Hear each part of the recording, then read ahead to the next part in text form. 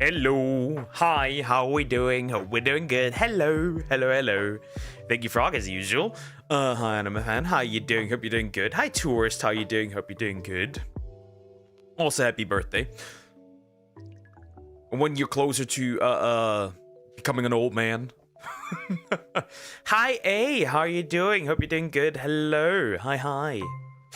Hi, Cricket, how you doing? Hope you're doing good. Of course, hi Samax, how you doing? Hope you're doing good. Hello everyone, hello, hello, hello, hello. Okay, water, first of all, that's the first thing. And then we gotta watch some videos.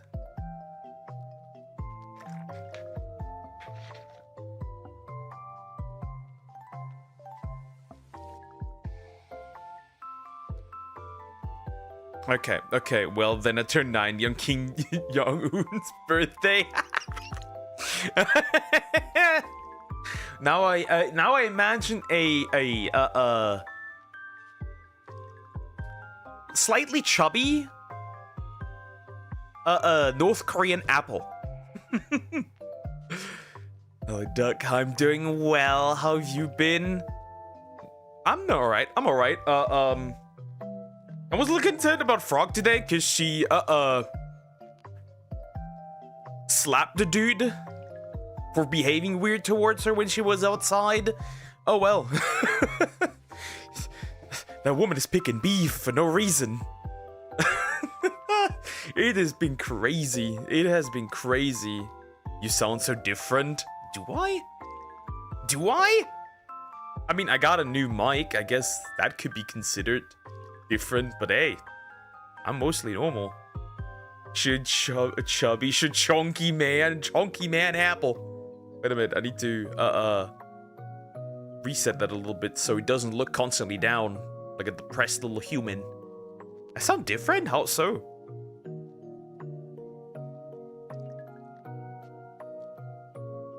The fuck? Like, I was literally just on call, right? She was outside on call, right? Right. She went to the... I don't think I joined the stream in a long time, yeah. So she essentially just like... She called me, right? She was in the supermarket. Like a dude was just like behaving weird towards her, right? And didn't just didn't let go. And she's like, I'm married, and slapped the dude. It has been crazy.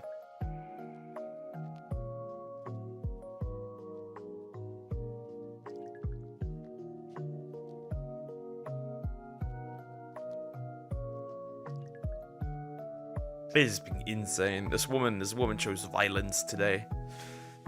I justify Frog. Dude, I love this woman so much. It's crazy. I love this woman so much. Oh my goodness. You got no idea. I think I've been here since December 2024. That could be. Maybe? She's got a ring to prove it. Yes.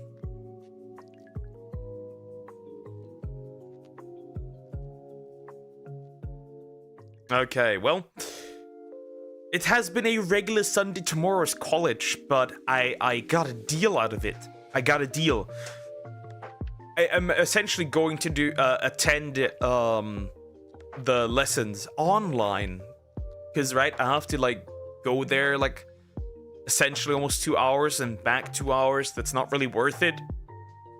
I'm on the go for 2 hours, so I said, you know. Since I did it once, and it's the same teachers, I was like, okay, homie, let's go. Let's do it. And they were okay with that. So yeah, I don't have to leave the house for like the next 6 months. Why don't you go to church on Sunday? I do every day, actually. I combine that with my walk. If the weather's good. If the weather's not good, I don't want to step into a church and look like a dog. Like a wet dog. No, we good. Anyways, so that's pretty peak. That means you get the same amount of content as usual.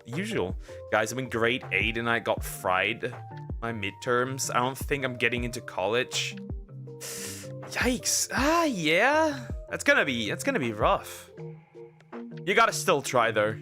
Do not give up. You still have to try. Come on.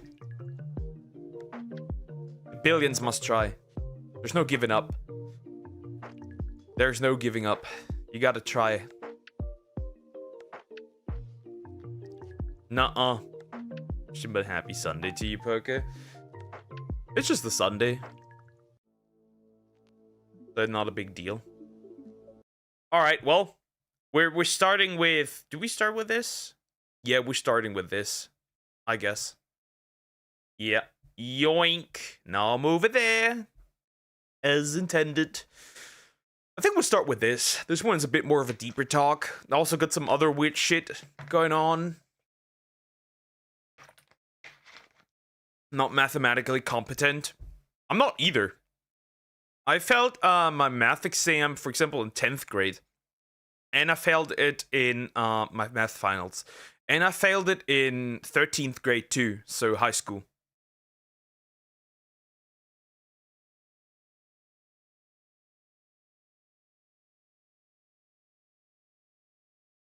So yeah, that makes sense. That makes sense. And I was overall really bad. So like my drop happened essentially in like in 10th grade. I got really bad in 10th grade, and failed the exam essentially. 6 is the worst you can get, like from 1 to 6. Our grade system works like that, and I got a 5.8. So I got barely any points. And I also got a 5.8 in my essentially my finals in high school as well, and it was also really bad. I failed every math course in high school. So yeah, you're not alone in being bad in math. I am too. I am very much really bad at this. So yeah. It's not a big deal to be bad at math. You just gotta you just have to get the minimum. You don't need to be great at math. If you get the minimum, you're fine. And even if you don't get the minimum, if it's not a problem, I don't know how the educational system works in your country, right? I have no idea. But if failing is not a problem, then it doesn't really matter. You just have to be careful not to fail anything else. Death climax. The most... Oh, of women. Huh. Peak.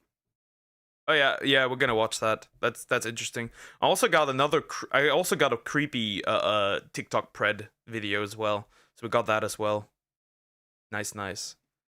I think I'm getting the minimum I don't know. Practice it for an hour every day and you'll do really well. Trying to get the minimum. Practice every day a little bit. It doesn't need to be like copious amounts. Just practice every day a little bit. And no, what do you mean no? You have to. Well, if you're complaining about being bad but then not doing anything, then how do I tell you that, dear? That is self-inflicted. Hey, that's self-inflicted. Then use brave. Yes, I do. Girl, that's self-inflicted. You're doing that to yourself.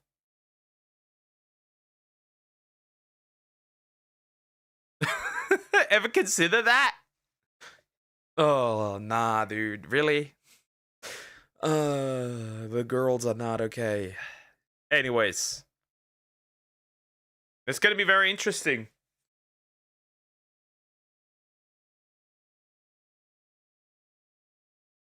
This will be very interesting. Gen Z protests are spreading around the world. Here's why. By Warfronts. Interesting, by the way.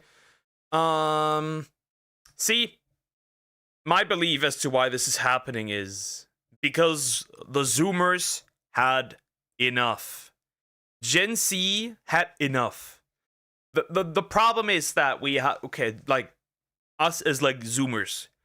We cannot afford a house. We can barely afford, like, an apartment, groceries. We cannot afford a family. I think people just are having enough. I mean, Nepal is a great example right now, right? I mean, quitting is also, like, a sign of that happening, right? People just doing the bare minimum for, like, work and stuff because it's not worth it. We've seen what happens. They say we are a TikTok generation, a generation of idiots. And when we rise up, they don't let us speak out about the country's problems. When a Malagasy protester said those words to DW, she captured the raw frustration of an entire generation disillusioned with their government. And it's not just in Madagascar, where the youth, angry at runaway corruption, economic uncertainty, or a host of other issues, have taken to the streets in protest. In Nepal, demonstrations against a social media ban quickly turned into a wholesale revolution. In Kenya, they rallied against an unpopular finance bill and police brutality. And in Ladakh, they agitated for greater constitutional safeguards and statehood from India, which has governed the region federally since 20. Yeah, people are also done with like the freedom being taken away. People are really, really done with that as well, right? The social media ban is just like one of the few things, right? But in general, people are really done. Young people are really done with like our freedom being limited. Understandably so. 19. In Madagascar, however, the protests were caused by something most people would take for granted: access to water and electricity. Madagascar is one of Africa's poorest nations, with about 80% of its population living on less than $2.15 a day. The government... That's crazy. What could you get for €2 here? Let's equalize that. What could you get for €2? Oh, two packages of instant noodles. You could get that. Yeah, 2 packages of instant noodles. Pretty much, yeah.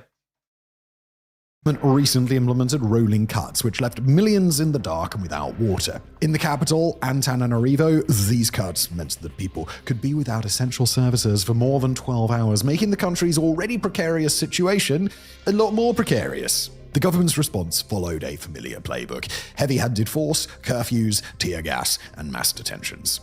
When that quite predictably did not work, President Andry Rajoelina announced that he was dissolving the government. Even this dramatic gesture has failed to assuage public anger. At the time of writing, protesters continue demanding his resignation, which, if it happens, would be quite ironic given that President Rajoelina first came to power through a wave of street protests that toppled his predecessor in 2009.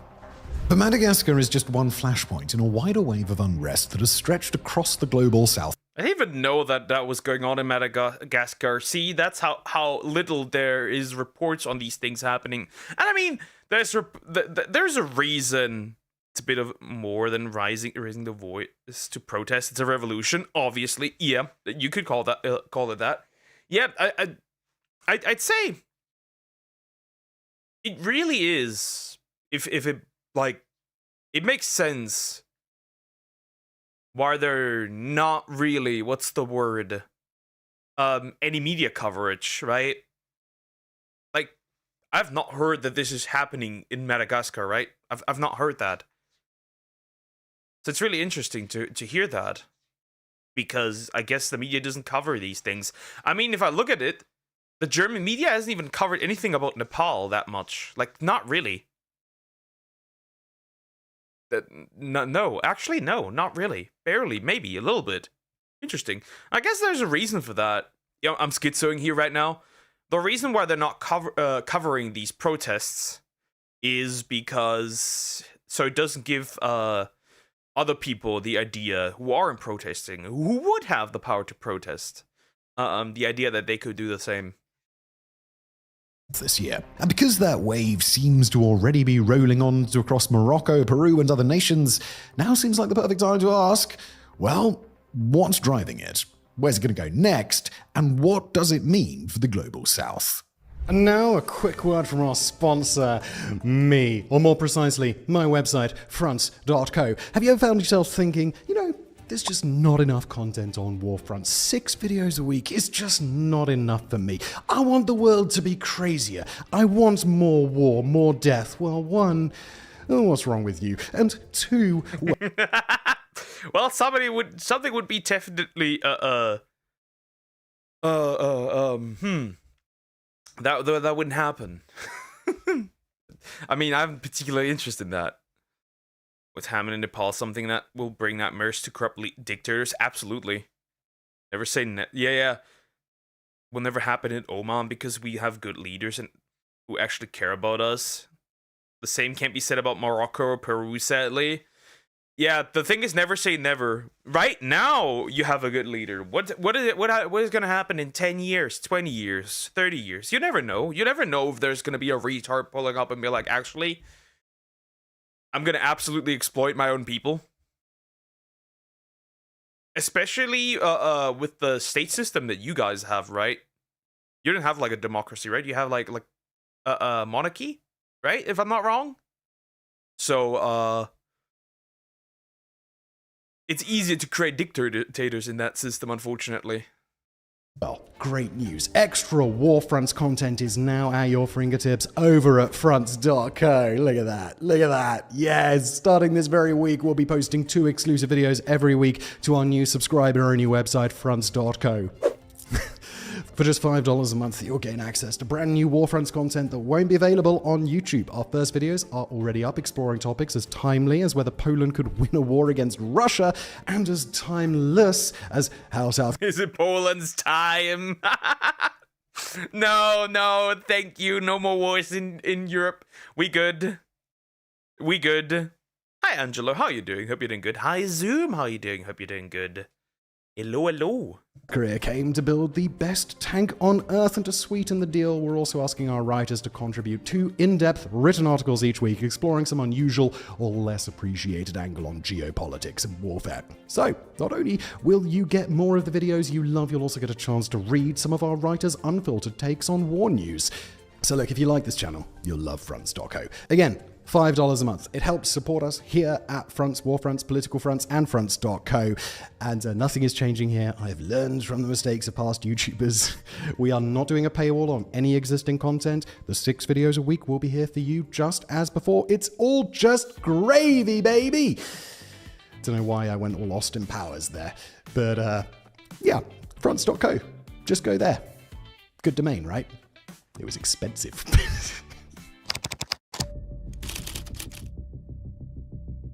Now, perhaps the single most important factor driving these protests is demographics. Countries across the global south are experiencing a youth bulge, a phenomenon where a large share of the population is comprised of children and young adults. According to Justin Lin, former chief economist of the World Bank. Yep, that is... See, the reason why this is not happening really in Europe as much, right, is also that we don't have really a large portion of young people here because, well, either people, my generation here in the West at least, don't like the people that make the Zoomers, either don't really have that many children, or well, 28% of our generation got how's the word eradicated in the womb. They experienced the womb nuke.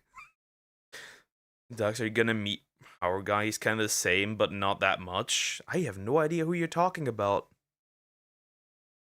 The youth bulge commonly happens in developing countries after the state successfully reduces infant mortality rates while mothers still maintain a high fertility rate. In theory, a youth bulge should be a good thing. As more young people enter the workforce, the country's dependency ratio, that is, the ratio of the non-working age population to the working age population, will decline.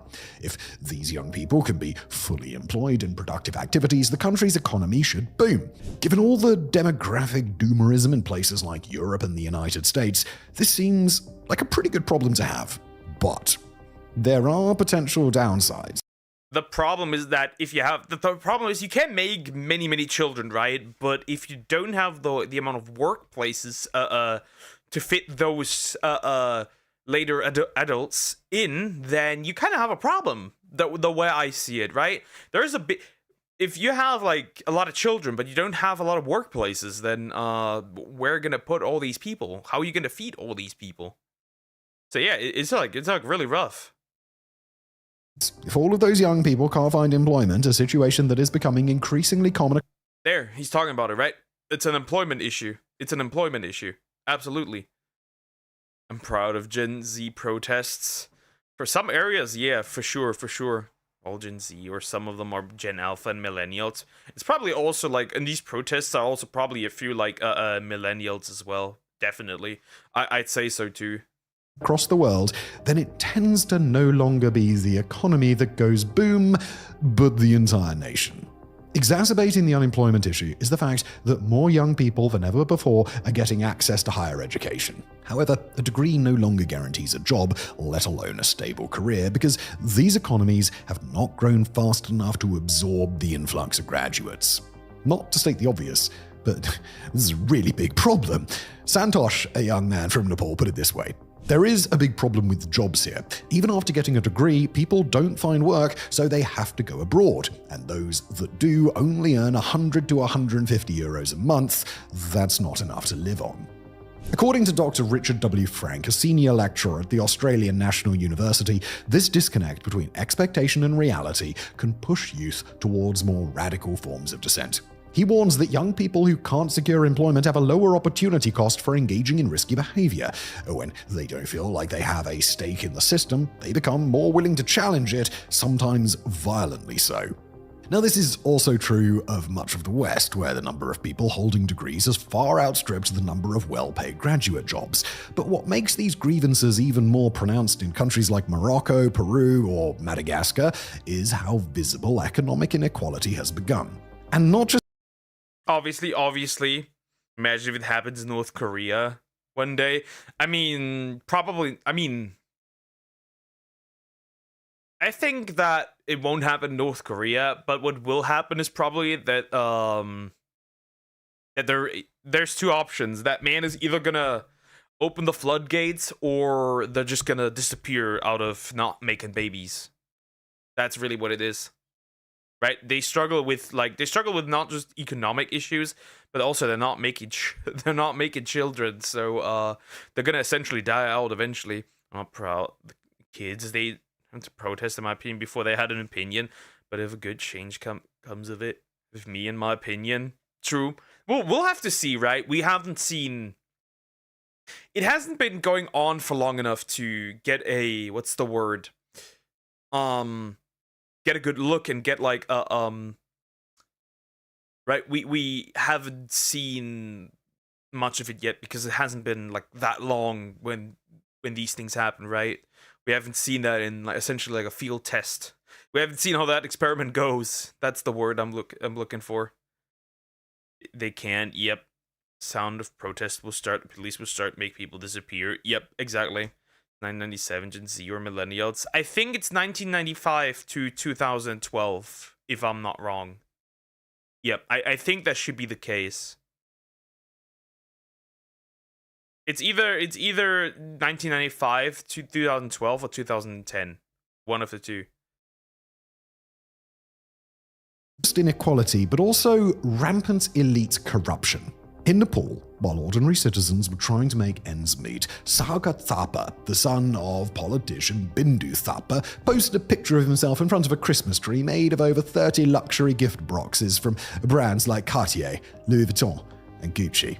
This angered the youth so much that they took to social media using the hashtags Nepo Kids and Nepo Babies to criticize what they Nepo Kids and Nepo Babies. I mean, yeah, that's very much a Nepo Kid / Nepo Baby, for sure. I was born in 2009, which means I'm Gen Z, yes. And I googled, it's 1995 to 2010. That's the Zoomers. Saw as the extravagance of a corrupt class shielded from the daily struggles faced by the average Nepali. In Kenya, while the government was preaching austerity to try and curb the country's debt crisis, President William Ruto and his close ally, Cabinet Secretary Kipchumba Murkomen, were seen wearing designer shirts and watches worth thousands of dollars. In Indonesia, parliamentarians voted to give themselves a monthly housing allowance of 50 million rupiah, that's approximately $3,000, in addition to their salaries, a sum almost 10 times the Jakarta. Yep. It is. Hi, Shinuk. How are you doing? Hope you're doing good. Hello. It is interesting, right? This is all happening these places. It should happen in Europe. I mean, it's already happening in the way, right? The UK. It is happening. There is some issues happening in France as well. It is happening. Though I think the reasons are fairly different.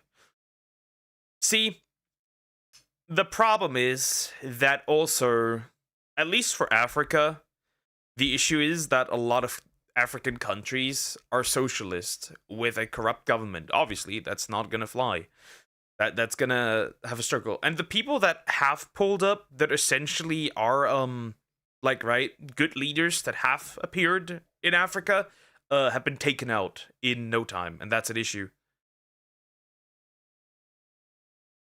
How is everyone doing today? I'm doing great. Thank you for asking. It's tourist's birthday. I'm gonna people tell. If you say like that, you want people to tell that it is your birthday. Minimum wage. The backlash isn't just about the opulence being displayed by public officials and their families, though. It's about what those images represent in societies already weighed down by economic hardships. When leaders tell citizens to tighten their belts but are photographed in designer clothes or block public roads for hours to celebrate the wedding of a politician's daughter, the gap becomes pretty impossible to ignore. For young people struggling to simply survive, it is a blatant provocation. And it's here that we get to the key difference between the protests we're covering in this video and other recent protests that have taken place in countries like France and Britain. In the West, inequality and elite corruption can be enraging, but it is rare for governments to take decisions that could leave you literally unable to feed your family. But we have seen similar things to the social media ban, in a way, right? The Child Online Safety Act, where essentially, right, we are at the point where, like, the government wants to do mass surveillance, right? And that's tough. That's tough. That's a rough thing. So, yeah, it is, at least when it comes to control that is happening in this chat. I am the reverse of Nepo baby. Nah, Cocos, you're all my Nepo babies. You're all my Nepo babies. Sorry, buddy. You're a big Nepo baby. As like any other day, once you're 12 years old, like our birthday, we also have our own death days. Maybe it's our birthday, well, when you're closer to death. Well, fun fact, the first person supposedly to reach at least 150 years has already been born. So, who of us is it? It's gonna be me. And then openly laugh about it. Never forget that one Indonesian MP who called those protesting against his exorbitant lifestyle, quote, the dumbest people in the world. This is why some countries, like China, have started cracking down on ostentatious displays of wealth, fearing the social unrest that they might trigger. But it's not just the inequality itself that's unique to this time period and these protests. No, there's also... You can't show money in China. If you show money in China, right? You're gonna be like, jail, straight to jail. You drive a nice car, straight to jail. That's what it is. Millions born at any day of the year. You know which date is the fewest birthdays. I bet it's February 29th. That makes sense, right? It very much is. I know a person that is born that day. There's even a German YouTuber being born at that day, interestingly enough. Imagine bots join, I would go bang, bang, bang, banning them if I was YouTube. Yeah, bots have become less and less at least, so that's nice. Another factor. One that's become embedded in all our lives over the last 15 years or so. One that today is ubiquitous even in poor nations like Madagascar. We're talking, of course, about social media.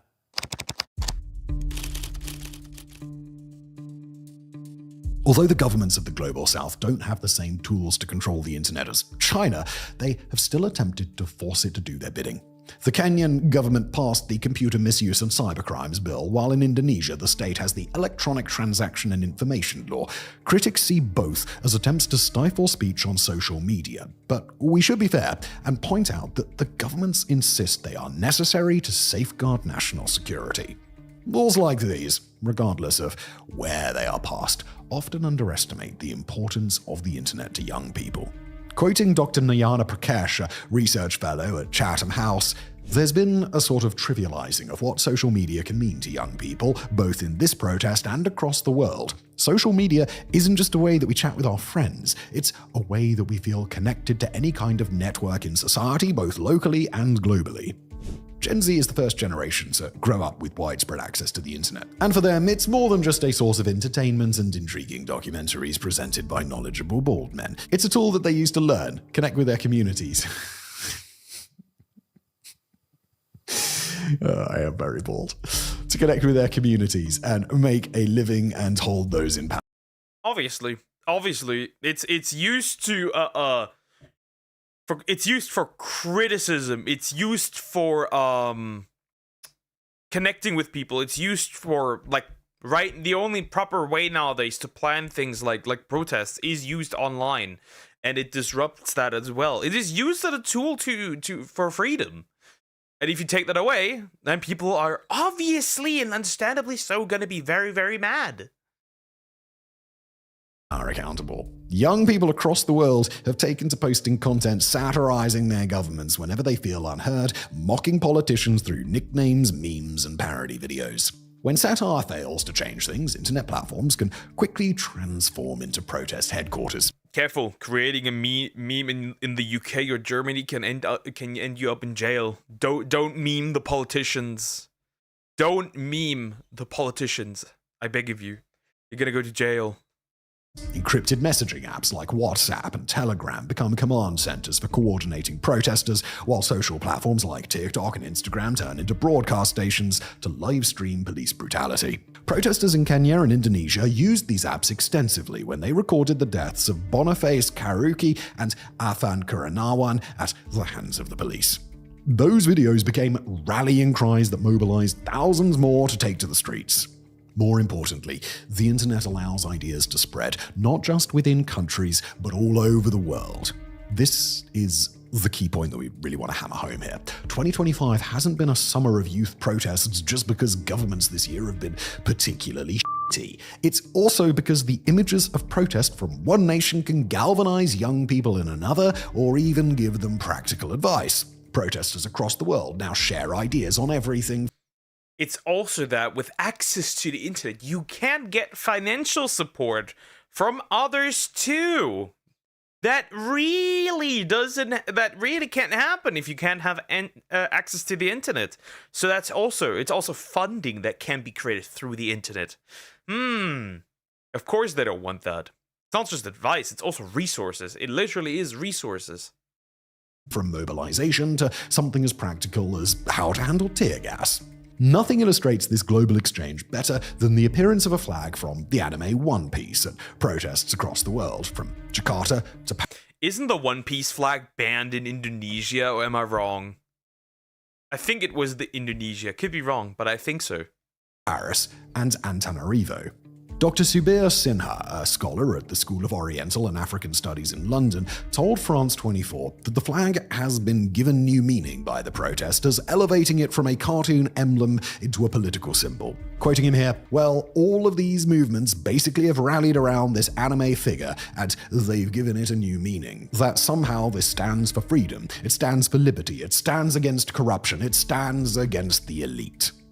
The youth's collective anger at the system they see as only working for the elites, now represented by the flag of the Straw Hat Pirates, has allowed the protests to become, in Dr. Singha.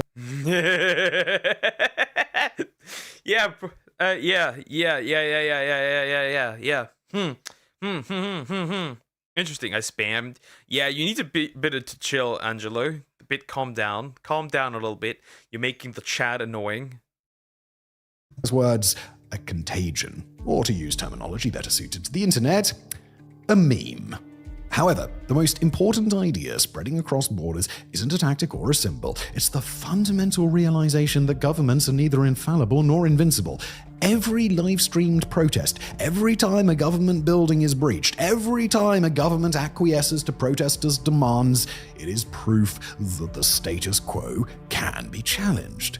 And that inspires copycats. There's a reason why so many of this year's protests have echoes of others, why Nepal's parliament went up in flames just as Kenya's did in 2024, why the homes of Nepali politicians were ransacked and burned as they had been in Indonesia just weeks earlier, why the protesters in Morocco have organized themselves in the same way as those in Madagascar or Peru. Yet copycat doesn't mean identical. Because while some have already started talking about an Asian Spring, the fact is... An Asian Spring? Ha! Interesting. Yeah, there's things happening in these parts of the world.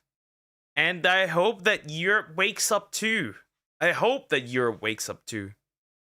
Nepal's revolution is an outlier.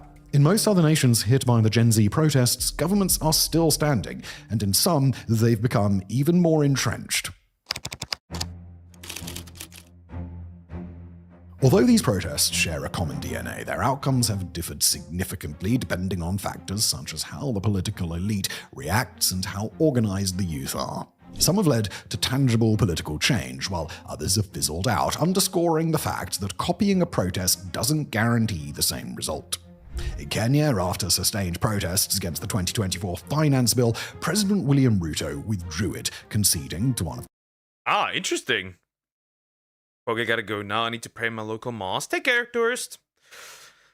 I found a cool manga today. Well, I didn't find it today. I decided to read it. Well, manga is the thing you read. Mangaka is the person that makes the manga. And we gotta train you terminology, my friend. the protesters' central demands. He went even further, dissolving his cabinet and promising major reforms. However, that's where the momentum stopped. Within weeks, he had reached out to the opposition to shore up his government through a coalition-type arrangement known as the broad-based government. Then he rehired many of his old ministers, and those he didn't retain were rewarded with cushy positions, often as ambassadors, to ensure their loyalty. And the finance bill? Well, according to National Assembly Majority Leader Kimani Ichung'wah, they quietly passed most of its provisions in December 2024, barely 5 months after the deadly protests. Kenya is a perfect example of what happens when the government has mastered the art of performative accountability. By acquiescing to some of the protesters' demands and the art of perception. Yeah. Hey, maybe they should also get a few things taught by our government here in Germany, because ours do the exact same thing. They're very performative, and they master the art of deception. It is really interesting. Instituting the bare minimum reforms possible, the government was buying time and goodwill, hoping that short attention spans and fatigue would eventually wear down the movement. And the strategy worked, as subsequent protests, including a wave this summer that turned deadly, have failed to reach the critical mass of June 2024 when the Parliament building was set alight. As such, the government has been able to implement its agenda unchallenged. Additionally, the Kenyan protests have exposed the limits of leaderless movements in sustaining long-term pressure. Without institution or structures, there was no mechanism to hold President Ruto accountable to his promises. Contrast this with Nepal, where demonstrators were able to oust former Prime Minister KP Sharma Oli. I mean, they literally burned the entire government to the ground and then voted for the new Prime Minister on frickin' Discord. Discord of all places. The leader of Nepal is a Discord mod. It is crazy. The Nepalese protesters succeeded where Kenya's failed for one critical reason. The coalition government propping up Oli was already on the verge of collapse. Oli only became the prime minister after two of the largest parties in Nepal, the Nepali Congress and the Communist Party of Nepal, formed a coalition government. The two parties are historical rivals, and their ideologies are diametrically opposed. A coalition between the two was destined to fail, and cracks could be seen long before the first young person picked up an anime flag. After the protests, the Nepali Congress put out a statement urging Oli to take responsibility for the violence, signaling that the end was near. Nepalese youth took advantage of a fractured political class to not only remove an unpopular government, but to also get an interim government sympathetic to their cause appointed. And they haven't stopped there. Led by Sudan Garang, a 36-year-old former DJ and founder of the non-governmental organization Hami Nepal, the movement has begun the transition from street protest to electoral politics. In an exclusive interview with Al Jazeera's Start Here, Garang confirmed that he would be vying for elections and launching a political party to present a unified youth front in the upcoming March elections. Kenya and Nepal represent the two poles of possible outcomes for these youth-led movements. On the one hand, there's performative concessions meant to lessen Yep. Interesting. So yeah, we got well, both of them, they're not like, one is an extreme, right? Nepal is like an extreme, okay? And Kenya is like the middle ground. We're like kind of as.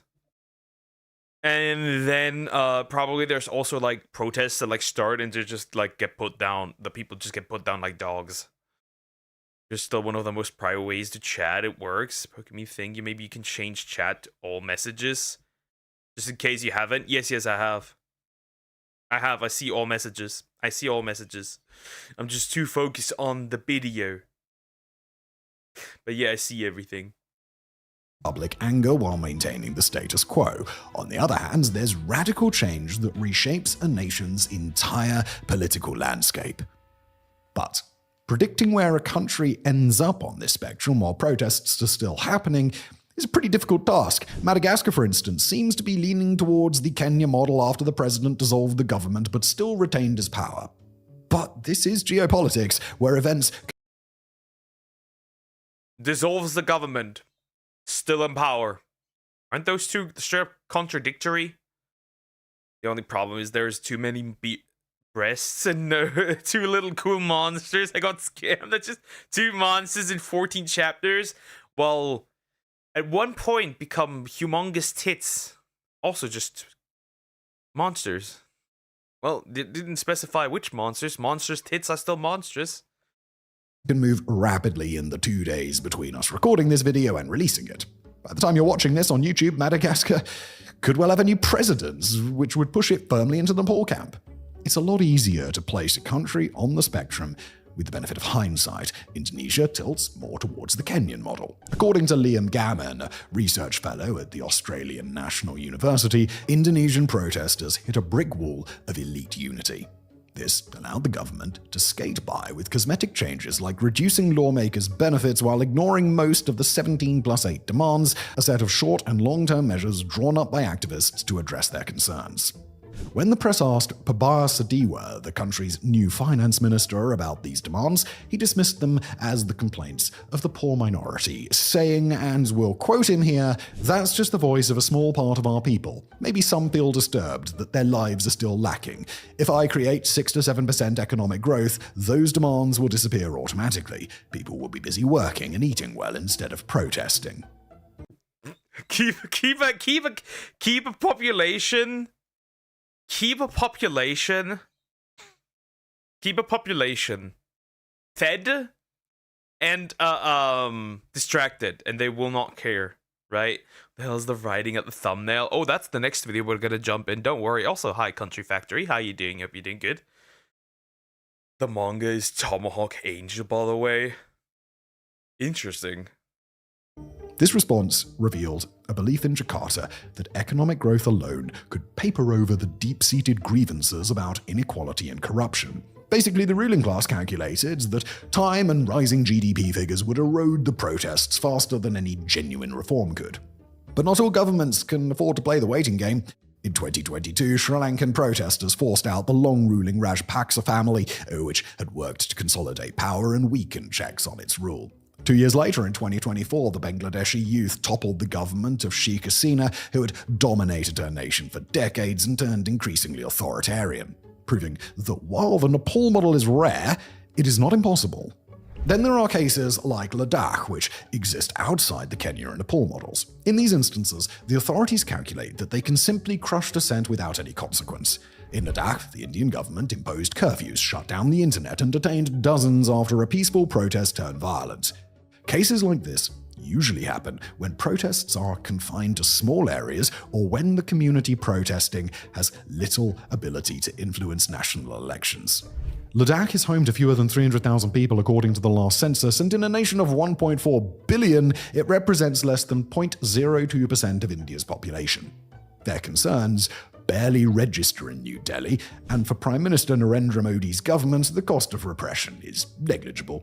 A similar crushing of protest took place earlier this year in the Caucasus nation of Georgia, in that case because the oligarchs stayed in line while the government cracked down. If rumors are to be believed, the president of Serbia may be preparing to do the same. It's a reality that young people around the world will be considering as they weigh the decision to take their frustrations to the streets. I think there's also like there is a, what's the word? There's a good time frame to also do this, right? There needs to be the right time to also do this. Obviously, optimally would be that if a government starts to go nuts, there should be immediate outrage and reaction to it, right? Immediate. That's usually not what happens, right?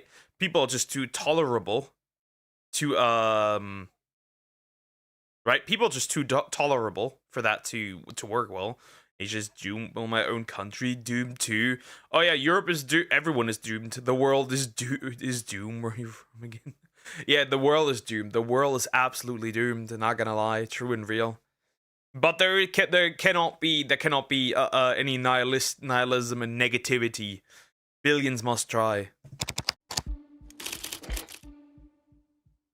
Okay, so the last time that we asked this question, when looking at why One Piece has become a global protest symbol, we predicted that the next wave of protests would hit Nigeria, Bangladesh, and Spain.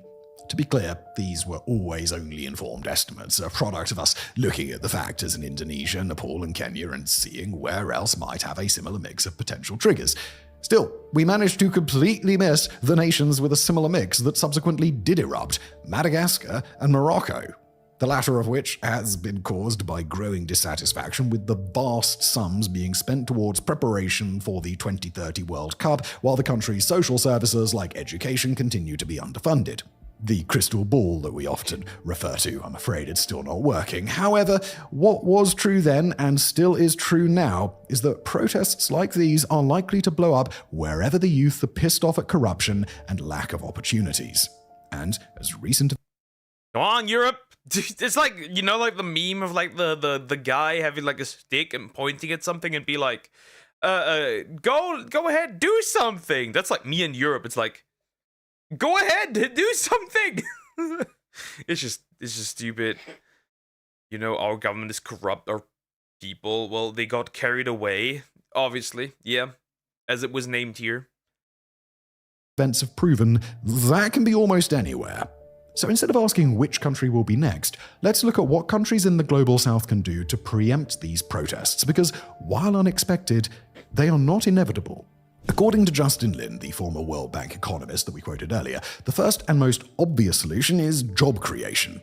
Governments need to move beyond campaign rhetoric and actually create employment opportunities that match the qualifications of their educated youth. This means investing in industries that can absorb large numbers of workers, supporting entrepreneurship through accessible credit and reduced red tape, and partnering with the private sector to align educational curricula with market needs. But jobs alone aren't going to solve the problem. Governments must actively tackle corruption. And when we say actively, we really mean it. Launching performative anti-corruption campaigns that only target political opponents while your allies are building Christmas trees of Gucci boxes isn't going to cut it anymore. Actively going after corruption means that you have to have laws in place also that make it impossible or really hard for corrupt governments to even get like a reach or anything, right? That's a problem. This like performative bullshit is just not working. Like, for example, our previous chancellor, prime minister, whatever you want to call that man, essentially, what's the word? Moved money from like Germany to Switzerland, and then said he lost the money. He lost the bank account in Switzerland. Obviously, nobody believes in that. And we don't know where that money is. He probably has it. Like, stuff like that is just like crazy. It's just like crazy that like nobody goes after these people. And then obviously in those parts it's even worse. Obviously in those parts it's even worse. Yes. In 2010 to 2014 or so in my country, we had the biggest protest here. We got nothing from it. The government ended up dismiss it. Yeah, usual thing. That's why I'm saying petitions are useless. Oh, a petition with like 3 million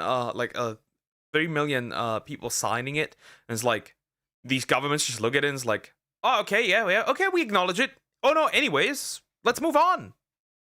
This is already happening in Nepal, where Om Prakash Aral, Prime Minister Karki's choice for Home Minister, announced that all the corruption cases that had been stopped because of political influence would be reopened. Finally, governments need to create official channels for young people to voice their concerns. And here's the crucial bit: they need to actually fucking listen to them. And look, we're just YouTubers. We can't guarantee that governments will prevent all protests by following our advice. But we can say with absolute certainty that ignoring these issues is only going to make things worse. And 2025 seems to be a year in which protests are the new big thing among the youth. Bigger than Labubu's, bigger even than the Infinity Castle movie. Only the coming months will tell whether the trend has already peaked or if there are more sequels to come. I believe this is just the beginning. I mean, there is a reason. So first of all, we have a big gap, right? We have like, first of all, men and women going completely different directions politically. We see more and more men also like straight up just voting for the right, obviously. Makes sense. Because one side is like, right, that's also why I think that's mostly really like our way of protesting. I like in like the Western world, in like Japan and all that all those other places, right? It's like you vote for the right instead of protests, in hopes that it would get better. Now, does it get better? We don't know, because when I look at Italy, it didn't really solve too many problems. It probably won't do much in Japan. It probably won't do much here, but hey, they're at least trying. Yeah, I don't know. It's just interesting. It's just interesting. And that's only the things you heard, Poke. The ugliest corruptions under our knowledge. Obviously, that's the stuff that's like public, right? But we don't know like the scheming that happens like far behind the scenes, right? That just doesn't happen, right? We will never know. Saddest part, Uber driver is not even a part of the protest. He got lost in the middle of the crowd and just trying to find the way out. Crazy. That's interesting. But yeah, I don't know. I think this is just the beginning. This is just the start of this happening, and we'll see what happens. And not gonna lie, I'm excited for it for a little bit. Of course, I don't want violent protests to happen, right? Oftentimes, there's no other way, right? Because the other side is violent, obviously. But obviously, I don't want lives lost. I think that if there's corrupt people, they should be obviously have a due process and be put in jail for what they're doing. But yeah, that's rough. That's rough. Anyways, like, comment, and subscribe. India immigrants in Japan, you know that news. Yeah. And African, I think, also. That's also, well, the new prime minister will likely be the one lady, and that lady is much more conservative than people might assume just because she's a woman. That's gonna be very interesting. She does not want immigration.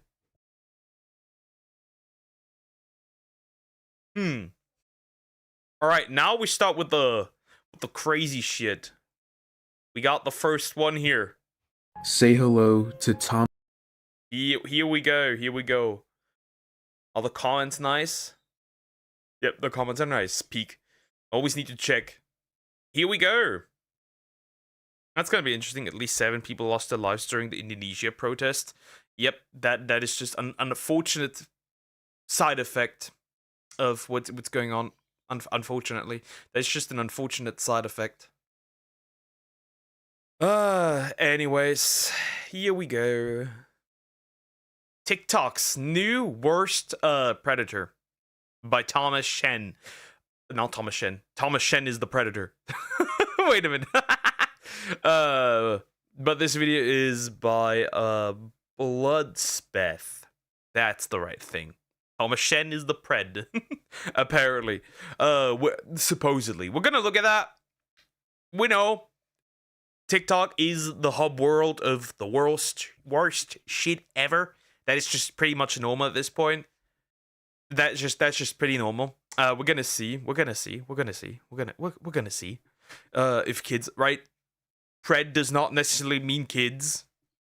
Well, on the thumbnail it said kids, so A. Horrible. Say hello to Thomas Shen. Thomas Shen is a streamer and TikToker known for being extremely creepy to women on Valorant. And oh, so that's where we're going, huh? That's where we're going. To no one's surprise, really, he got exposed for being a Nova. He originally got popular on TikTok, where he would post quote-unquote funny clips from his streams. And if I'm being honest with you, a majority of them were just him harassing females in his game. And to a really creepy point, it felt as if he had more of an attraction to younger sounding voices. And don't worry, I'll show you examples later. But I don't know how, I mean, a lot of people picked up on it early on. If you look through his comments, predating him getting exposed, he was being called like a predator and whatnot, because as soon as he goes into the match and he hears a little young female voice like, "Hi guys," something like that, he immediately mutes himself in the Bro, his neurons are immediately activated. Oh, nah, bro, we're going that way? Well, we are in fact going that way. Game and starts saying, "Oh chat, she sounds so cute. That's the love of my life right there." And you know what? I'll just show you an example, and trust me, you'll get exactly what I mean. Hey, Rena, how do I say your name? Gio? Yeah. Gio? Yeah. You want to do your next game? Blind eh? Your thoughts? Yo, hello? Hello? You want to play? Wait, how old are you? Oh, I'm like 20 something. How old are you? I'm 14. Yeah, you heard that. Yeah, that's that. No, I think we're good. I think we're good. I think we're good. No. Like, it's not even just like the age difference, right? It's also like the behavior before that, because he would have continued his creepy behavior even if she wasn't 14, at least from what I could understand and tell.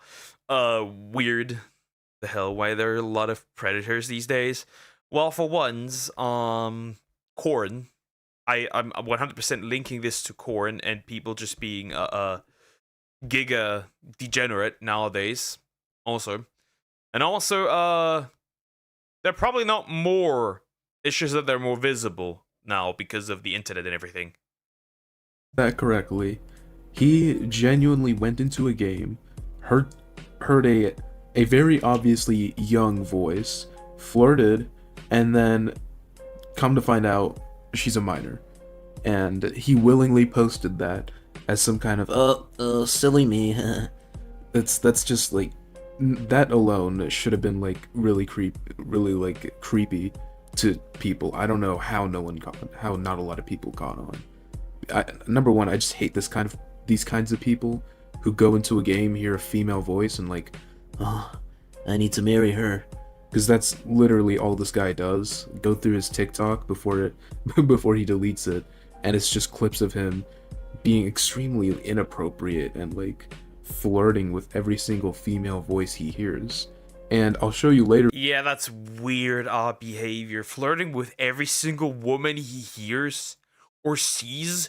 That is so weird. Touch some grass. Bro is not beating the Valorant allegations with this one. I'm eating corn right now. That's not what I meant. You know what I meant. The P word. The adult movies. In the video, but his teammate, another I assume a woman, well, I know it's a female, but a woman as an adult, who he was talking to, surprisingly, actually like called him out on it and called him like, you're being a predator right now. It's wild. But anyway, I know what you guys are here for. Him getting exposed for being a predator. The story goes like this. He met a minor off of Omi TV, and that's, I'm guessing it's like what, an Omegle ripoff. And this minor gave the conversation over to this individual by the name of FaZe Nighthawk, who took it from there. I mean, I'll play the video. It's absolutely gut-wrenching, and the things he says are unbelievable. Wait, I recognize you. You're that guy who came to meet a 10-year-old girl and also a 10-year-old girl, isn't it? Why are you guys recording? Well, you know why we're recording, man. If you want to ask questions, why are you here to meet a 10-year-old girl? No, can you please put the phone down? Can you please not go meet a 9-year-old girl? I'm not. They caught him in Wait, he's in a pred catcher video? Crazy work. Caught this man in 4K. Back then, Predator would really hard to see since they only had real life and news, but now all it takes is searching Predator on YouTube and you have thousands of videos. Yep. In addition to that, you have the catching videos. Of course, some of those are fake, some of those are real. Again, yeah, you can't just it's everything in chats, right? You can see everything. Basically, they're just easy to catch nowadays than they were like 20 years ago or so. That's really what it is. Okay, show me the phone then. Show me that I've got the wrong person. Can you please put the phone down? I'm gonna call the police. Call the police. Go ahead. Make my job easier. Please, go ahead, man. You put the phone down? Why would we put the phone down? What's the reason? Because I think I've seen your videos. My is kind of hard. I want you guys to write it. What does that even mean? Sorry, I made a mistake. By the way, that's a very clean jacket, man. It's very fresh. What sort of jacket is it? Can you please put the phone down? Do you truly believe you did nothing wrong? No, I did something wrong. What was the thing that you did wrong? Shouldn't have came here. Why is it wrong? Because they're underage. They're underage. Yeah. That's correct. Now, you're not a bad looking guy. Why? Whoa, come on, man. Just because I'm saying that doesn't mean I want to kiss you. I don't want to kiss you, it's fine. How old did they say they were? 10 and you correct? What? Why? Why are we doing that? Why are we meeting up with 13-year-old girls? What is happening? So I was just gonna maybe say hello and leave, because I feel like it's wrong. Just say hello and leave. Yeah. So you drove 50 minutes to say hello and leave. And you really thought using a COVID mask in 2025 is going to work and keep you anonymous? No, I'm a bit sick. Oh, stay away from me then. I'm going to call the police. Please don't. I'm sorry. Can you please not upload this? We have an individual here who tried to meet up with a year-old and a year-old girl. He thinks it's a year-old girl. Well, homie's cooked, that's for sure. Homie is cooked. That's for sure. Yeah, that's really what it is. 13, yes, 13. That's still one of the older ones. To be fair, there's people who there's weirdos, creepy dudes who go for way younger. As you saw, he definitely did get exposed. The unfortunate thing is, a lot of people genuinely believed that video was some kind of skit. And if I'm being honest with you, I totally understand why someone would think that. The video was... Yeah, but with that, see, it doesn't make much sense for it to be a skit, because with that, what's the word? With that kind of knowledge we have of him and his creepy behavior, that would just bro's not beating the allegations kind of thing. Like that, nah, that wouldn't make much sense. Admittedly, very, very unprofessional. I mean, in the middle of it, dude just compliments him, tries to go in for a hug, then backs out, says he's not a bad looking guy. He definitely could have done better. He said he called the police. I don't know if he did. He didn't show the police. He was talking on the phone, but we don't know if that's police. We didn't even hear anyone respond on the phone. I'm not accusing him of lying. He probably did call the police. He says that Thomas is at least getting an assault charge for, I'm guessing it's for grabbing the camera. I think that would be really dumb if he got charged for that and not what he was there to do, allegedly. Yeah, of course, everyone's innocent until proven guilty, but that is Thomas Shen, and he admitted in the video he was there to meet someone underage. So, I mean, take from that what you will. A lot of people, after this came out, including myself, went back and I guess looked through his content, and if I'm being honest, the clues were right there. I mean, it was right in front of our faces. Here's a good video by someone who goes by Jennifer GOC, or Jennifer Nguyen, who made a excellent analysis on the situation. Here's the video. More has come out on Thomas Shen, the Valorant streamer that just got exposed for trying to meet up with a 9-year-old. Quick recap, Thomas was talking to a 10-year-old, and then she reached out to FaZe Nighthawk. 13 and 11? So we got an 11-year-old too. Bro, what the fuck? So he can take over their conversation as a decoy and meet up with Thomas. Thomas went as far as hitting on the 13-year-old and also trying to hit on her 11-year-old cousin. Thomas thought he was going to meet both of these girls, but ended up meeting Nighthawk. Anyways, some of Thomas's old Valorant streams are now resurfacing where he's talking to minors. I think it's crazy he made content out of this. There's a clip where he's talking to a minor and he hears like her voice and he thinks it's Uwu. And he's like, oh, I'm in heaven now. And he says that voice. Why? Whoa. No. Weird as fuck. Weird as shit. Get this man out of here. He hasn't committed a crime, so you can't send him to jail, but goddamn, bro. This is his type. And there's another female Valorant player calling him out for it. Props to her for calling him out, because it was so weird. I'm now going to play the video she's talking about. Not the whole thing. The whole thing's 4 minutes. We don't have time for that. But yeah, you will definitely see just how creepy this guy can be. Or not can be, how creepy he is. And I'm genuinely surprised he wasn't cancelled earlier. Enemy spotted. Who just talked? She's behind the box. Oh, yeah, that's my type. That's my type. Are you guys absolutely hearing this? The cuteness, the woo woo of that voice. I could listen to that all night. Yeah, I don't know why my ping's so high. Sorry, Brim, I got you covered. Are you playing from China or something? No. Wait, Brim, where are you from? Yeah, Australia. Like, what's your ethnicity? I'm mixed. Wait, Isa, you sound familiar. Wait, is that T-Shed? Yo, by the way, Brim, can I say something? Yeah. Nah, that's why you sound really cute. Bro, no. That is so weird. That is so weird. Even if it wasn't a minor, that's so weird. That's so weird. Nah, dude. No. Ugh. Guys, the website I was watching the manga on has the episode lock mechanic for these types of websites. Wait, so you're locked so you can't, what's the word? Continue the next chapters unless you pay. Bruh, no. Whoa. I'm gonna be the first to say it. Shut up. Don't be a weirdo. It's always the fridge protecting. Thank you. It's so weird. That is so weird. Can somebody get the Asian stick man out of here? I don't think I can. I'm in heaven. I could do this. I could listen to this all day, all night. You sound Chinese?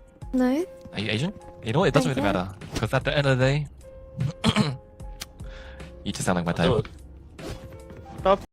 I'm getting the fucking orbit cannon, bro. What? Being what? Bro, just play the game, Thomas. Weird. That's like chat. If shooting yourself for the love of your life is cringe, then so be it. Life is about. Well, you could also just get, a rope. You never know. Taking every chance you see. Hey, Brim, you wanna see something cool? No. Shush. Stop being weird. You sound like a fool. 321 has invited you to join the party. Is that Rena? Hey, Rena, did you invite me to a voice call? I did not mean to invite you to my party. Oh, wait, you don't want to talk to me? Hence why I left. No, hence why I left the party the second you joined it. Why didn't you want to talk to me? I did not want to talk to you. I accidentally clicked invite to party. I'm lagging. She's so nice. She's so cute. There's one rotating close. Wait, your skin is kind of crazy, Brim. I feel like I'm aimbotting. Bro, this is great. Oh, right. This is like right in 4K. Well, not 4K, 1080p. This is in 1080p. 30 FPS maybe. Bro, that's crazy. That is crazy. This guy is an absolute weirdo. You gone to cafe to study there for your college exams before? Nah. Always at home. Not mine though. Oh, then it must be because you held it, you know? Oh, if you do not get something in real life, I swear to God, you look so desperate, man. Yeah, Rena, you sound a bit upset today. Is everything okay? I'll ask you the same thing. Is everything okay? Like, do you go outside and speak to women, or is it only your mum? Because I'm a streamer, I can't say yes. I'm not fatphobic. I'm not racist. I'm a very nice guy who, loves everyone for the person they are. Yes. Bro, this is not. He's not just a pred. He's also just like weird. To be honest, even if it's not a minor, I don't think it's normal. A normal way to talk to people. It isn't. It isn't. That is not a normal way to talk to people. No, no. Why are you being like that?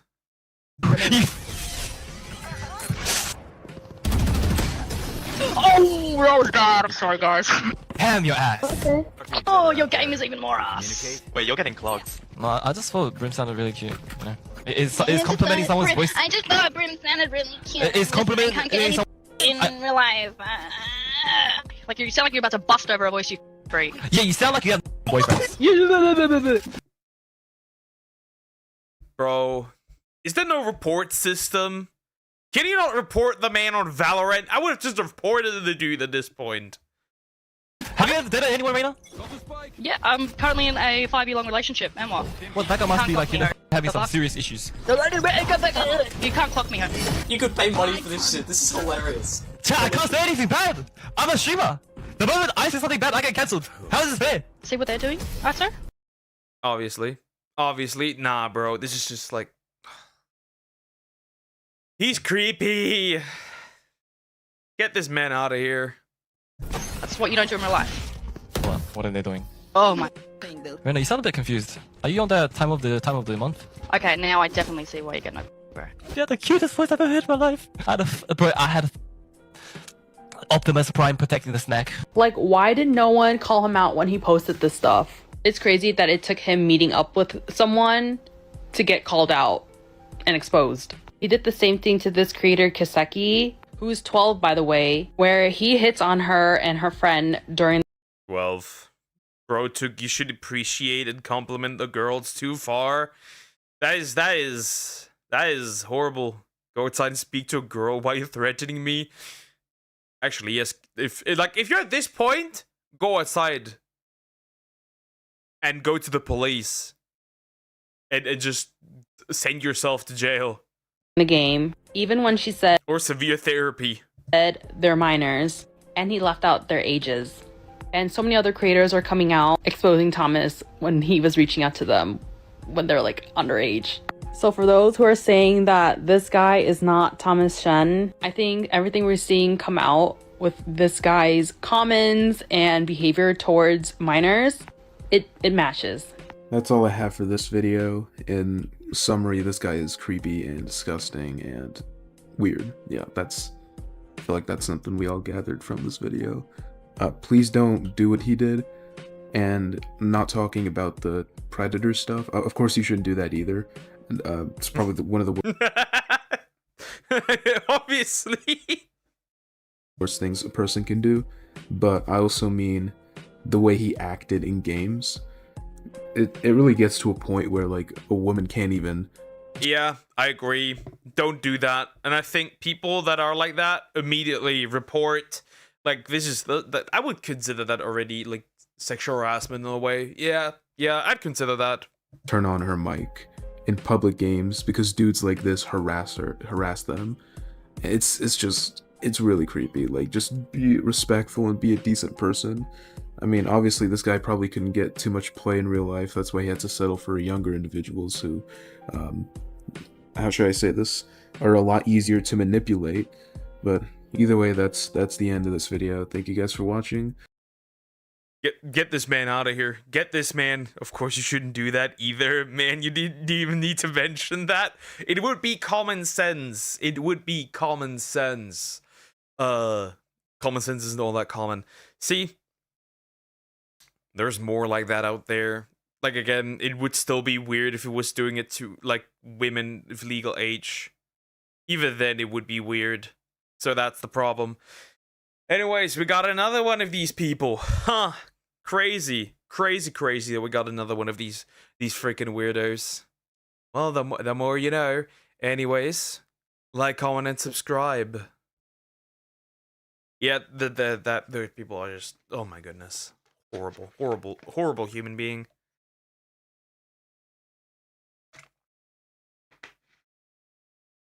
Horrible human being. Horrible. Horrible. Absolutely horrible. Okay, let's do something chill again. Yeah, let's do something chill again. Ah. This video is right up my alley, chat. This video is right up my alley. This one is right up my alley. Math makes 0 sense by the angry Asian. Are they even human being? Yes, unfortunately. They're still human. Yeah, this is right up my alley. We'll jump in about his controversial math takes. There are no controversial math takes. Math sucks. And my math teacher sucks.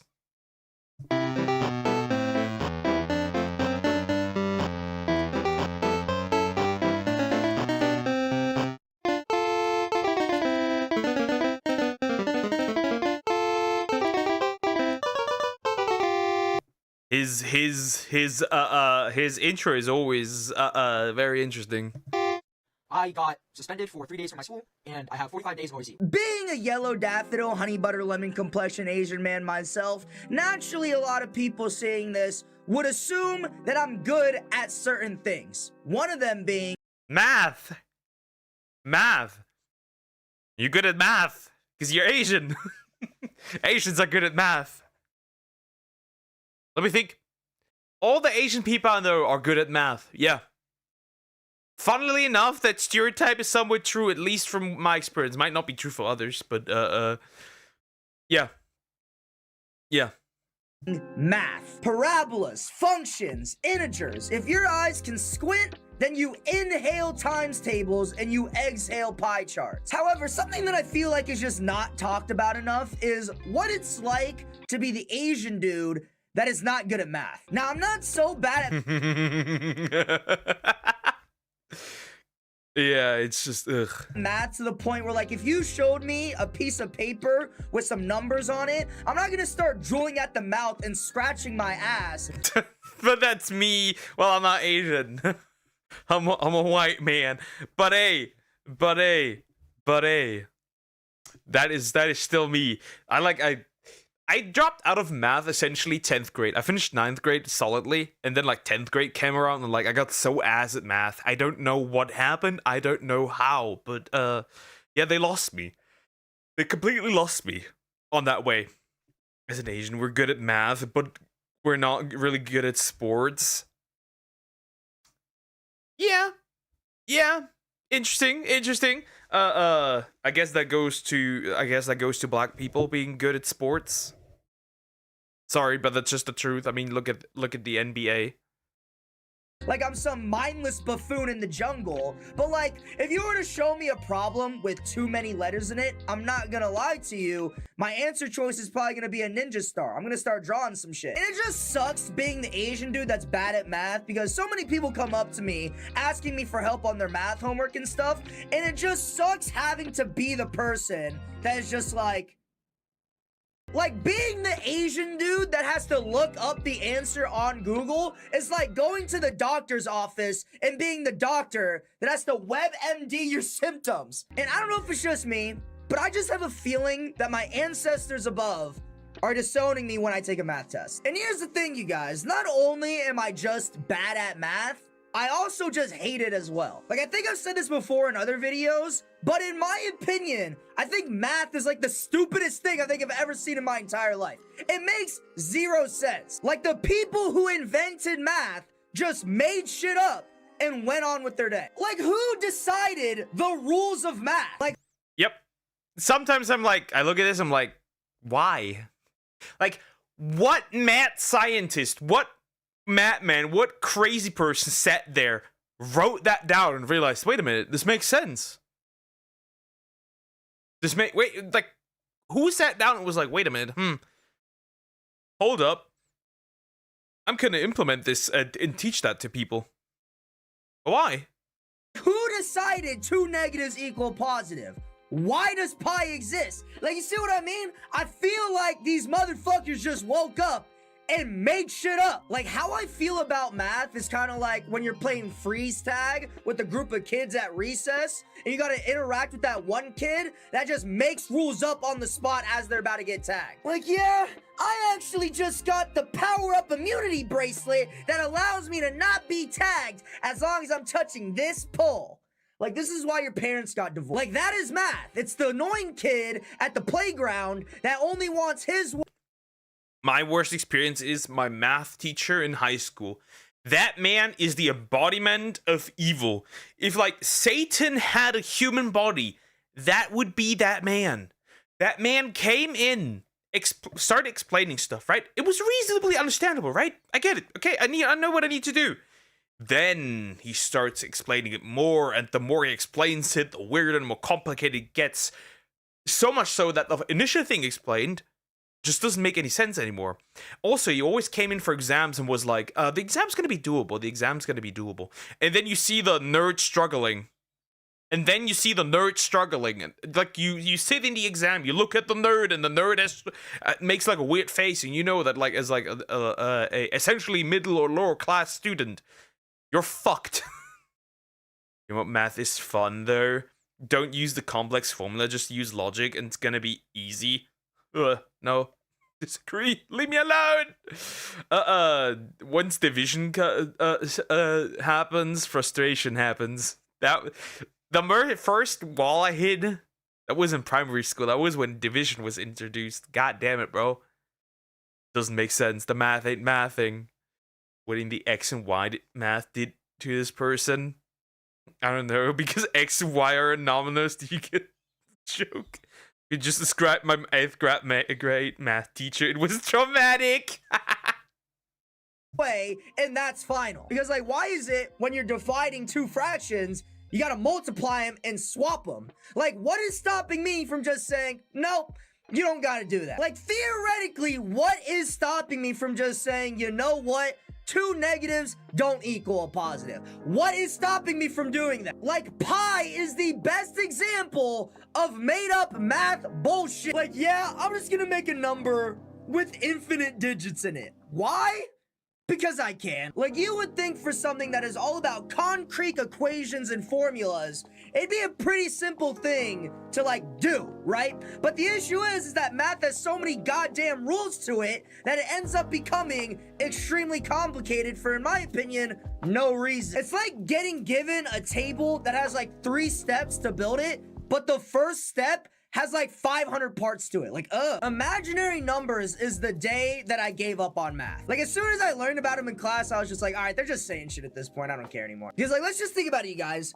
Imaginary numbers are fake fucking numbers. You know how stupid that concept sounds? I can't go into an English class and write an essay, and my teacher's like, what the fuck is this? And I go, these are imaginary letters. Like, what the fuck? Like, this...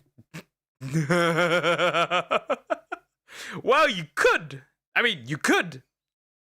It won't be fun for the teacher, but you could make up an imaginary language and letter. Sure. And letters, sure. This is what I mean, you guys. Everything about math sucks. Like, the tests and quizzes suck, the homework sucks, the teachers suck, and the rules of math suck. Even cheating on math sucks. Because, like, I'll just be doing a math homework, right? And I'll put it in ChatGPT, and this goddamn supercomputer will for real look at my face and try to tell me that 2 + 2 = 7. Like, you gotta be trolling it. Like, billion-dollar supercomputer company, by the way. So you would think that this supercomputer would be able to solve college-level algebra, but when I put my shit through it, it's telling me that 1 = 3 has. Like, what do you mean? The biggest one that pisses me off, though, is when I have a multiple-choice answer question that I put through ChatGPT or Gauth AI, and instead of choosing A, B, C, or D, these motherfuckers deadass look at my face and go, E, this answer. What in the fuck is wrong with you? Like, do you think I asked for E? I didn't ask ChatGPT to start freestyling on my fucking homework. Like, stop trying to do your own thing. Choose an answer choice. Like, out of all... See, there is an incredibly helpful app in Germany. There is an incredibly nice app Germany called photo math, where you can take a photo of any math problem you have, and it's gonna solve it for you. And that's what I used during the pandemic. And but the teacher was like, "Yeah, awesome, you're doing great. You're making improvements." No, motherfucker, I'm not. I'm just tricking you. I'm lying in 4K. And you're not even seeing it. I'm lying. I'm a liar. All the AI apps out there, none of them work. The only one that even kind of works is like Quizzer. It's like this stupid ass blue hat shit. It's like some wizard thing. I don't even give a shit, dude. Like, do you guys know what I'm talking about? Like, you take pictures of the thing, it tells the answer. Yeah, like, I don't even care about all this shit. I just use it for my homework. And that is the only one that even kind of works. And the reason why I say that is because I remember this one time, I was taking this quiz over the summer, right? It was like summer school. So like, obviously I'm gonna cheat on it, right? And I'm using Gauth AI on this quiz. And I'm trusting Gauth AI on this. It's the first time I've ever used it, right? I got a 50 on the quiz. A 50, dog! I genuinely think I could have slapped my balls on the keyboard and got a better grade than a 50. That's...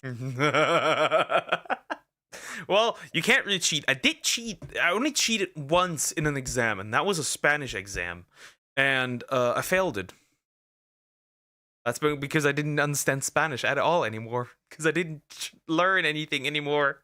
I knew. I was like, all right, I gotta find something that even somewhat works, dude. It's the only app that can do college level calculus. Do you see how depressing that is? I can't even cheat on math and be satisfied. That's how depressing doing math is. And you see this all the time. Like, have you ever seen any math teacher you ever had that generally looked like they were happy with their lives? Because I don't know if it's just me, but every single math teacher I've ever had in my entire life genuinely sounds like a robot. All right, class, let's learn about functions.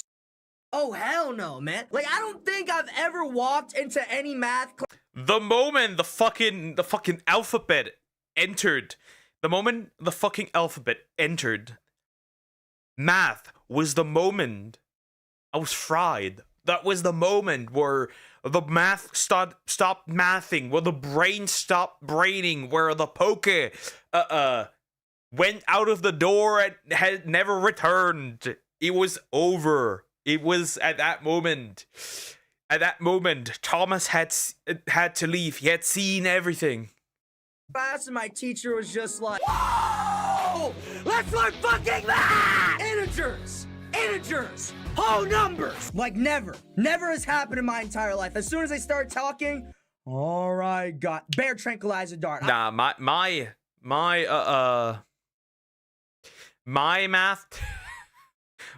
math teacher was the exact bro was excited. Bro was a sadist. Bro was excited. Bro was excited to torture us. He was him. He walked Speedy into the classroom, and he was excited. That man was ringing with aura, not positive aura, but regardless, that man literally came in and was excited to torture us. And nobody can prove me otherwise. That man was ready. I'm knocked out. Sleep. Straight sleeping. I do not care. And even as I'm saying all this, there are still millions of people out there that genuinely like doing math. And I don't think I'll ever understand that. Like, how do people look at fucking numbers on a screen or a piece of paper and just go like, holy shit. Fuck, is that a variable?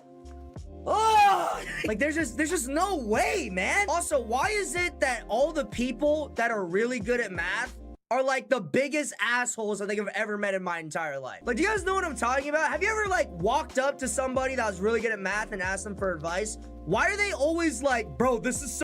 There's a perfect strategy to apply this. If you're ass at math, try sitting next to the kid that's good at math. Try it. This improved my math significantly once I started sitting next to somebody that was actually able to, like, right? I sat in like a few classes next to the math kid, and I actually got better. It works. It works. Did you know X and Y are Pokemon games? I got 79 in maths in final year school, and then I took law. My math teacher off himself after that. Bro was like, Ripbozo, I'm going. Those nipple rubs were good. What the heck? But hi Joe, how you doing? Hope you're doing good. It's just horrible. It's just horrible. So easy. How do you not know this, dude? Like, why don't you go fuck yourself? Like, I didn't ask for your opinion. I asked for your help. You taint licker. Like, my brother is like this. Like, my brother, one of the smartest dudes I think I've ever met in my entire life. But anytime he tries to explain math concepts to me, it sounds like a foreign language. Like, I'll go up to my brother and be like, hey man, I think I need some help on like inverse functions. Do you think you'd help me? And he'll dead ass look at me and be like, yeah, I got you, bro. So first, XYZ parabola, function, linear X, cross Y, kill, bird, function, reverse B minus 2A divided by Y. And then boom, there you go. Like, yeah, all right, bro, pooping, farting, or whatever. I didn't understand what the fuck you just said. Like, como estas? I don't know, dude, muy bien. Like, it just sounds like code. Like, anytime someone explains math to me, it sounds like they just, like, told me a line of Python. I also just hate the way... I hate Python. I hate Python. I hate programming with it. Fuck off. Leave me alone. 97, bitch. 97 is just another, strategy to hide the term 6ix9ine. Anyways, that math teachers grade our assignments. Like, why is it that I'll have the right answer to a question and I'll still get points taken off because I didn't show my work? Like, what do you mean show my work? My work is right there, you dumb bitch. It's like if I were to make a Lego set and a dude was like, all right, show me how you made it. It's right there. Like, why do I have to show you how I got to the answer? Just accept the answer. It's like if I built a house and the dude who's trying to buy the house was like, all right, show me how you built it. Motherfucker, you're standing in it. Like, only in math will you get points taken off for getting the right answer. It's the dumbest thing I've ever seen in my entire life. At the end of the day, I am not good at math, and I probably will never be able to understand math. And that's okay. Me neither. Me neither. That's not okay, because they look at your math grades and they're like, brother, you are retarded. Right, got to go buy some stuff later. Play nice. Take care, Cricket. If it was the stress of the math, math was horrible. Math is horrible. Like, Okay, everyone has their strong suits. Math just happens to be not my forte. I've always been good at reading and history. People that are really good at math probably aren't good at reading and history. So, I mean, it's kind of a trade-off. Obviously, I think I'm coming from this video from a very biased perspective, seeing as I'm extremely bad at math. However, I honestly think I would still hate math if I was good at it. Because in my opinion, doing math is like doing taxes, and nobody likes doing taxes. And when you really think about it, taxes is just math. But anyways, guys, if you like this video, please like, comment, and subscribe. Ring that bell button down below. You can also join my Discord. Please join that down below. We do a lot of fun stuff down there. Challenge in the Discord, hitting at 18,000 members, so we can do that by the end of the month. I don't think we will, but if we can, that'd be fantastic. You can also follow me on TikTok. And anyways, that's pretty much the end of the video. See, I think I've elaborated my problems with math. I am horrendous at math. I see numbers and my brain just goes like, and like I start scratching my ass like a monkey. It is just horrible. It is horrible. I am not good at it. I will never be good at it. It's like getting anally fisted, and math is bad.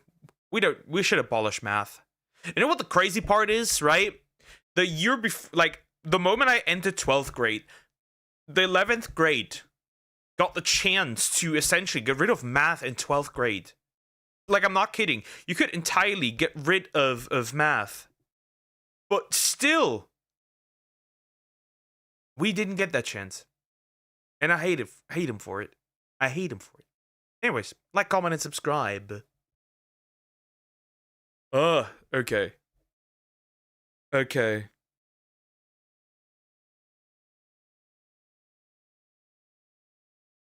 But yeah, chat.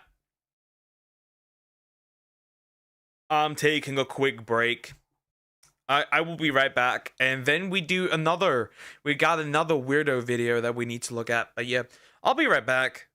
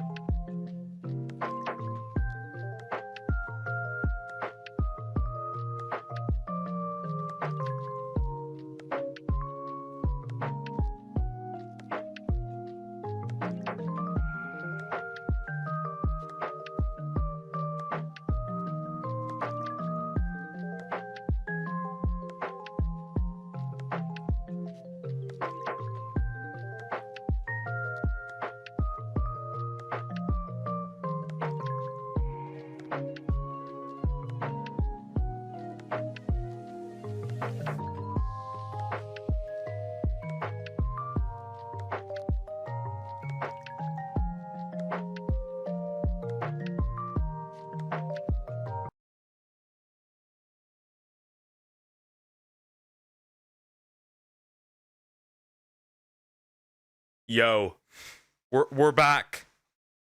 We're back. I'm back. Okay, wait a minute. Wait a minute. Hold up. Hold up. Okay, okay. Well, wait a minute. Come here. Cable. Cord. Come here. All right. Now then. What next? What do we have next? Let's do something weird and freaky. Girls, watch out for those weird. Now we're doing something a little more what's the word? Weird again. That was the Gumper wanted me to react to this. She's not around anymore, but hey, it is there. It is there. Death Climax, the most disturbing ref girl no one talks about. By Eliza Seraphim. Oh well, we're back into it again. We're back into it again. Yeah. Okay. Well, this is not gonna be fun. This is not gonna be fun. I have no idea who this is. We're gonna see who it is, but I got no idea who this person is. No, never heard of her ever before. Let's go. Let's see. And I've heard of like it can't be worse. It can't be worse than Bonnie or Lily. Girls, watch out for those weirdos.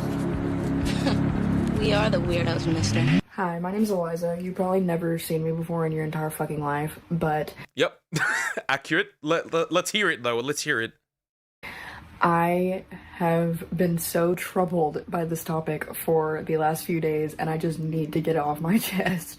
So there's this girl on Instagram named Maxine, who also goes by Death Climax and Death Climaxine on Instagram. She is a 19-year-old alternative OnlyFans creator who has an absolute obsession with the idea of being essayed. That is not normal. That I'm gonna say, like, that is a weird. I don't. Is this some way to cope with the fact that it happened to you? I don't get. Like, I know that this exists, right? Like a grape kink. I know that like exists. Like a non-consent. I don't know. I got no idea. It's just weird that it exists. But I don't know. It might be a way to cope, which is not normal. Stop turning your traumas into a sex thing, because I've noticed that this is happening in our generation. In her bio, she describes herself as a grape enthusiast, and all of her content is about sexual assault. How does one become an enthusiast? Okay, yeah, nah, this might be worse than Bonnie. At least behavior-wise. Not behavior-wise, but at least like of what is encouraged, it might be. That's horrible. It's some pretty disturbing stuff. Nobody else has really covered this topic before, as far as I know. I've messaged some other content creators and asked them to make a video about it, but I thought, why not just make it myself? There's honestly not even a lot of deep diving that has to be done before I get into this, because she literally lays it all out on her own. All public, on her Instagram. There's no research that really has to be done. She just says it all herself. It is some of the worst shit I've ever seen in my entire life. I don't even know where to fucking begin with this, if I'm being honest. I would also like to say, before we get into this, huge trigger warning, if that was not already apparent for anyone who is a victim of SA. I think that... I mean, we have seen that in the bio. Yeah, this could be like this could genuinely be Ratatouille. Why Ratatouille? I guess. This could genuinely be a way, like, she turned it into like a coping mechanism. That is so odd. It needs to be talked about. And I'm really shocked that nobody has talked about it yet, as far as I know. I also want to say before we get into this, I am not saying go fucking hate on this girl. She might benefit from it a little, but don't go too far. I'm not trying to come at this from a place of hate or trying to, like, be mean to her necessarily, but more so from a place of concern, not only for her, but also the message that she's putting out to the world here, and the kind of people that she's catering to, knowingly. I think it is really fucking shameful, but also she's very young, she's very vulnerable, and she's clearly in a really fucked up state of mind. So just bear that in mind. So a little bit of background story. Kitty! Absolute kitty. Yeah, it is horrible. Again, with my anti-corn stance, this should not be normal. It is normal. And I think that if stuff like that happens, I think OnlyFans needs to pull the plug. Straight, OF needs to pull the plug. They won't pull the plug, right? It's money, but they should pull the plug. Into her actual life is that when she was 12 years old, she was sexually assaulted by her brother's friend. He got her drunk. He assaulted her, pretty much. That's all you can really say about it. She also says that she was essayed at age Neuter the man. 19 after a Tinder date. All of this has just kind of culminated in her building her Neuter that man too. OnlyFans based around her experience of being sexually assaulted. But she's not done it in a way that is healthy at all. She kind of has taken on this like 4chan-esque e-girl femcel, what's the word? I don't know. She just gives very like depths of the internet kind of evil, if you know what I'm saying.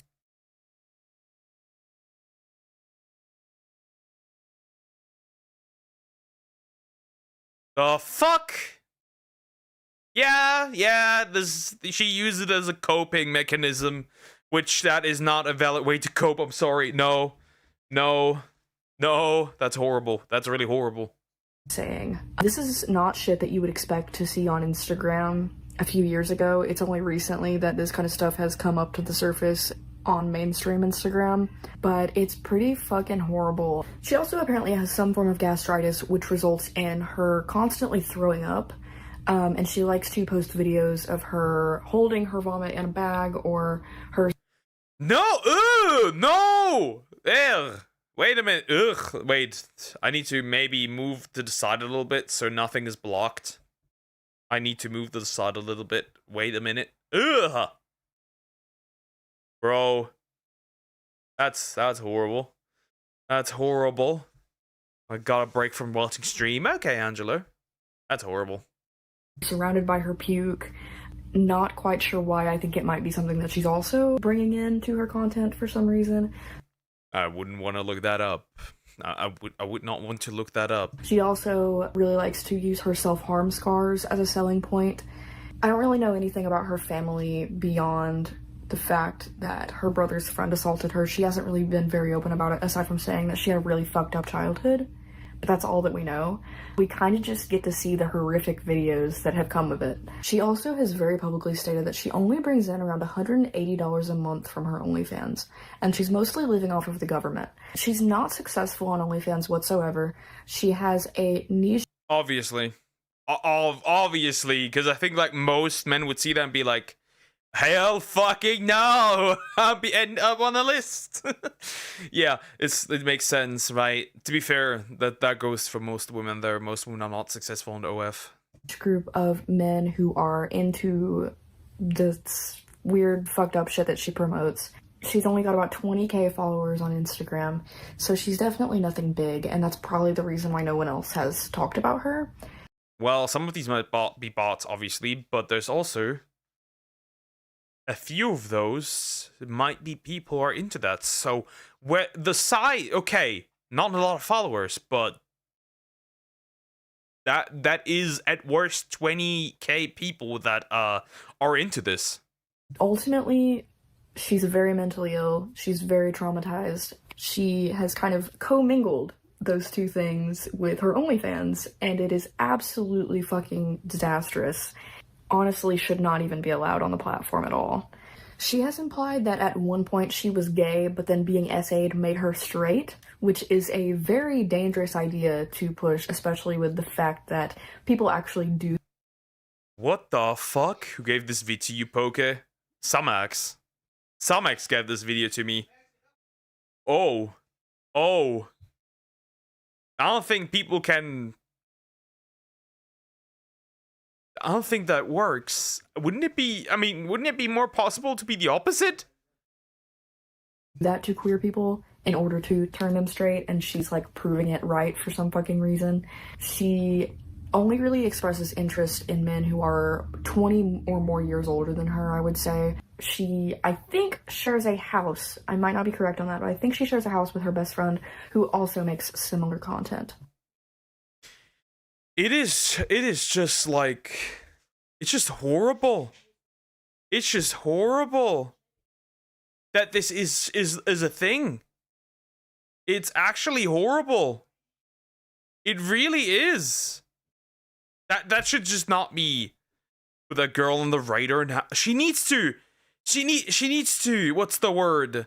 She needs to be banned on OF, and somebody needs to be sent there and look after her. Like, is there no family? Nothing? No mother, father? It was mentioned that she has a brother. Where is that brother? What the fuck?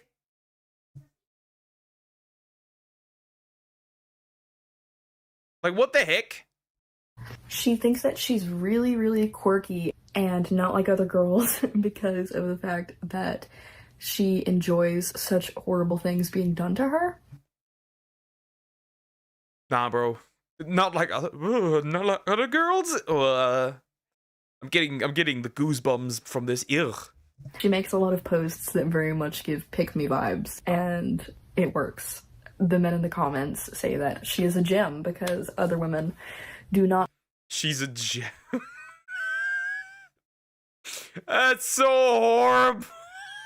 That is so horrible. I don't know.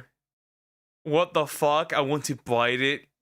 Yep, it's all over my screen. I need to buy pics of your feet for real. I got fired to be able to see this. You look delicious. Don't blame me for what. I'm stepdad. I leave. I saw your twin playing drums in my son's school. I need to send you her. Nuke them, annihilate them, take them all out. What the fuck? Like things like panel. So I guess let's. Panel? What does that mean? Let's just get into some of the content that she posts because really there's not much else to say. So brace yourself, this is gonna be some unbelievably awful shit.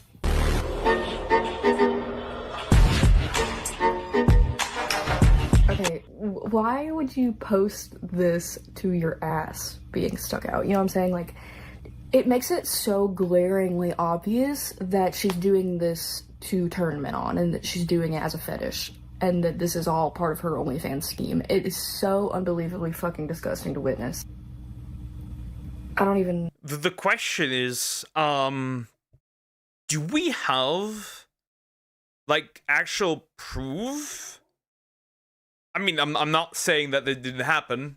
I'm more inclined to say that it did happen, but because of the way she essentially is trying to cope, which is this, I mean, you cannot be mentally healthy if you are into that kind of stuff. There has to be something that has happened, but are we also absolutely sure that she isn't playing into a weird, gross, degenerate fetish? That would actually just be the best option, right? It didn't happen, and she's just playing into a fetish. But at this point, I'm not sure. I don't understand why it is that she thinks that, like, this is okay. I don't get it. Okay, let's go to the next one. I think this might actually be the most disturbing thing that she's posted. And there's a lot of disturbing shit, but I think this might be up there. This has really got to be up there with the most disturbing shit. Oh, brother, this stinky. Somax, why did you send me that? She's posted. Because at this point, it's not even something that you can blow off. It's just being like, oh, it's just a kink. Like, no, you're saying that you want to be assaulted by a real, actual rapist. This isn't just a fucking joke. It's not just an innocuous kink. Like, this is shit that she's posting for men with wives and kids to get off to. I don't even, I can't begin to. If you're a man and you watch this, you're a weirdo, and I think that if you are married and you have children, you should first of all stay away far from any women or children, and that's a grounds for divorce, by the way. I'm gonna be honest, watching porn in a relationship is cheating. and grounds for divorce and a breakup. Even explain how fucking mad this makes me, to be honest. She needs to be banned permanently just for this fucking singular video. I'm being dead ass. Oh yeah, she absolutely needs to be banned. 100%. No denial about that. She's right. Banned immediately. Perma.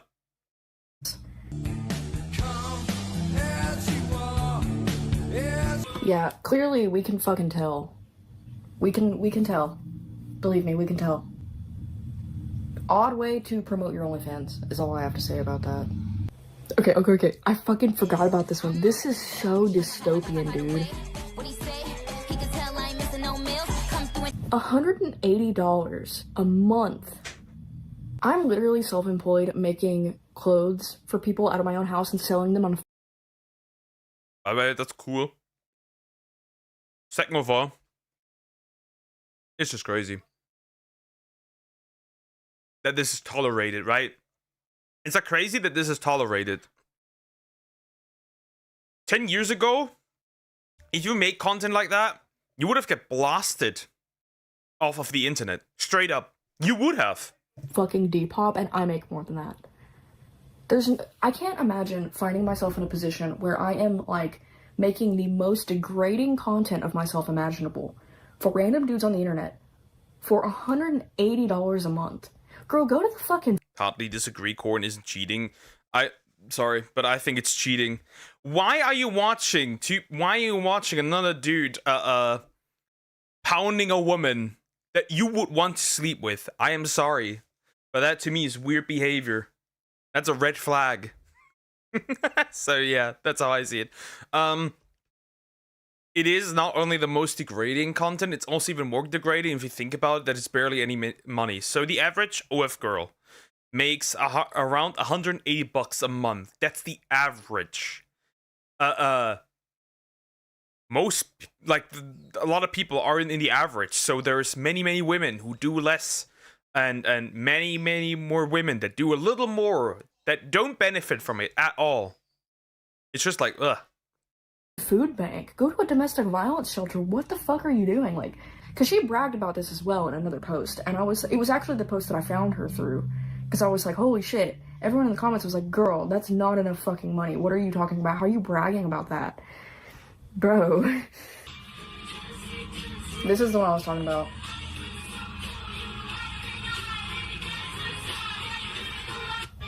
See, that's the one I was talking about. The one that I found her through. This one got a lot of attention. It got a lot of likes. And she's straight up in the average, right? She's just straight up hit in the average. I think the $180 a month is the average. It's just not normal. That is just not fucking normal. she got a lot of hate in the comments for it. I think this post might be the one that blew her up, to be honest.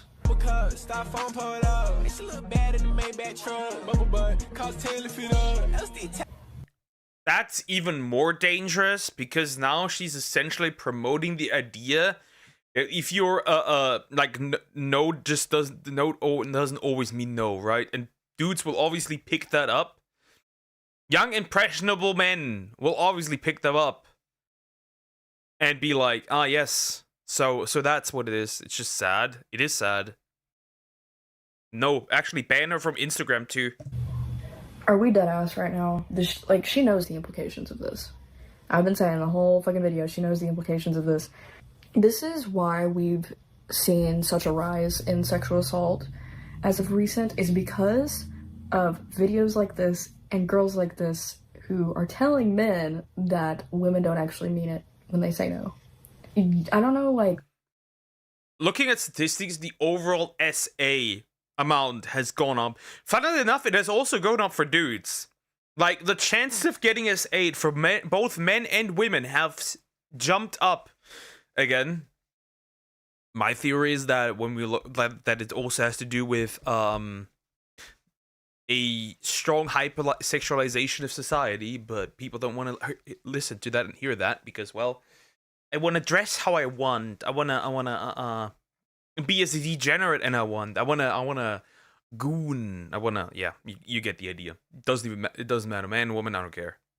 If anyone else has noticed this pattern, but It's not just her who does this. I've seen countless other OnlyFans creators saying the same thing. This used to be something that you had to go into the depths of 4chan or Tumblr to find content like this, and now it's on your For You page the moment that you make a new account. I can't go back. Okay, can we actually go back to that? Can we go back? Because I feel like that was a much... She would have been so much better off if she decided to stay on that path. Bro. Oh my god.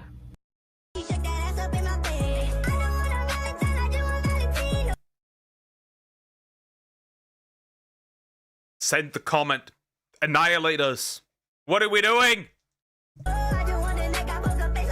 See, this is when you go to therapy. You don't fucking post about it on Insta. She's so young. That's what fucks me up about all this. It makes me wonder, like, because I keep saying she knows the implications of this. She's gotta know the implications, but does she? Like, I'm in this conflicted spot where I feel bad for her, but I also don't. I kind of don't. That's probably because I'm a dude and I have the simple visibility and the logic to understand that her drama does not justify. Okay, drama does not justify being retarded. If you're retarded, if you're being retarded, I don't care about your drama. If you spread horrible messaging, if you're being a dick, if you're being an asshole, if you're being whatever, sorry, but then your trauma, I don't care about it. You're at that point when you post this kind of content and glorify this type of behavior, you are a threat in my eyes. And your trauma does not matter at that point. In my opinion, she's a threat to not only herself, but other women, men, everyone. And I can't figure it out. I can't figure out how I feel about it. It's so weird.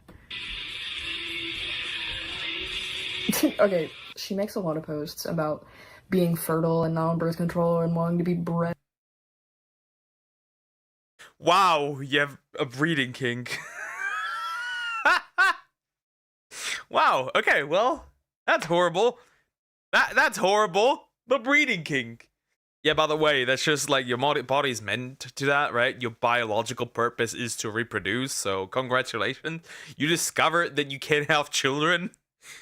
And it's like, actually makes me worry about the possibility of her having children, because first of all, who she is as a person, the kind of content that she's posting. This girl does not need to be a mother. She does not need to have any fucking kids anywhere near her vicinity. I would not allow my children around this woman for any fucking reason. Okay, I'm being serious.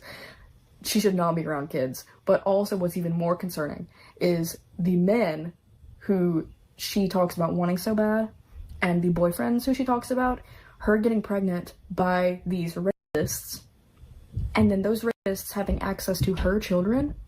The idea of that scares the fuck out of me. Flex up, stretch out, big bands, whoa, whoa. Flex up, stretch out, big bands, whoa, whoa. Flex up, stretch out, big... Okay, so there... I can't do this anymore. Why did you send me this?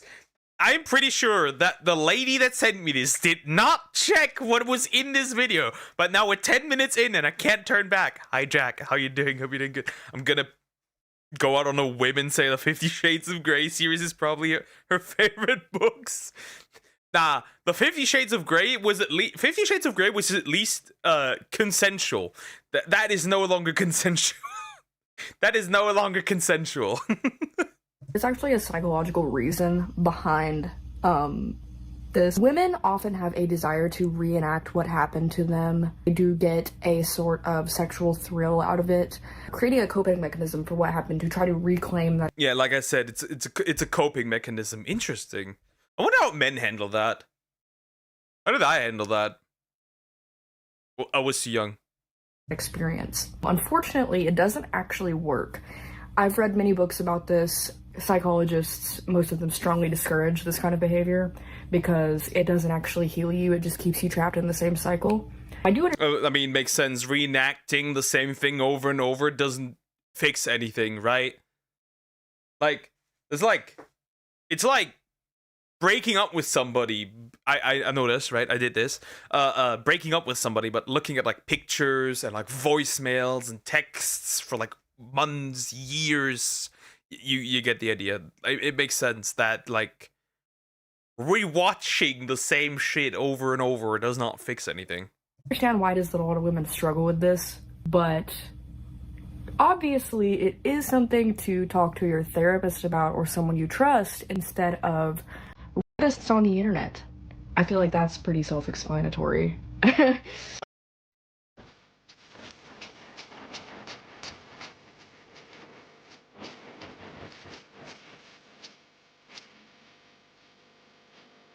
Okay, as I'm on the verge of getting banned here, by the way. I'm risking my life for this video. a fellow 5'2" emo girlfriend who has sickening childhood trauma, seeing this shit for men to fetishize is like so infuriating on such a deeply personal level.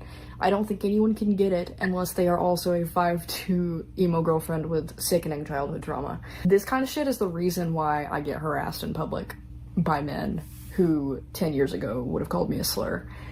They think that because of shit like this, they think that we are all like fucking.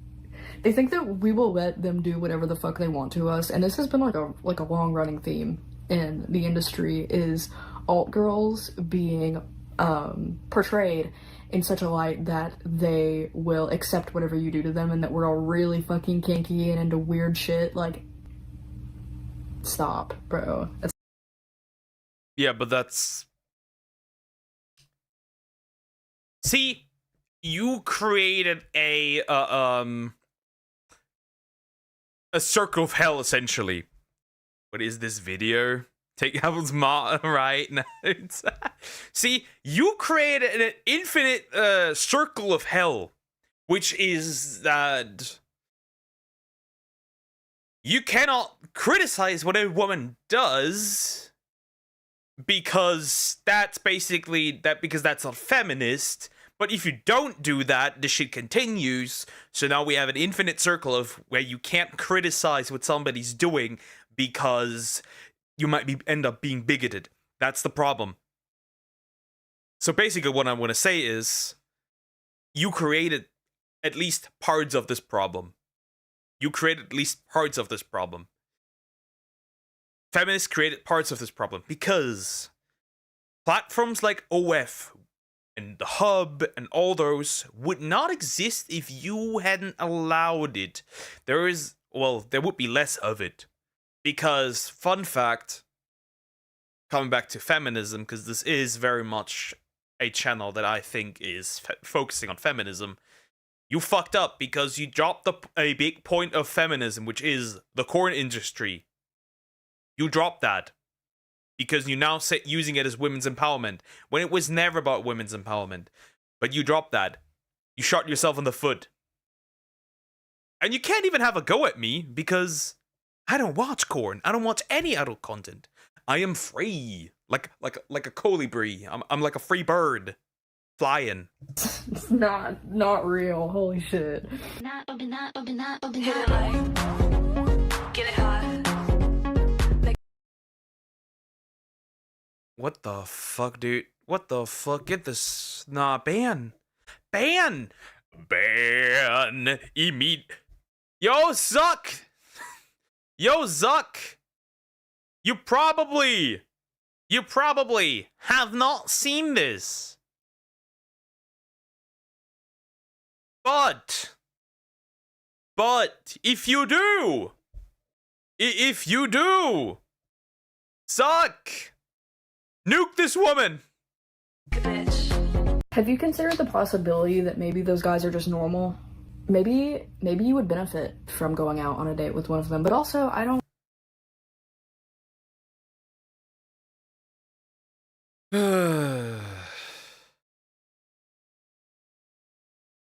Yeah, the guys that get scared away are normal. That's the thing.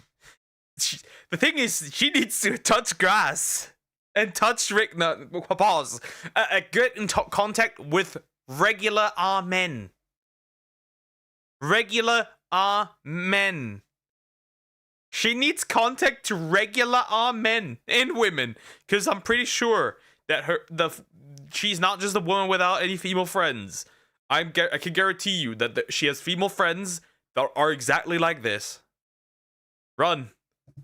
Have you considered the possibility that maybe those guys are just normal? Maybe you would benefit from going out on a date with one of them, but also I don't think that those men should be subject to something so horrible as being with a woman who posts shit like this and is so insanely masochistic and unhinged. I think that this girl needs to go to therapy for at least 5 years before ever being in a relationship, and I am being dead ass when I say that.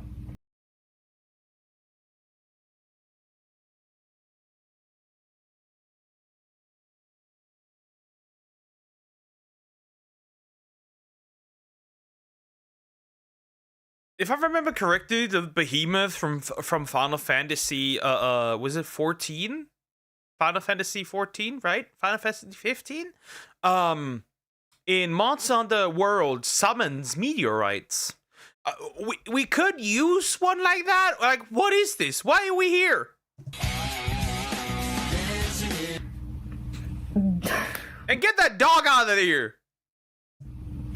How much worse can it fucking get? Seriously, like, it's so hard to even try to react to this because it's like every single thing. Well, we don't know what's on her OF. Eliza, we don't know what's on her OF. Girl, we don't know what's on our OF. That's the problem. And I don't think you have gone on a surge. Imagine if she actually, like, meets up with men like that. And makes content like that. But then probably she would get banned. But then again, I don't have much faith in OF because, well, they have underage stuff on there. Yikes. That I see, my immediate reaction is like, oh my god, that's fucking horrible. Why the fuck would anyone say that? It's like, I keep having to give generic responses because what the fuck do you even say to this? Like, seriously, what the fuck? What are you even supposed to say? There's nothing you can say. I don't want to be a rapper. I want to be... I really appreciate the comments on these posts that say things like, that's literally a trauma response and I really hope you can heal from it, because she knows that. I think she knows that. Again, I'm still questioning if... Again, I don't know if it really happened. And she's not just using it as fetish bait. I don't know. Are there people that are that unreasonable? Like, do that people like that really exist? But then again, we have, like, people like Bonnie Blue. So, I don't know. Though that she's not on this level, at least when it comes to, like, her disgustingness. It's just, I don't know. Okay, I agree. What do you say to that? And she just refuses to heal or to get better, and that's why she continues to make this content, is because it's easy. It's easy to not heal from those things and to just give in to them. It's very easy to just succumb to it, I know, because I've been there, but you're a grown-ass woman, okay? When you get to a certain age, you have to take accountability for your shit. You can't just turn it into OnlyFans content. Please, please, stop.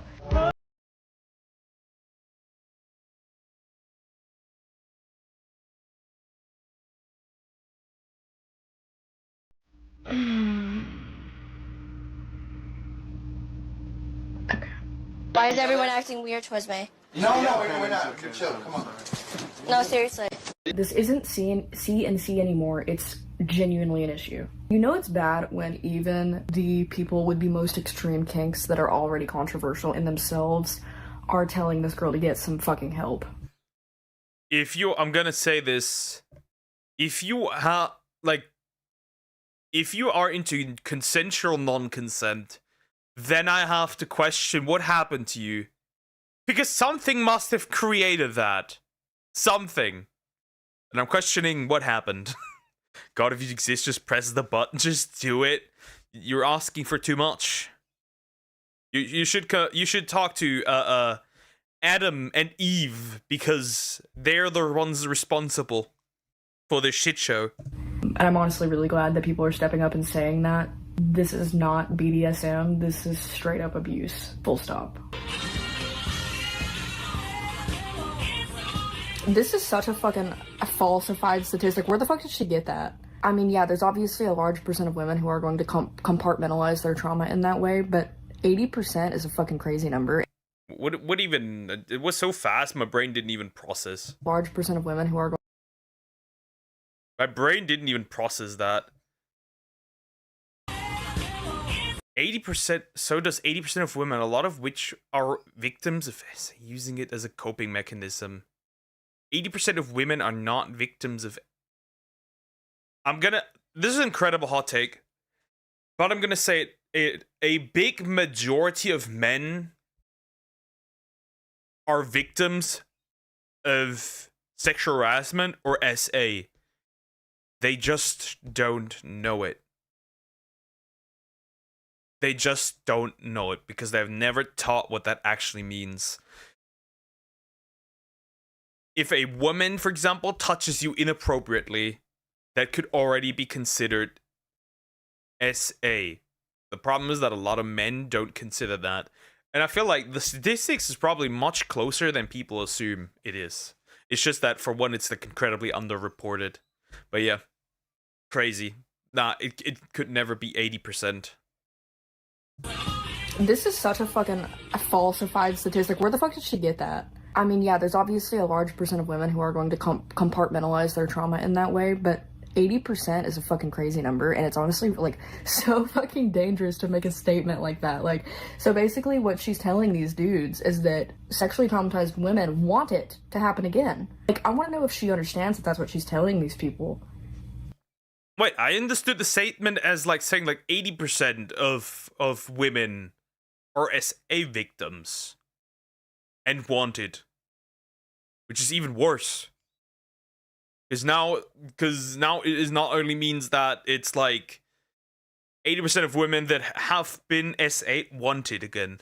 Like that statement is even, like, the other statement is even worse, the way I understood it. Because that's fucking insane, dude. Like, I think that women in general, but especially women who have been sexually assaulted, have a moral obligation to not do shit like this, I guess is the best way to put it.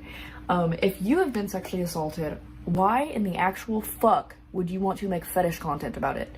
Why would you want to promote this to other men so that they can do it to other women? Because ultimately that's where this is going to lead. And I think she knows that. She knows that her audience is getting off on her trauma stories. She knows that they are getting off on her story. And she continues to do it anyway. Now, ultimately, I think that this is a form of self-harm. You can see in the videos that she does have self-harm scars all over her body. I think that this is really just an extension of that. Regardless. Oh yeah, this is absolutely a form of self-harm. That doesn't fucking excuse it. This is when you go to therapy. This is when you seek help and you talk about this with a professional instead of posting about it online and trying to garner validation from men because of it. It's honestly really sad, and while I do kind of feel bad for her, I also don't. I feel very conflicted. I feel bad. I kind of don't. I kind of don't. Because at one point you must decide if you should feel sorry or if she needs to literally just, like, be banned and seek help. And I think that point has been far overreached. She needs to be banned. She needs therapy. I think she needs to be put in an institution in that regard, right? You can't just, like, you can't leave her alone by herself. Even if you send her to therapy, as long as she has the possibility to make this kind of content, I think she should be put into a mental institution for a while until she's no longer... until she realizes that what she's doing is, yeah. Both at the same time. It's really weird. I'm honestly at a loss for words every time I see one of her videos on my For You page, which is crazy because nobody else seems to see them. It's really sad to see the way that she's absolutely destroyed any potential for a career outside of this industry. This girl's digital footprint is actually... And it makes me wonder, like, does she know that? Like, when she posts this, does she know?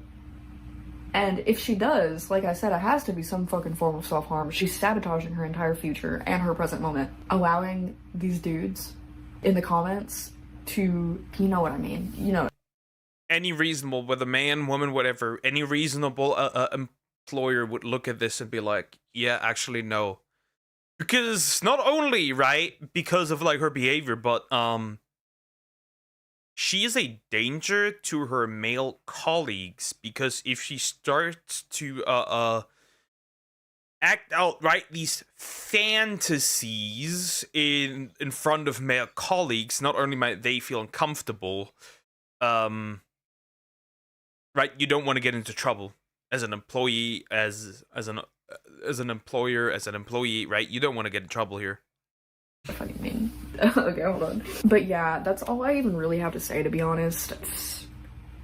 It's pretty fucking awful. If this video somehow managed to find you and you watched it all this way through, thanks, because this is my first time posting, like I said, in a fucking decade. But yeah, I appreciate it. I hope that this hasn't fucked you up as much as it's fucked me up.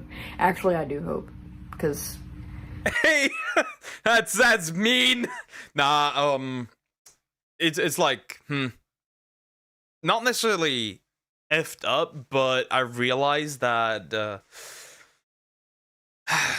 we need to get rid of these platforms. We need to genuinely get rid of these platforms, and we need proper moderation. It's like weird, right, that Instagram just allows this. Yeah, but we need to get rid of these platforms. You can't really do much about the dudes. They really haven't committed a crime yet. But the platforms need to either be held accountable or hold accountable. And it appears that they're not doing either. So that's the problem. It's just horrible. Therapy, nice magic trick. I kind of hate when people offer you need therapy. They go, an idea which one or how it will help or how much it cost.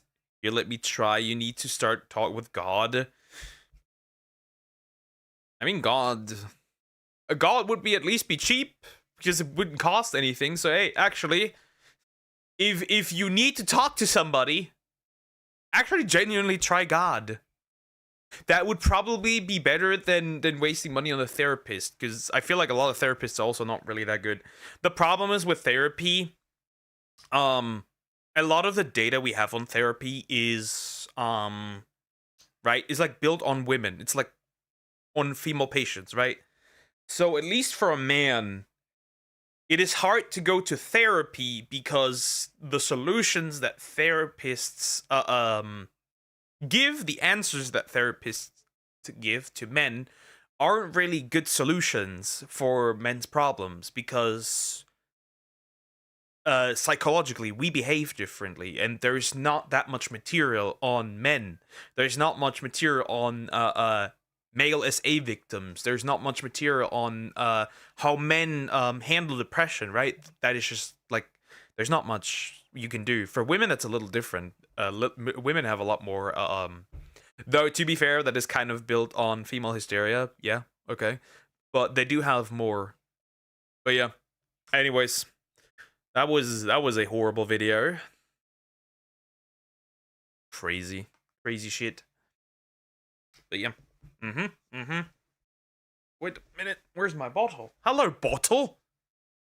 A bowl of water. Dear, don't be mean. Just not all women that have nose rings are evil. She's not evil. Calm down, dear. But hi, how are you doing? Hope you're doing good so far. The little dearie. Yeah, I'm pre-checking what Tomax sends me. From now on. From now on, for sure. From now on, goodness gracious. From now on, I'm pre-checking what Sonic sends me. I'm actually gonna tell her that. That is horrible. That is horrible. That's horrible. God will help if you believe. Capitalize the G, my friend. You must. My turn. If you have a video, sure.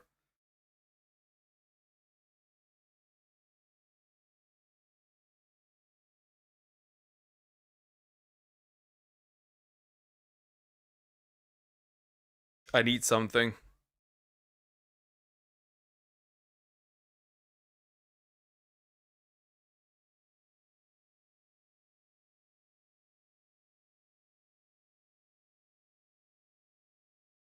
dear, I need a video then. I need something. I need something.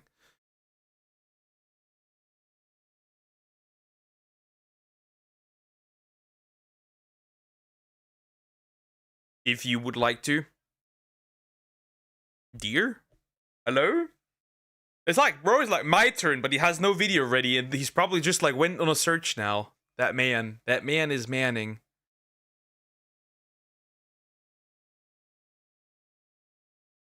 That man do be manning. Wait, why is the female Gooner video copyrighted? How dare you? How dare you sabotage me, YouTube? I will find the reason for it and annihilate the song that he's used. It's just a small thing. Hey, in this case, who cares? Bye-bye. Change. Well, if Deer doesn't find anything, I will look for something myself in this case. Easy. I won't be waiting that long. You simple mortal. There's Croc struggle meals, but Croc isn't here. I hope he comes. Otherwise, I'll react to it.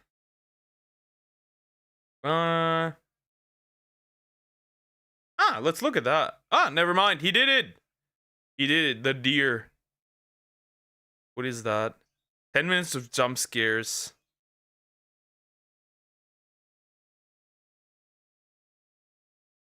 I hate you. I hate you. I truly do.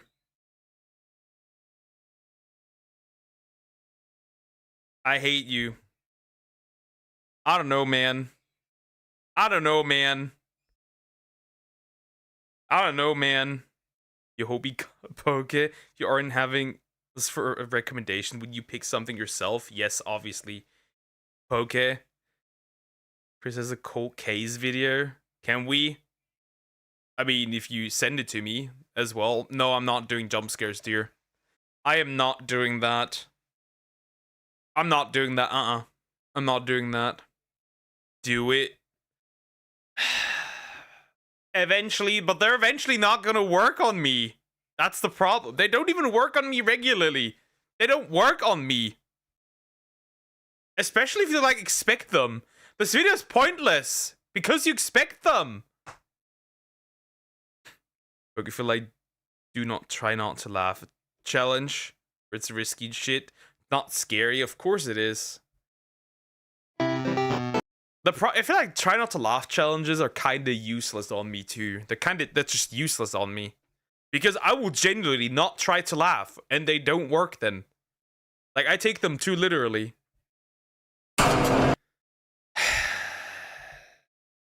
It's not scary if you see the title, send. Check. I will check. I will check. What do we have? What do we have here? Also, what did... Okay. Everything's fine. Let me see.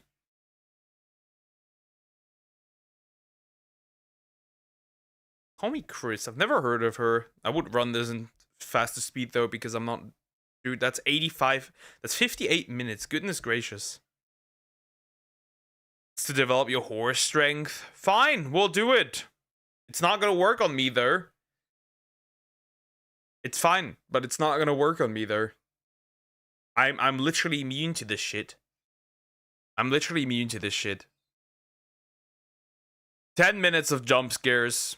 Scary videos TikTok compilation by Scream 1210 EXE or 1210 EXE. Well, who cares? Yeah, this won't work on me, by the way. I'm immune. Just saying.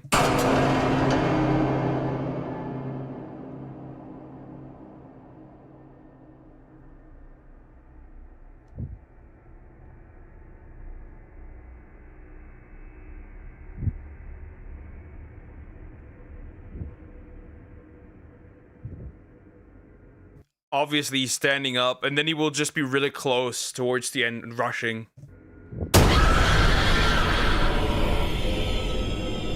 Wow, as expected. Sarah started sleepwalking again. It's been years. She keeps saying that a man is outside. That's a woman, though. That's a woman. I know somebody who would look at this and be like, I'd crack Dad. I know somebody. Not supposed to wake them up, right?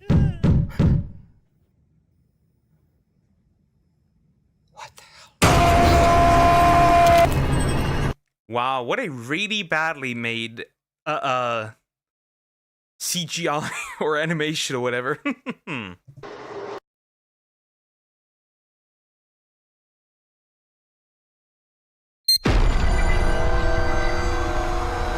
All an owl.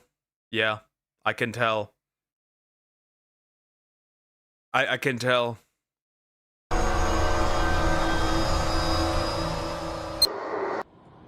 That was it? That's not even a jump scare. It's just like, turn the lights on.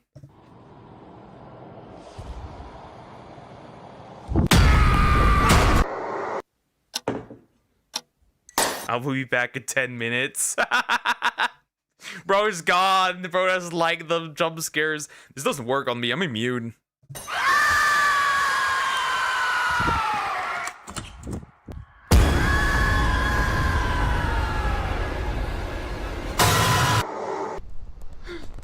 Oh my god. I can fix her. Bro, she's gonna fix your insides, not the other way around.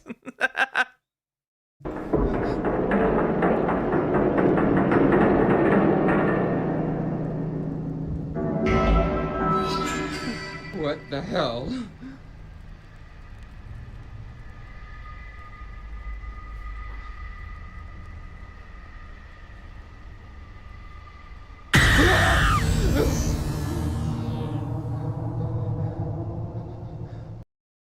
Okay.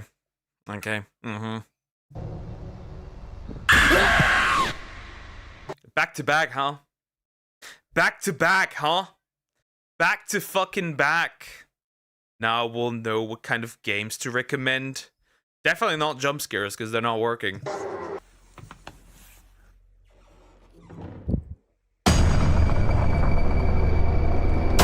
Why is it the same? Like, who gets scared of this? Who gets scared of this? Who gets scared of this, genuinely?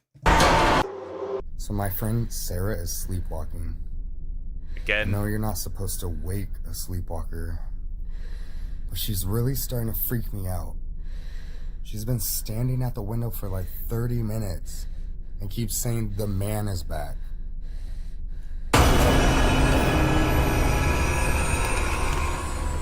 Sarah, no!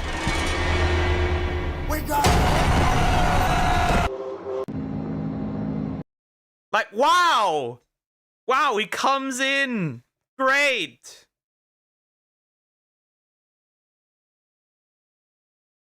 Great! Yeah! Great, wow.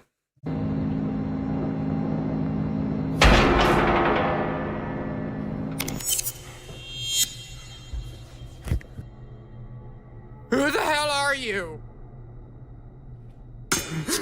It's me, Goku!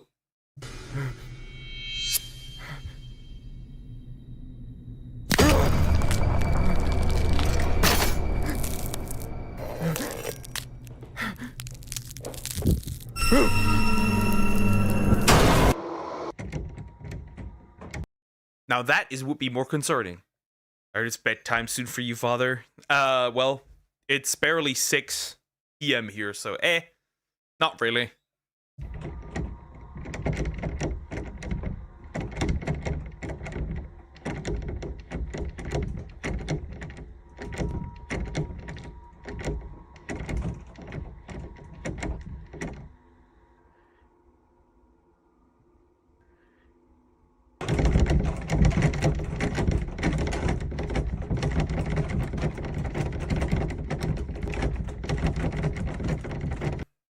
Why would you even... Why would you even go closer? Like, it doesn't even make sense. I just lock myself in another room. Onion. Hi, sleeping fox. Yeah, onion.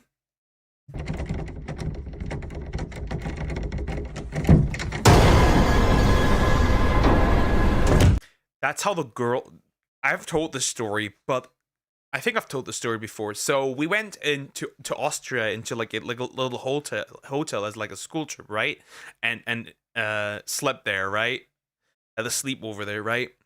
And a naked dude ran into the room of the girls, and yeah, just like did the helicopter.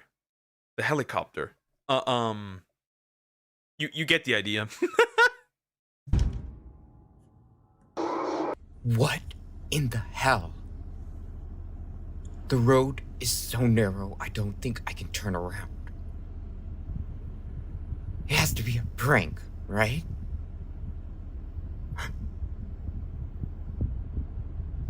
You know, you could just run him over. At that point, it's like, fuck around and find out. Like, if a horror clown would stand in the middle of the street. Somebody needs an ambulance. It's not me.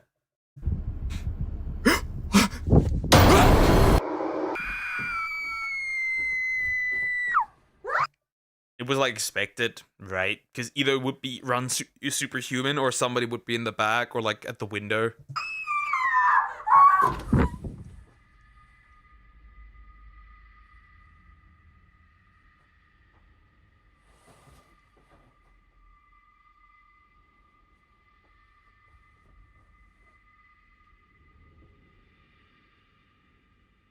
Under the bed, or the side of the bed.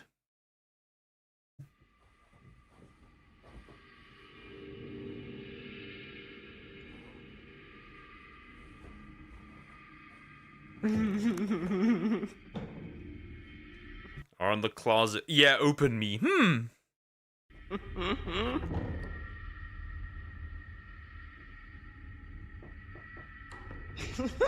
It's bait. That one's bait. I know that one's bait.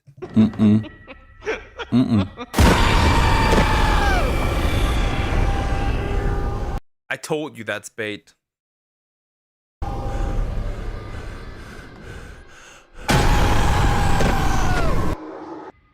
That's the second bait. These are all just bait.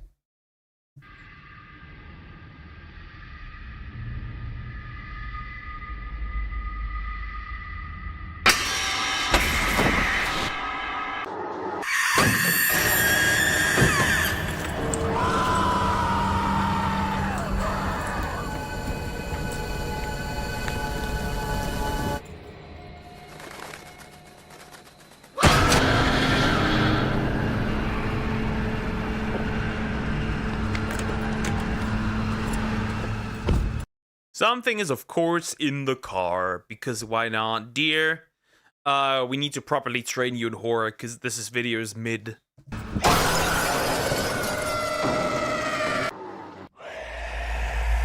Whoa. Do you hear that?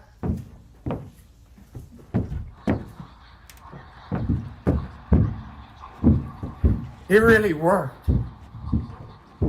This is amazing. Should we go look in the attic?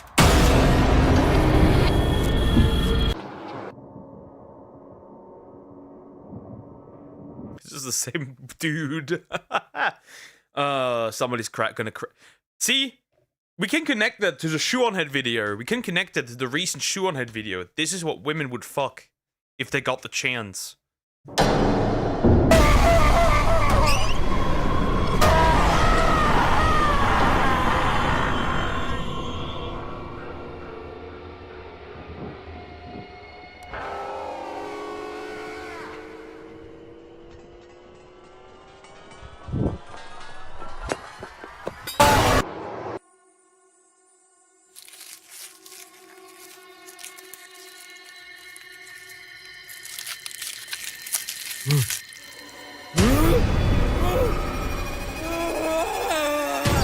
That's not really a jump scare. That's rather gross.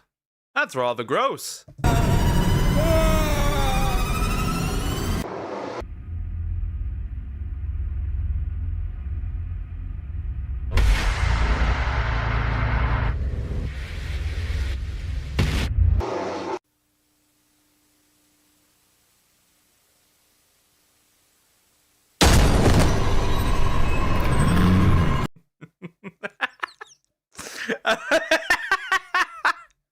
You're scared of time, dude. I'm also scared of my I'm also scared in the morning when I hear my phone ringing.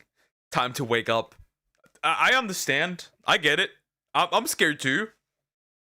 I'm scared too when I hear my alarm clock. What the hell? It's the middle of the night. Woke?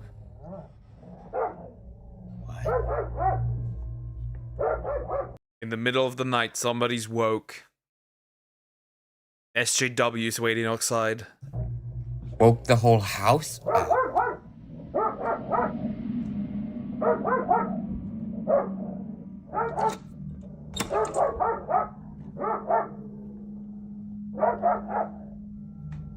What the hell?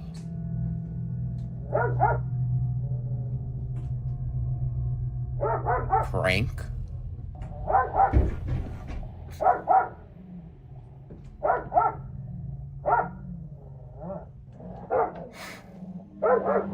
Stupid. Scared Bailey too.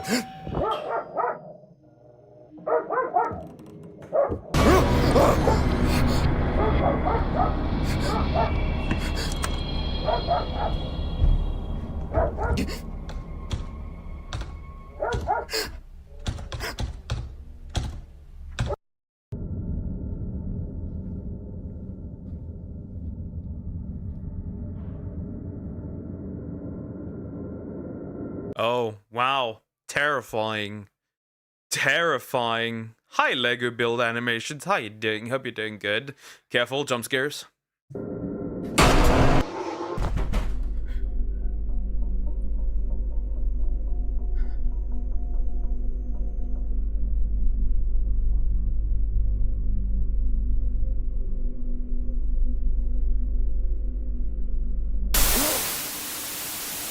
God. God. Obviously, something's following that TV.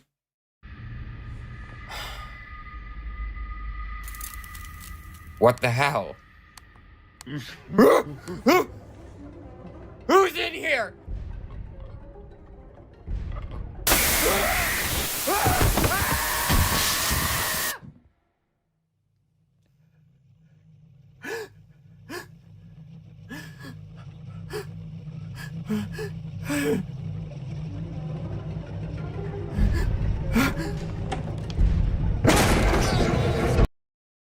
Bro sent me mid. Bro sent me incredible mid. It's crazy. What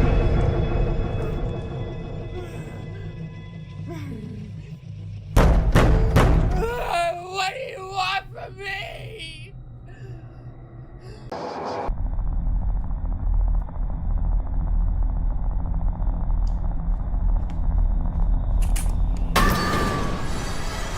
It's just the same clip over and over again, just different things that happen, but it's the same stuff.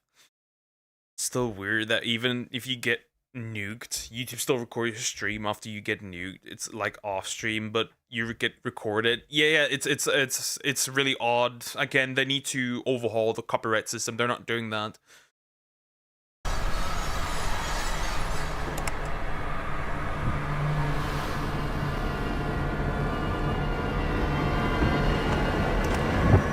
What do you want from me? Please just leave me alone.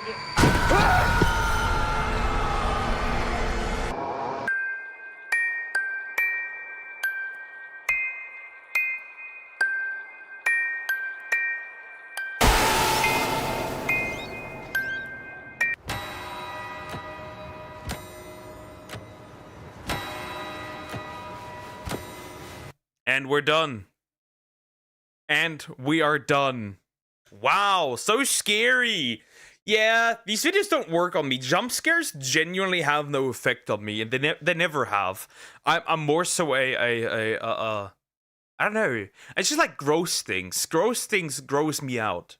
I think if you want to get anything from me, you need to do gross things. So this doesn't usually work for me. Anyways, like, comment, and subscribe. I think you're now ready.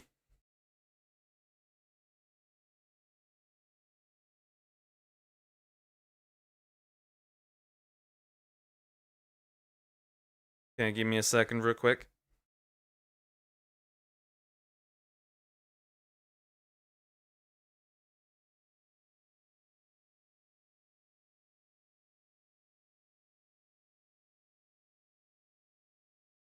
It's like that one time the Korean guy made you scared. Not really. Cold case. Also, yeah. We'll do this another time. We'll do this after that. I will now do Joe's cold case because he wants to have that. So we'll do that one. I will do that one because that one's super long. That one's almost an hour long. That's crazy.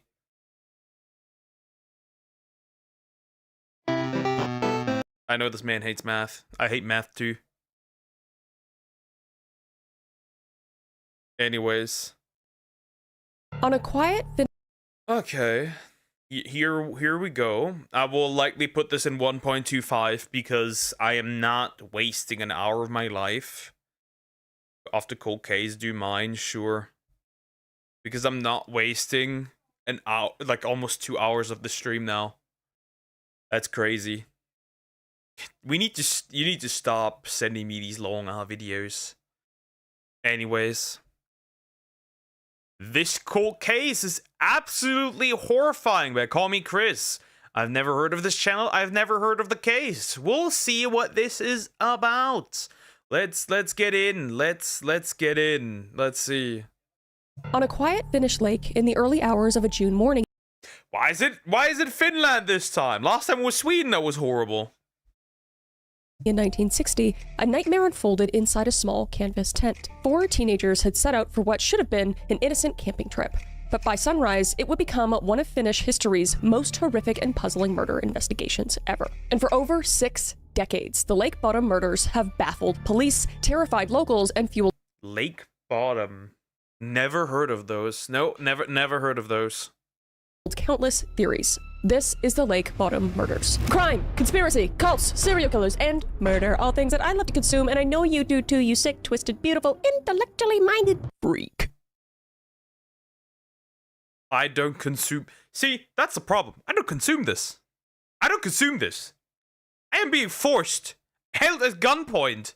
It's my viewers that force me to consume this. I'm not like these people. They force me. I went deep today, baby. But today we are talking about an extremely baffling case. That's what she said. Wait, that's what he said. That I was not familiar with at all, but now I'm all too familiar with it, and I'm gonna make you familiar with it as well, because these cold cases, man, they eat at me. So without further ado, let's unbuckle our seatbelt, go Mach 5 down the highway, slam on the brakes, and bust through this windshield into this puzzling Finnish case together.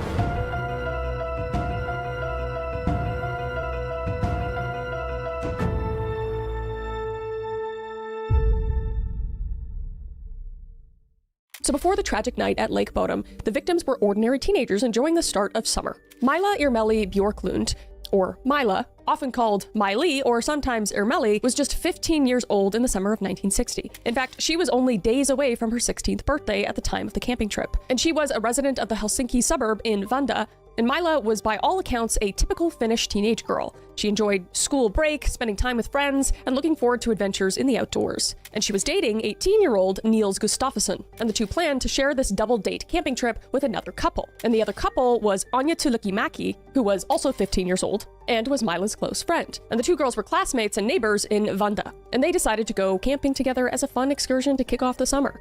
And she was dating the 4th member of the group, Seppo Boisman, and her father was initially against the trip, but her mother was able to convince him to let her go. So in June 1960, Finnish summer days were long and...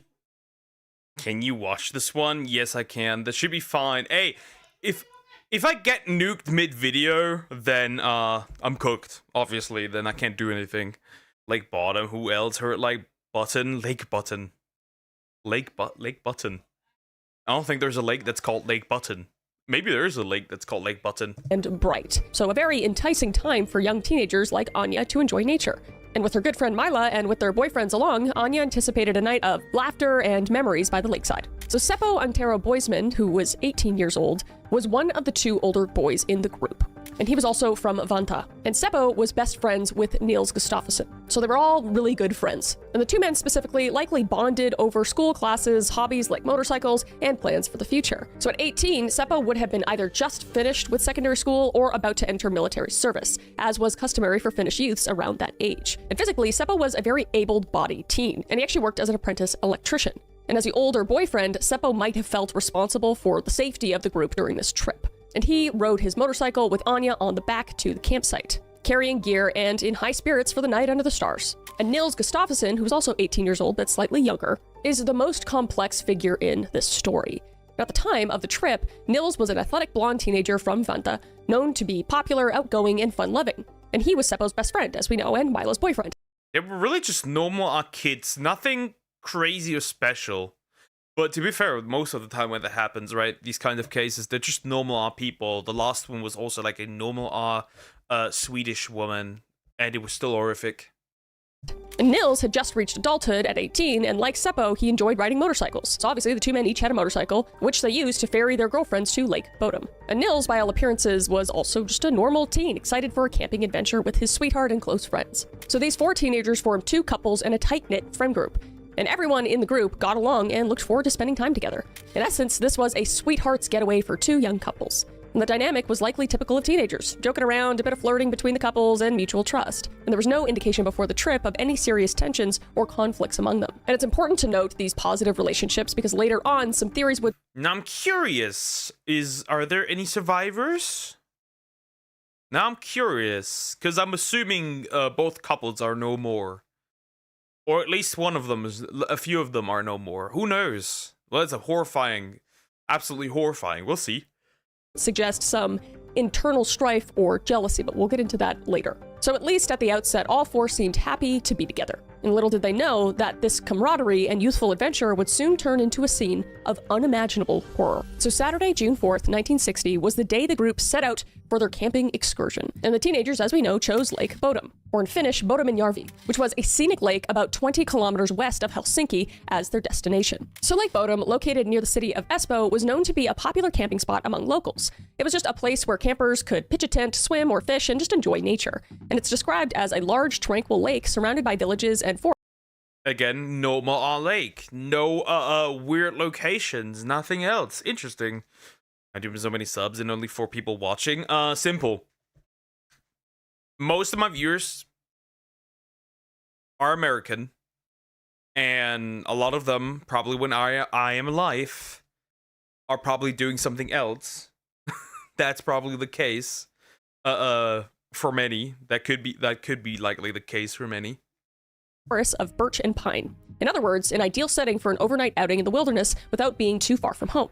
And the decision may have been spontaneous or planned in advance. And sources aren't clear on exactly who suggested it, but all 4 eagerly agreed, and that's what we know for sure. And all of them, being from the city of Vanta, a relatively short distance away, made Lake Bodom an attractive and convenient spot for a quick getaway. And the boys, Niels and Seppo, wanted to make use of their recently acquired motorcycles and were excited to take their girlfriends on a ride and camp adventure. So with parental permission sorted, as needed for 15-year-old girls, and their destination picked, the stage was set. So the group packed light, as typical for overnight camping, and they had a single tent large enough to accommodate all 4 of them, which emphasized the coziness of their plan, roughing it, if you will, together under one canvas. So they were all staying in one tent. And they likely brought sleeping bags, some food, and treats, and other... They're really just normal people. Duck, you meanie, what the fuck did I do? You sent me a video of an OF girl that was S8 and using her trauma to make fetish content of wanting to be S8. That's what you sent me, and I watched the entire thing. It was weird as hell. I love this girl. She makes a ton of videos on cults. Yeah, that's what you sent me. That is what you sent me, and we'll watch the entire thing. Some videos I'm gonna pre-look now, because that's horrible. We even have American in live chat. Yes, we have. Diagonal is one. Yippee is one. Yeah. Frog is one occasionally. I told you it's messed up. You didn't tell me nothing. You post the link and then you made like the pointy finger emoji, and then duck, and that's it. Essentials. Because they were traveling by motorcycle, everything had to be very compact. So we don't know if they carried any weapons or protection, like a hunting knife for camping. Nothing of the sort is mentioned, so it appears they did not anticipate any danger from people or animals. And it's worth noting the natural phenomenon of the white night in Finland, which they were set to experience. Because in early June, at that latitude, the sun barely dips below the horizon, meaning nightfall is more of a prolonged twilight. And one writer describes these white nights. It's incredibly beautiful, though. Damn, that sucks, though. But that's incredibly beautiful. Not gonna lie. That's a beautiful location, then. Yeah, perfect for just like a cute couple thing. You should have understood it. I shared it. Come on, I expect better. I expect better too. Justice for Apple. Yeah, that wasn't interesting though. I didn't know that existed. And then OF and Instagram are doing nothing, and she continues to post. As having a strange grayish light, like someone dialed down the brightness for a few hours, and an almost eerie silence. So this ethereal atmosphere can be magical for campers. And for our 4 teenagers, the never quite dark night was probably part of the thrill. And upon arrival, they would have seen a very picturesque lake and beautiful natural surroundings. And the area was also known to have a kiosk, which is a small convenience stand, run by a local man and often hosted campers and hikers. And it's not clear if the teens stopped at the kiosk or interacted with locals upon arriving, but they proceeded to pick a spot for their tent. And they chose a spot along the shore for pitching the tent, a flat clearing not far from the water. And by all accounts, their arrival and setup went very smoothly. And Nils and Seppo likely helped each other assemble the tent, while Mila and Anya might have laid out sleeping bags and gathered firewood. So with their camp established, the journey concluded and the leisure began. So the daylight hours of June 4th passed uneventfully, and pleasantly for the group by all accounts. Okay, it seems super normal. Duck book talk next. I want to watch something funny. But we had book talk tomorrow and it was horrend. She was making out with a cow. It was straight up a cow. That's a cow, bro. That was a cow. That in the shoe on video, what is straight up just a cow? Yeah, the sunset is stunning. Yeah, it is. TLDR, by the way. Essentially, this is just 4 Finnish kids, Finnish young adults, going on a trip together, 2 couples, and something horrible is about to happen. They went to a lake. And the afternoon was likely spent in typical camping pastimes, possibly swimming in the lake's cool waters, lounging on the shore, and exploring the woods. And according to later reports, nothing unusual happened during that day. The friends enjoyed each other's company and the freedom of being out in nature. And the evening of June 4th was still bright due to that white night effect. But eventually, a gray dusk settled. And at some point, the teens retired to their tent for the night. And 4 people in one tent would have been a very snug fit, and they likely arranged themselves with the couples next to each other. And based on diary evidence and witness accounts, the group did not venture away from their own campsite to socialize that night, at least not according to initial statements. So as far as the teens were concerned that night, they were alone and secure in their campsite. Now, allegedly, there was mention of the boys being drunk in Mila's diary, but they would fall asleep and that's already not a good sign, them being drunk. I wonder where this is leading. I really wonder where this is leading. For now, I'm saying it was one of the boys. Woke up around 2 a.m., after which the boys got up for a bit and the girls fell immediately back to sleep. And eventually, they were all asleep inside their tent. And the night was calm, with the lake waters gently lapping in the pale night sky above. And it should have been a peaceful slumber in a beautiful place. However, as the early morning hours rolled around, an unknown terror crept toward the unsuspecting campers. Remember that doctor's appointment you were supposed to make a while ago? That one you meant to book, but you got sidetracked and completely forgot about it until now? You know, that dentist appointment for your biannual cleaning, that dermatologist appointment for that weird rash you got on your stomach. It'd be really weird if one of you actually had a weird rash on. The lion does not concern himself with health. The lion does not concern him. The lion lives a fulfilled life, not a long life. Since the past 2 days, I've had so much fun. This was a good weekend. I could tell because you weren't here yesterday. I was already missing the apple. I was like, wait a minute. This woman is probably with the cute guy. She finally did it. Did you though? Your stomach, let me know in the comments. Or that overdue annual checkup that's been 6 years in the making. Well, why not book it today with ZocDoc? ZocDoc makes it easy to find the right doctor right now, and it's all online. And you'll probably be able to even book an appointment before the end of this ad. And we've all been there, scrolling through social media at 2 a.m., suddenly convinced that drinking celery juice will fix all your problems. One minute you're watching someone gargle coconut oil for 20 minutes, and the next you're learning that apparently we should be sleeping on the floor now, or something. And listen, I'm all for trying new things, but maybe, just maybe, we should check in with actual medical professionals instead. And that's where ZocDoc comes in. It's a free app and website where you can search and compare high-quality in-network doctors and click to instantly book an appointment. And I recently started going back to therapy. Your girl needed some therapy, and ZocDoc made it. Yeah, I wonder why. I wonder why.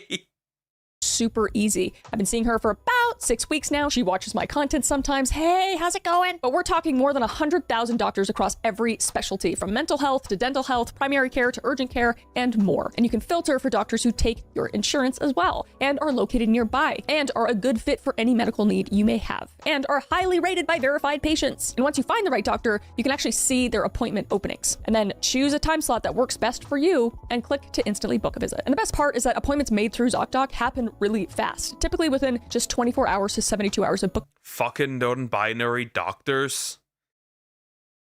If my therapist is non-binary, I'm leaving. That therapist needs therapy.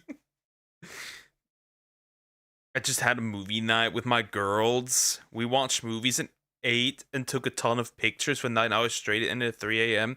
Today again, one of gave me a pizza party. I'm so full, by the way. It was so good. I don't want to know what the movies you watched. I look at women in a different I look at women differently now. When No Poke the Lion have his quote, "A lion doesn't concern itself with the opinions of sheeps." Yeah, but we changed that. The lion does not concern himself with a long life, just a full life. And other things. I know I booked one day and I had an appointment the next day, and honey, I needed it, okay? More often than not, you can even get same day appointments. So I personally use ZocDoc, and you should too. So stop putting off those doctor's appointments and go to ZocDoc.com/CCCM to find and instantly book a top-rated doctor today. That's ZocDoc. I'm gonna be real, if you say suck doc, that sounds like you want to suck your doc. I'm not good. No.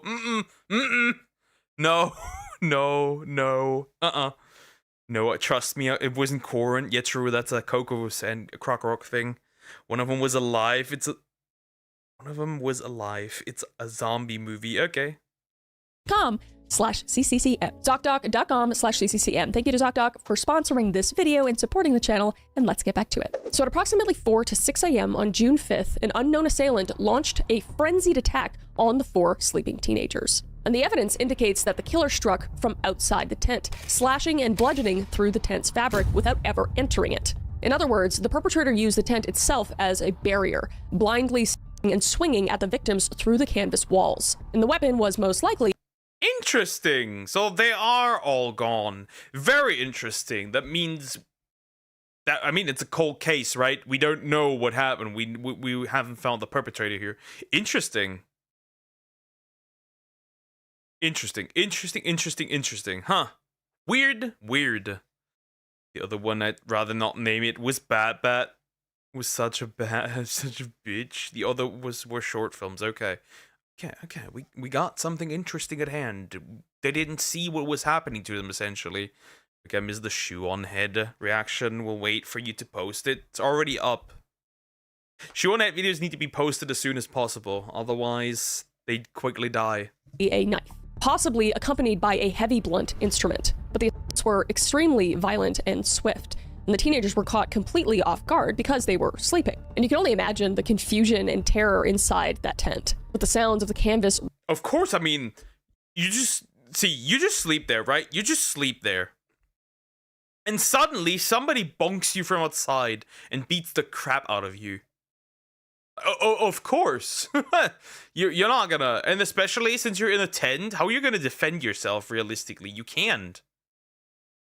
Ripping and screams of pain and the sudden realization that they were under attack. So the tent itself quickly collapsed onto the occupants during the onslaught, and much later, witnesses would recall seeing the tent in a flattened state, as if it had imploded on itself. And investigators believe the assailant first cut the tent's guy lines or supports, perhaps to trap the victims inside the tent, and then stab downward through the material. But all 4 teenagers were injured in this gruesome attack, and 3 would not survive. But despite the viciousness of the attack, none of the victims managed to escape or fully fend off the assailant.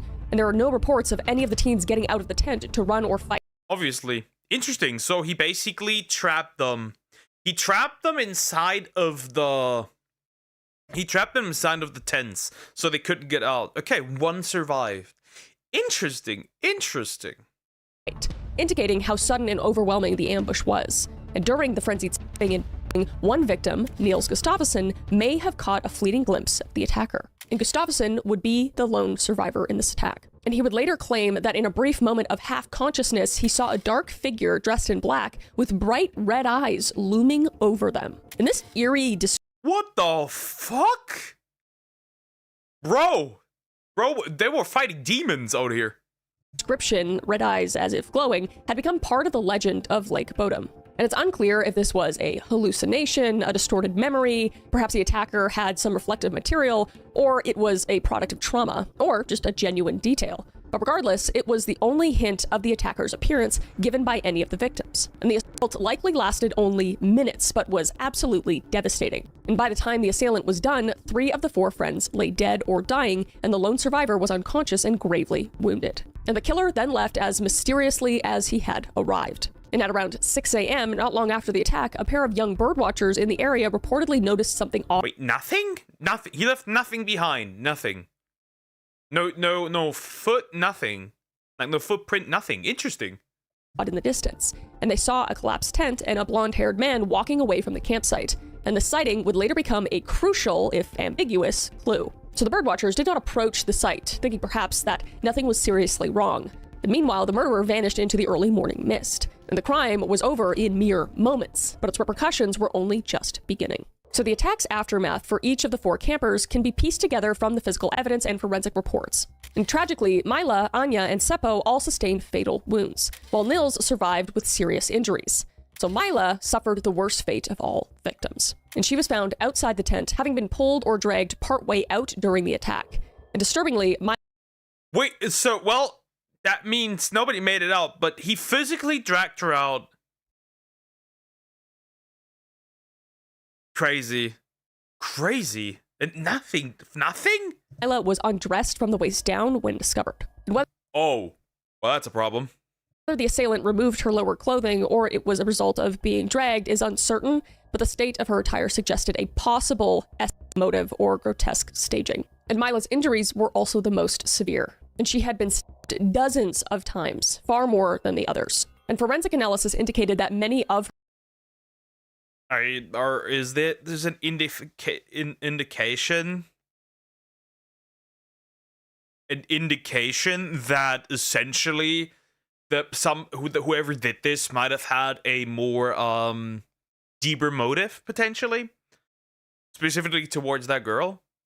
We're watching Loki stupid, not gonna lie. I mean, hey, if you want to watch some birds, better than gambling. Her stab wounds were inflicted after she was already deceased. So it's kind of in line with just a very angry, sounding like personal attack, like a vengeance he had just for Mila specifically. And also, Mila's head had been hit extremely hard, causing shattering injuries. So this was just extreme overkill for Mila. And it seems to be she was like the center of this person's rage. But since Mila was Nils' girlfriend, the only survivor's girlfriend, some later theories speculated about personal jealousy or hatred directed at her. But we'll talk about that later. But in 1960, Secret admirer? Potentially? Bully victim? Interesting. Interesting. 60, investigators could only note that she clearly bore the brunt of the killer's fury. And Mila's body was also found lying on top of the collapsed tent canvas near Nils. But there was no sign of her actually being SC'd in terms of confirmed evidence, but her being partially unclothed and the brutality left the possibility in people's mind. So Mila would die at the scene from a combination of wounds and blunt force trauma. Now, Anya's body was found inside of the tent, and she was likely attacked and killed before she had any chance to escape. And Anya's injuries, while fatal, were notably less extensive than Mila's. And she had been stabbed and hit, but not to the excessive degree of her friend Mila. And it's possible Anya died quickly from her wounds as well. But there's no indication that Anya was moved or deliberately posed either. She simply remained where she was, attacked inside the tent. And Anya's cause of death was the multiple wounds and blunt force trauma to her head as well, consistent with the same weapons that killed the others. And the horror of all the suddenness meant Anya likely never even fully awoke before she was killed. And Seppo would also be found dead inside of the tent as well. So as the other man and the oldest in the group, and one might expect he'd have resisted the attack to some degree, but the situation gave him little chance, given the fact that he was asleep most likely. And Seppo's injuries included wounds and blunt force trauma as well, similar to Anya's. And there is speculation that Seppo might have awoken and confronted the attacker for at least a moment. However, at the crime scene, Seppo's body was found inside the tent with fatal wounds. Well, how was he supposed to confront the dude doing it, right? Because he wasn't even able to get out of the tent. Realistically, there was no way he could fight back, indicating he did not get that far if there was any sort of scuffle. And notably, neither Seppo nor Anya were attacked post-mortem like Mila was. So their killings, while violent, seemed straightforward by comparison. So at just 15 years old, and 18 years old, these poor teenagers lost their lives in what should have just been a safe camping trip. And then there was Niels, who was the sole survivor of this massacre. But he came exceedingly close to being the fourth fatality, because he was found alive but unconscious, lying on the ground near the tents outside, on the same side as Mila. And Nils had severe injuries. His jaw was broken, he had fractured cheekbones and a deep wound to his forehead, and he also sustained a serious concussion. Bro, that is crazy. That is insane. How did he manage to, bro, what? And he was also covered in blood. And initially, responders thought he might die of his injuries because he was barely clinging to life when he was discovered. And Niels was found barefoot, and notably, his shoes were missing from the scene. So it appeared somebody stole shoes? He had been inside the tent during the attack and somehow ended up outside of the tent, possibly staggering out or being knocked out of the collapsed tent by the assailant. And he would collapse next to Mila. And there are differing accounts of his exact position when he was found. Some say he was on top of part of the tent canvas, others that he was just beside it, but in any case, he was within a couple of meters of the other victims. But despite his grievous wounds, Niels was still alive when help finally arrived several hours. Maybe someone got out and then just straight up collapsed afterwards due to like severe pain, right? Later, and he had no memory of the actual attack, likely a merciful side effect of the head trauma. And as mentioned, only later recalled and a fleeting image of the red-eyed figure in black attacking them. So Niels' survival would have major consequences. It meant there was a witness, albeit with a shattered memory, and a victim who could later be scrutinized. But on that morning in 1960, Niels was viewed purely as a victim who narrowly escaped the fate of his friends. And he was rushed to the hospital as soon as rescuers came, and his injuries were documented as consistent with being attacked by the same perpetrator who killed the others. So the scene at Lake Bodom on the morning of June 5th, 1960 was one of both confusion and horror, because the teen's tent had been collapsed onto itself, visibly torn and soaked with blood. And blood splatter and pools around the site made it clear a vicious attack had occurred. And the tent fabric had multiple slashes and punctures from the knife thrusts. And inside the tent was a disarray of sleeping bags and belongings that were drenched in blood as well. And the entire area was eerily quiet in the early light of dawn, except for the distressing sight at the campsite itself. And evidence would indicate that the killer had attacked from outside. Hi, Captain. How you doing? Hope you're doing good. Hello. Hi. I'm doing alright. Neil's sus, or is it just me? Well, I don't think so. I think it's Niels, actually. Not Neil. I could be wrong. Well, how would we orchestrate this, right? I don't think that, like, stabbing somebody, like, if this was, like orchestrated, right? I don't think that stabbing somebody in the head would be fine. I don't know. It's also that, well, realistically, he probably only survived because he somehow got out of the tent and just immediately collapsed. Likely. And the perpetrator was too focused on, unleashing his rage towards one of the girls. Like we were talking about before, cutting the tent open and cutting downward. But remarkably, no murder weapon was found at the scene. So neither a knife nor any blunt instrument was recovered. And this meant the assailant took the weapons with them or disposed of them somewhere. And investigators later scoured the lake and surrounding woods, but the murder weapons have never been located. And another baffling aspect was that several of the victims' personal items were missing or oddly displaced. Like the keys to the teens' motorcycles were gone, yet the motorcycles were left parked near the campsite untouched, which is odd. And wallets and some articles of clothing were also reported missing. And most peculiarly, Niels Gustafsson's shoes were nowhere to be found at the campsite. So this was strange because one would expect shoes to be left by the tent entrance or inside. And an intensive search was launched for these missing items. And in the days to follow, some of them— Are you telling me that dude just, like, took his shoes? Like, using 100% of his brain and still buffering? It's just like... Let's say that he had part in this. It would be weird. What would he gain out of this, realistically, if he had part of this, right? From what we know, he technically couldn't gain anything. There was no girl involved because one of the girls was his own girlfriend, so that doesn't work. He was like, had wounds in his forehead. Jaw was broken. Other stuff was going on. What could he gain from it? Realistically, there must be a reason. And the camera shots are good, true. I don't think he's involved. I think he just got really, really lucky. Missing clothing and Neil's shoes were discovered about 500 meters, which is about a half a kilometer away from the tent. This man stole his shoes. This man stole his shoes. Why did this man steal his shoes? Why are the shoes stolen? Hidden. It was as if the perpetrator had gathered certain items and stashed or tossed them while fleeing, and the shoes in particular would later become crucial evidence. But in 1960, it was simply perplexing to find them so far from Niels, who, again, was found barefoot. So why would a random killer take the time to remove and hide a victim's shoes? Doesn't really add up or make sense. I mean, none of this makes sense, but that's particularly odd. So the crime scene presented investigators with a chaotic mix of clues. Intense violence, missing belongings, no obvious motive, and also notable, aside from the birdwatcher's account of a blonde man walking away at dawn, there were no eyewitnesses to the crime. Wait, a blonde man walking away at dawn and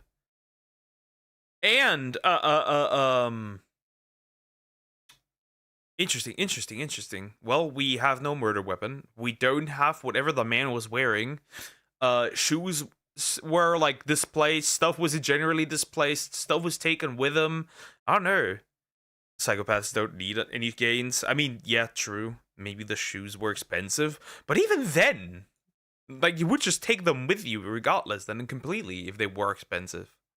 Itself. And the other campers in the area did not hear screams, or if they did not realize what it was. And it's possible that any cries were muffled by the tent and the quick, incapacitating nature of the attack. And again, the perpetrator had beef with one of the girls, it seems, at least. And the scene was remote enough that help did not arrive until hours later, meaning the crime scene sat exposed to the morning. And sadly, the way the scene was handled next would introduce its own set of problems. Well, October's here, and while everyone else is picking out costumes, smart entrepreneurs are getting ready for the biggest sale season of the year. And that's exactly why I run Sour Boys with Oompaville, aka Caleb, aka my husband, on Shop. Wait, I didn't even know that! Why did nobody tell me that she's Oompaville's wife? Wait, what? I didn't know that! Wait! Crazy. Because it's stressful enough running your own business, like we literally have no help, it's just us, with a small team of family and friends, but Shopify makes it so much easier. And look, we've all been there, juggling a million different platforms, drowning in logins, trying to keep track of inventory here and sales there, and social media somewhere else. It's enough to drive anyone crazy. But Shopify changed everything for us, truly, because everything's in one place, and we can sell Sour Boys online, at events, even directly through social media where you're already scrolling. So between recording podcasts and creating content, I can check our orders from my phone, which is really handy, and keep my team updated even though we're all in different locations a lot of the time. And Shopify basically operates as your back office, so you don't need a full staff watching over everything. Plus, their AI tools like Shopify Magic are a total game changer. It's like having a little assistant for everything from content ideas to inventory reports. And here's the thing, the entrepreneurs who win in December, they're the ones building right now in October. So whether you want to test out a merch idea or you're ready to launch that product you've been dreaming about, this is your window to set yourself up for the holiday rush. So if you're ready to make your next big move, head to shopify.com. In other words, I should use this if I want to sell my merch made by the poor Jewish kids in my basement, or the poor apples in my basement. .com/CCCM, because your dreams aren't a conspiracy, they're real and they're worth fighting for. So don't let other platforms leave a sour taste in your mouth. Sour Boys pun. And get started today at shopify.com/CCCM. Thank you to Shopify for supporting this channel and sponsoring this video, and let's get back to it. So despite the attack occurring around dawn, around 4 to 6 a.m., it would be several hours before the victims were actually found and help arrived. And the first people to notice something was wrong were the aforementioned small group of boys who were out birdwatching. Also, it's like, now that this is mentioned, right? If Niels was involved, right? If he was, then why leave a chance open of him straight up just dying? Because who knows if these bird watchers would have just passed by. Except if if one of the bird watchers is part of it. In the area around 6 a.m. And they continued on their way, not immediately realizing that they may have witnessed a murderer fleeing. And as a result, the crime scene remained unattended for several more hours. And it wasn't until 11 a.m. that the bodies were officially discovered. And a local man named Risto Siren, identified in some reports as a jogger or carpenter out for a morning walk, came upon the campsite and saw the carnage. And he saw the tent flattened and bloodied and the unmistakable sight of bodies either on top or inside the tent. And I can't imagine how he felt seeing this. But luckily, Risto immediately alerted authorities, and he contacted the police who arrived at the scene by noon on June. That's a lot of therapy needed here again. 5th. And some sources alternatively name a carpenter called Esko Ova Johansson as a discoverer. So it's possible that Johansson and Siren are the same person, or one of these people accompanied the other, or one did find it first or by the other. So I'm not positive on that, but those are the two names we have. But regardless, the key point is that a local adult found the victims late in the morning and called police. So when police and medics arrived to this horror show in front of them, to their surprise and relief, they found Niels Gustafsson still alive, despite his severe injuries. So medics quickly extracted Niels and rushed him to the hospital in Helsinki for emergency treatment. And the other 3 teenagers were confirmed dead at the scene. And the police began to secure the area, but crucially, their approach to the crime scene would be later seen as disastrously lax. Initially, however, their focus was on the possibility of catching the perpetrator nearby and gathering obvious evidence. So they had the birdwatchers report, which gave them a rough timeline, and the murders likely happened shortly before that sighting, and the time of discovery at 11 a.m. meant the killer had around a 5-hour head start to escape, which is a lot of time. So law enforcement conducted a search of the vicinity, hoping the murderer or any weapon might still be around, but found nothing immediate. Meanwhile, news that 3 teens were slain at Lake Bodom spread very quickly, drawing curiosity and alarm. And unfortunately, as more people flocked to the scene and investigators swarmed in, the integrity of the physical evidence on site. I don't get what's happening. Simple. They were attacked by a dude. I think I missed the key details. They were attacked by a dude, okay? They were attacked by a dude. Probably in a black outfit and probably something red to cover his eyes. Who knows? Maybe it was an outfit. Maybe it was a costume. Who knows, right? And he essentially killed 3 of them. 1 survived. One of the girls was experienced severely more violence than all the others. He then essentially left and basically like displaced some stuff, took some stuff with him, took the survivor's shoes, like dropped them 500 meters away, and yeah, that's pretty much it. That's the whole thing. What happened? That's the whole thing. What happened? The girl that was severely more attacked than the others was dragged out of one of the tents because, well, there could be some personal motive. Who knows? She was also undressed.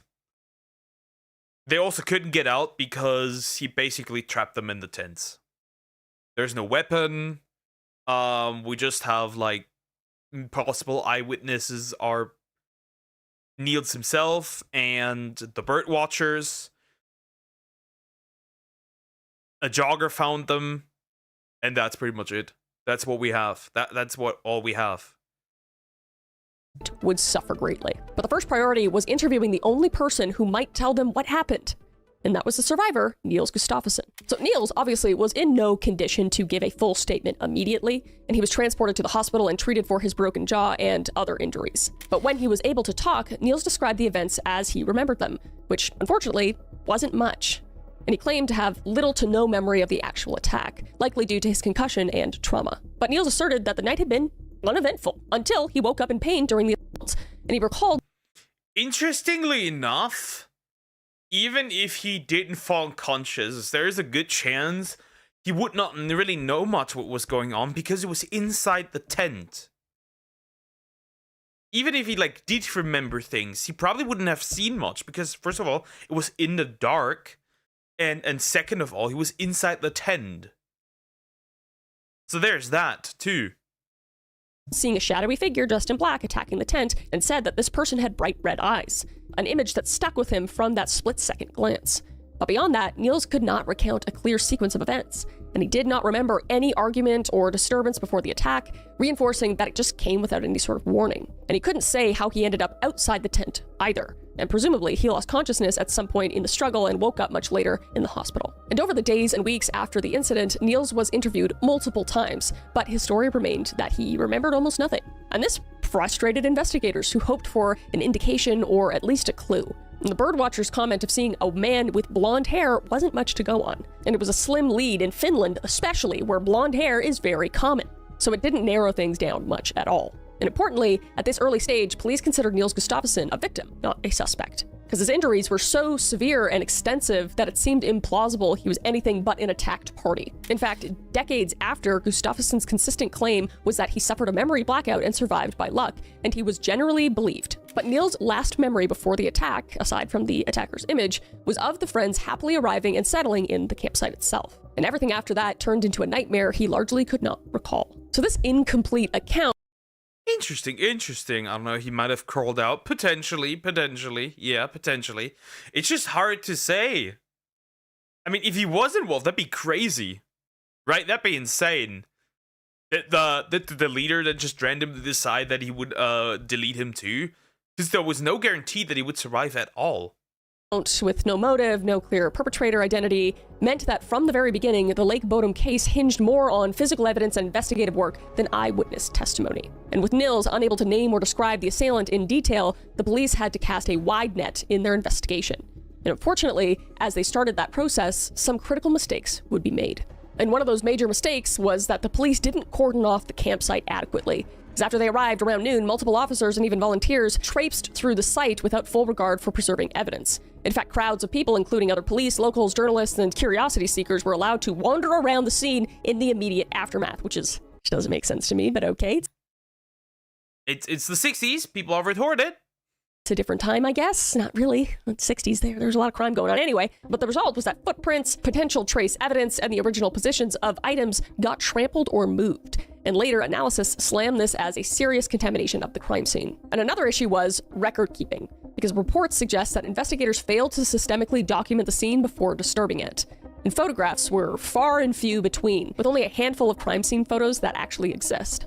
And some were taken after things had been moved, so like useless, essentially. The precise measurements of distances and items' locations were not logged, which would severely handicap the forensics. So recognizing that items were missing, like the keys, wallets, clothing, and shoes, the police organized a search of all the surrounding area.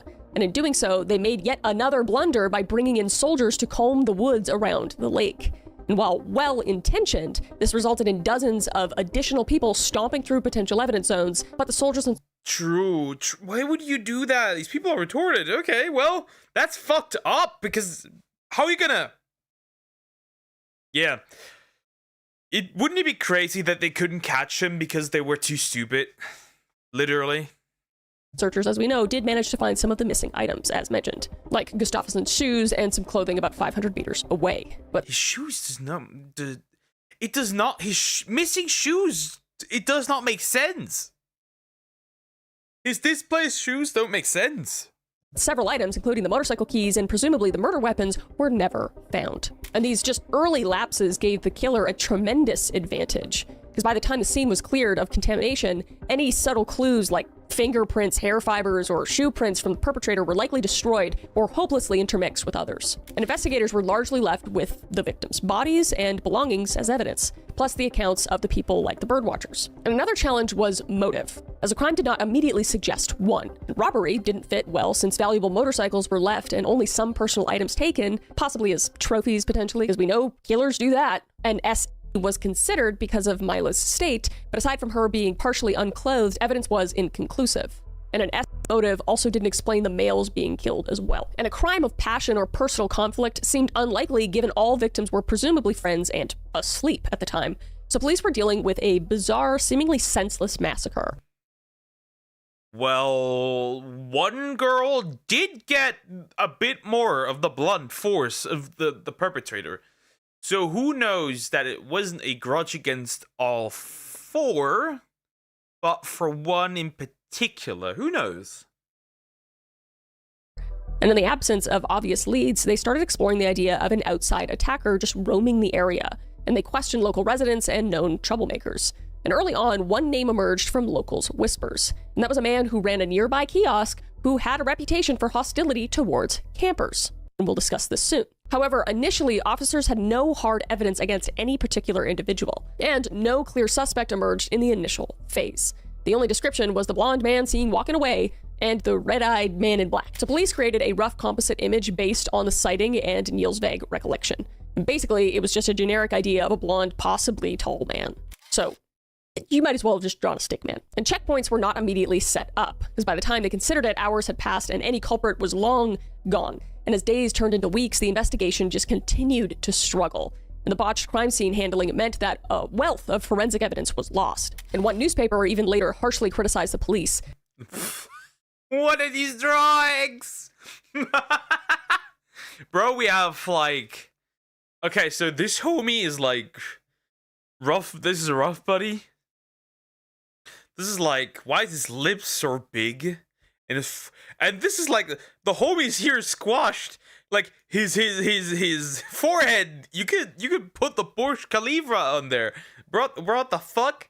And like they're all horrific, bro. All of these are horrific. Noting that careless onlookers and even curious campers all but destroyed the murder scene after police had left. And in these early weeks, investigators did their best with traditional detective work, interviewing anyone who might have been near Lake Bodom, checking alibis of local ex-convicts or mentally unstable individuals, and sending out alerts in case a bloodied suspect turned up at a hospital. And one actually did. Wait. So those are not red eyes? Blonde, tall, red eyes? Okay. Why did they not ask friends and family of maybe who knew? Right? This is like missing here. This wasn't mentioned. Like friends and family who maybe knew that they were going there, right? Was that not asked? Because that wasn't mentioned. Maybe that was asked. It was mentioned. But with each passing day, no arrest was made and the case began to cool down. And the groundwork, or lack thereof, laid in this initial investigation would deeply affect the decades to come. And leads that might have been solved with solid evidence turned into mere speculation. But still, the police did pursue several theories and suspects in the months and years after the murders, and some plausible, some more far-fetched. And we'll now turn to those suspects and theories that emerged as detectives and the public tried to answer the burning question: who killed the teens at Lake Bodom? So with an unknown assailant at large and a community in fear, numerous suspects and theories surfaced in the aftermath of the Lake Bodom murders. And investigators looked at local characters with bad reputations, potential drifters or outsiders, and even the surviving victim himself. And over the years, speculation ran rampant. So early on, attention focused on a local resident named Carl Vandemar Hjulstrom, infamously nicknamed Kiosk Man because he ran a small kiosk in the campground near Lake Bodom. And Hjulstrom was well known in the community, and not for good reasons, because he had a history of hostility toward campers and young people in the area. And locals recounted that he would often shout at or harass people who came near his property. In fact, he was said to have cut down tents and thrown rocks at visitors he didn't like. Not a nice guy. So this pattern of... Yep. Not a nice guy, though we don't know. Is he trying to tell me something? At this point... help the cute guy. Aggressive, antisocial behavior made him an immediate person of interest when a campsite full of teens was savagely attacked. And many in town quietly suspected Hjulstrom from the start. And some even claimed to have seen him behaving oddly on the morning of the murders. And according to later accounts, several witnesses said they saw Hjulstrom returning from the direction of the campsite that morning, looking wet as if he'd been in the lake. But these people were too afraid at the time to inform police of this. And Hjulstrom's own wife initially provided him an alibi, saying he had been home in bed with her during the early hours of June 5th, thus supposedly unable to be the killer. And police interviewed Hjulstrom and searched his property, but found no hard evidence linking him to this crime. So this kiosk man denied any sort of involvement, and aside from community rumors and his general creepy demeanor, investigators had... Sure, okay, well, there is a possibility that he did it. But wouldn't that be way too obvious? That would be way too... I feel like that would be way too obvious. Right? That would be way too obvious, perv. You're a woman. I know what stuff you read. Silence. Nothing concrete. And they remained skeptical of the secondhand reports of his drunken confessions or supposed knowledge of the crime. Because it was said that Hjulstrom, when heavily intoxicated, allegedly blurted out confessions to the murders on multiple occasions. Which is pretty suspicious to me, but okay. But when sober... Suspicious, sure. I mean, it could be a confession.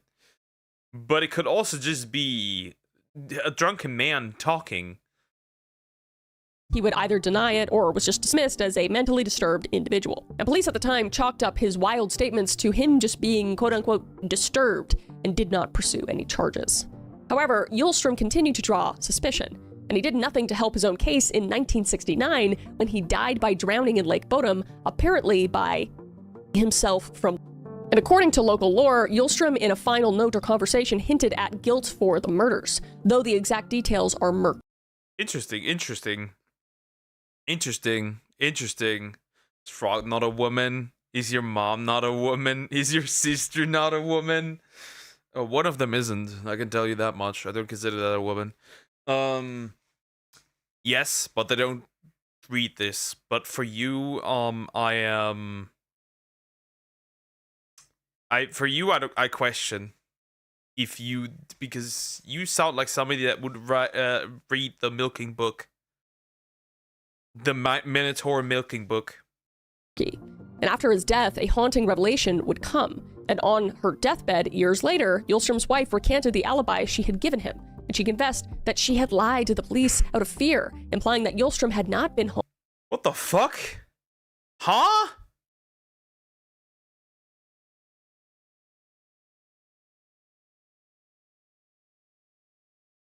What the fuck? The fuck? No, bro. That means but the one that did it is already gone and didn't even get the punishment. But your sister will be furious. I don't mind. This one can be furious. For reasons. Home at the time of the murders, and that he had threatened to kill her if she revealed the truth. So this posthumous admission by the wife gave enormous weight to the theory that the kiosk keeper was the Bodom murderer. And villagers recalled that just days after the murders, Hjulstrom had filled in a well in his yard with concrete. So it was speculated that he might have hidden the murder weapons or bloody clothing in the well. And police later did excavate or examine the property, but found nothing. Nonetheless, Hjulstrom remains one of the most popular suspect candidates in the public eye. He had motive, if seething hatred for campers or teenagers is a motive, and possible opportunity, because he lived nearby, and just a general proclivity for violence. And in books and discussions, Hjulstrom's name often... Alright then, why? Case closed. Your sister watches stream? No, she does not. I don't like milking... Minotaur milking? Well, because there's no Minotaurs to milk IRL, so there's that. Anyways. But no, she's not watching the stream. And even if she did, she can know, I don't care.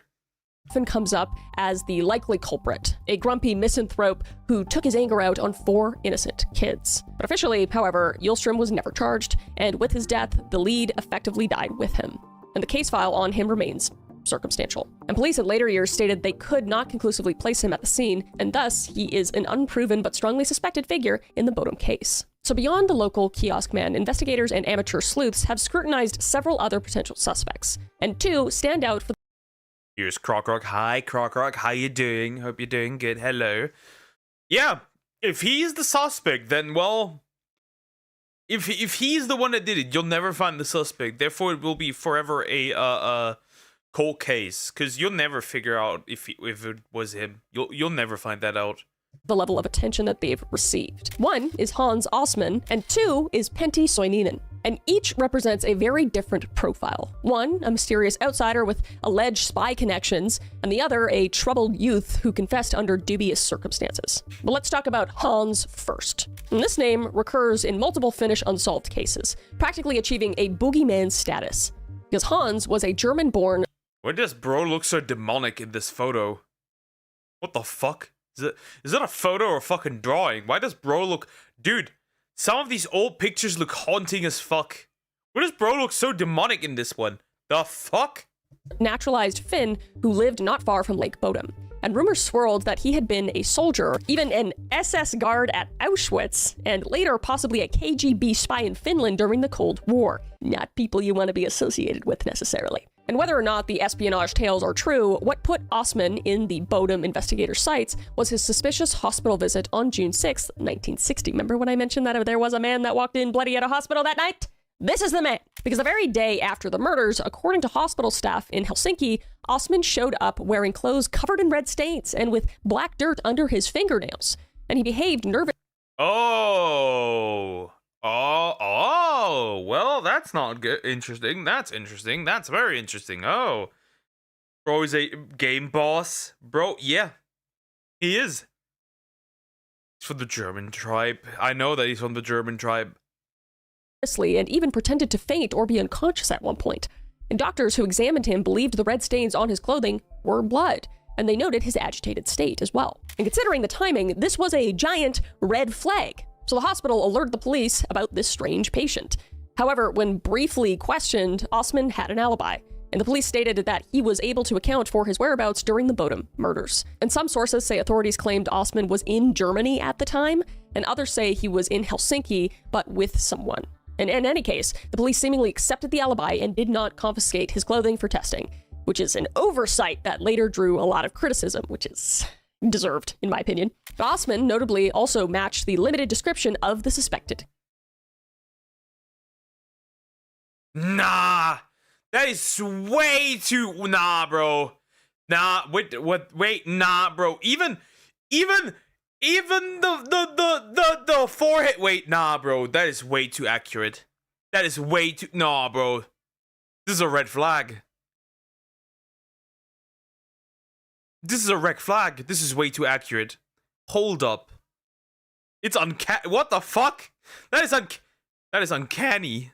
That is incredibly uncanny. That is a little too that is a little bit too close. What the fuck? Huh? They let this man go? Killer, because he had long blonde hair at the time and was fairly tall. And he looked eerily similar to the police sketch of the suspect. And intriguingly, after a newspaper published the birdwatcher's account of a blonde man seen leaving the tent, Osman cut his long hair short. Oh, that's suspicious as well. And to some, this signaled a guilty conscience altering his appearance, and Osman's name would surface in popular books years later, accusing him of not only the Bodum murders, but other unsolved killings in Finland.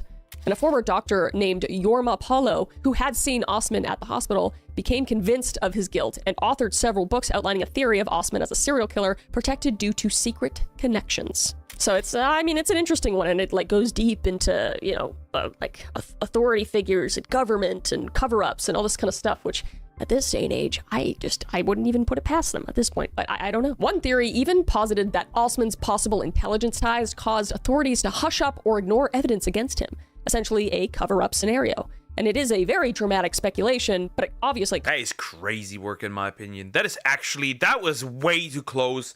There's something off here. Caught the public's imagination. But Osman would die in the late 1990s, but not before reportedly confessing on his deathbed to at least one murder, though it's unclear if that referred to Bodum or another case. So officially, the police in 2005 reiterated that Osman had a verified alibi and was not considered a suspect by the original investigation. But to this day, many Finnish true crime enthusiasts think Hans Osman could have been the killer who slipped away. And then there's the lesser-known suspect, which is Pentti Soininen. Sorry if I'm saying that wrong.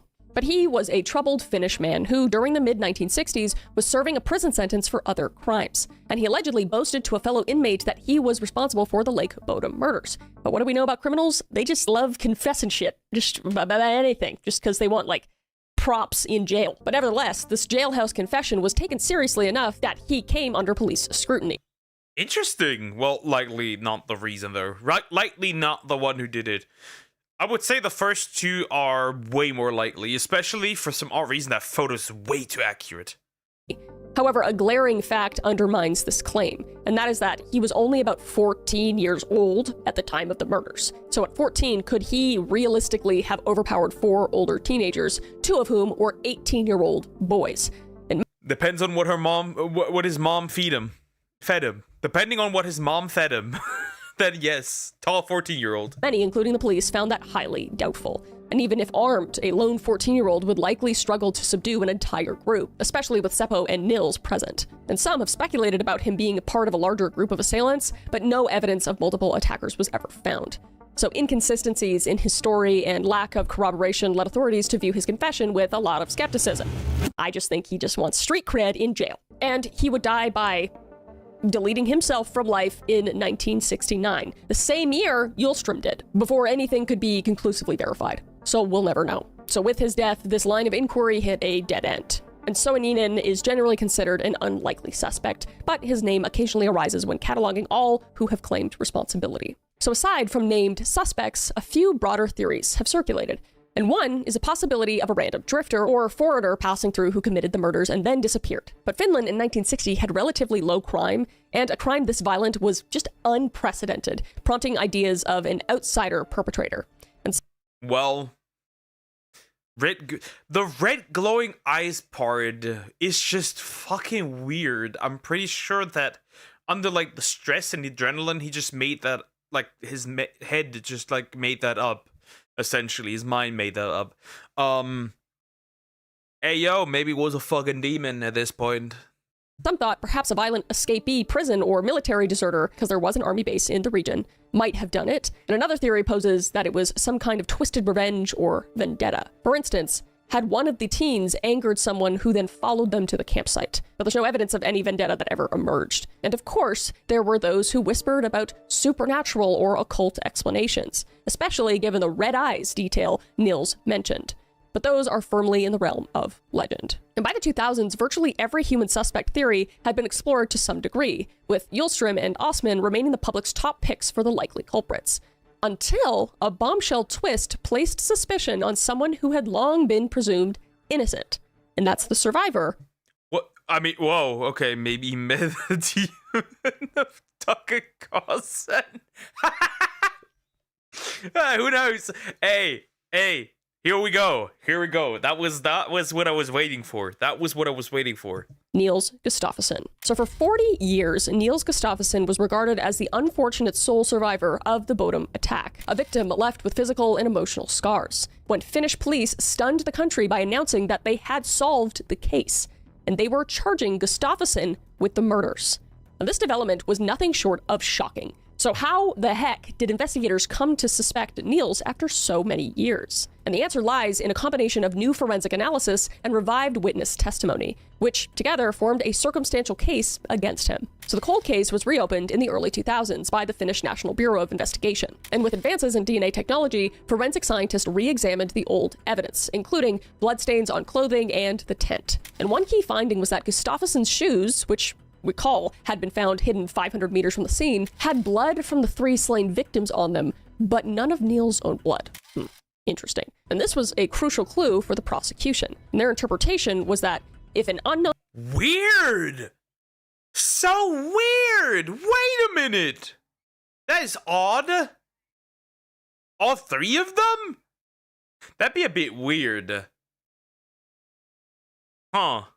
attacker had bloodied Niels along with the others, Niels' own blood should be on his shoes. So the absence suggested that Niels was not wearing the shoes at the time he bled, i.e. when he sustained the injuries. And instead, the only blood on the shoes was from the other 3, implying the shoes were worn during the killing of the others. Because everybody else's blood was on his shoes, but his own blood wasn't on his shoes. As if he killed them and hid his shoes because he had killed them and there was blood on them and it made him look guilty. So, in the prosecutor's scenario, after killing his friends, Niels removed his shoes, now stained with victims' and his friends' blood, and hid them, then later injured himself, accounting for his blood not being on his shoes. And this forensic reinterpretation was the backbone of the case against him. And investigators also revisited witness statements. Notably, there was a woman camper who came forward, and she claimed Niels and Seppo had drunkenly visited her tent on the evening before the murders, and that Niels was acting aggressive. And this new testimony puts Niels' character in question, suggesting he might have been intoxicated and agitated that very night. So the prosecutors would weave a theory. Niels Gustafsson, in a jealous rage, murdered his friends. And according to their narrative, the 4 teens may have been drinking and Niels became drunk and belligerent, and conflict would ensue. The problem here is that, can we trust essentially eyewitness testimony from 40 years, essentially 40 years in the future? Huh, I don't know. Possibly a fight between Niels and Seppo, perhaps over something like Niels making advances towards Seppo's girlfriend, or an argument about the girls in general. And in this supposed altercation, Seppo may have punched Niels, breaking Niels' jaw, which matches Niels' injury, and enraged by the fight and perhaps humiliated, the idea of a bruised male ego was floated during this trial. Niels was said to have snapped, and the prosecution suggested that Niels then turned violent, and he may have attacked Mila first in a frenzy of jealousy or anger, and this would explain why Mila's injuries were so extreme as Niels' girlfriend. Maybe he targeted her in a jealous fury, and why her injuries were so much more severe. And then after she was deceased, then he went to eliminate the witnesses, who were Anya and Seppo. And in this scenario, Seppo's earlier fight injury to Niels accounts for Niels' broken facial bones. And after killing the others, Niels then staged the scene to look like an outside attack. And the prosecutors alleged he hid some of their belongings to suggest robbery, hence taking wallets and keys. And he also removed his shoes, which were now covered in his own friend's blood, and hid them far away, likely in the early dawn. The question is, where is the stuff then? Where did he hide the stuff? Because, okay, he had 5 hours, but by that point, like, if you find the shoes, you find everything else too. And explaining the birdwatcher seeing a blonde man walking away. Then, in a final gruesome step, Niels injured himself.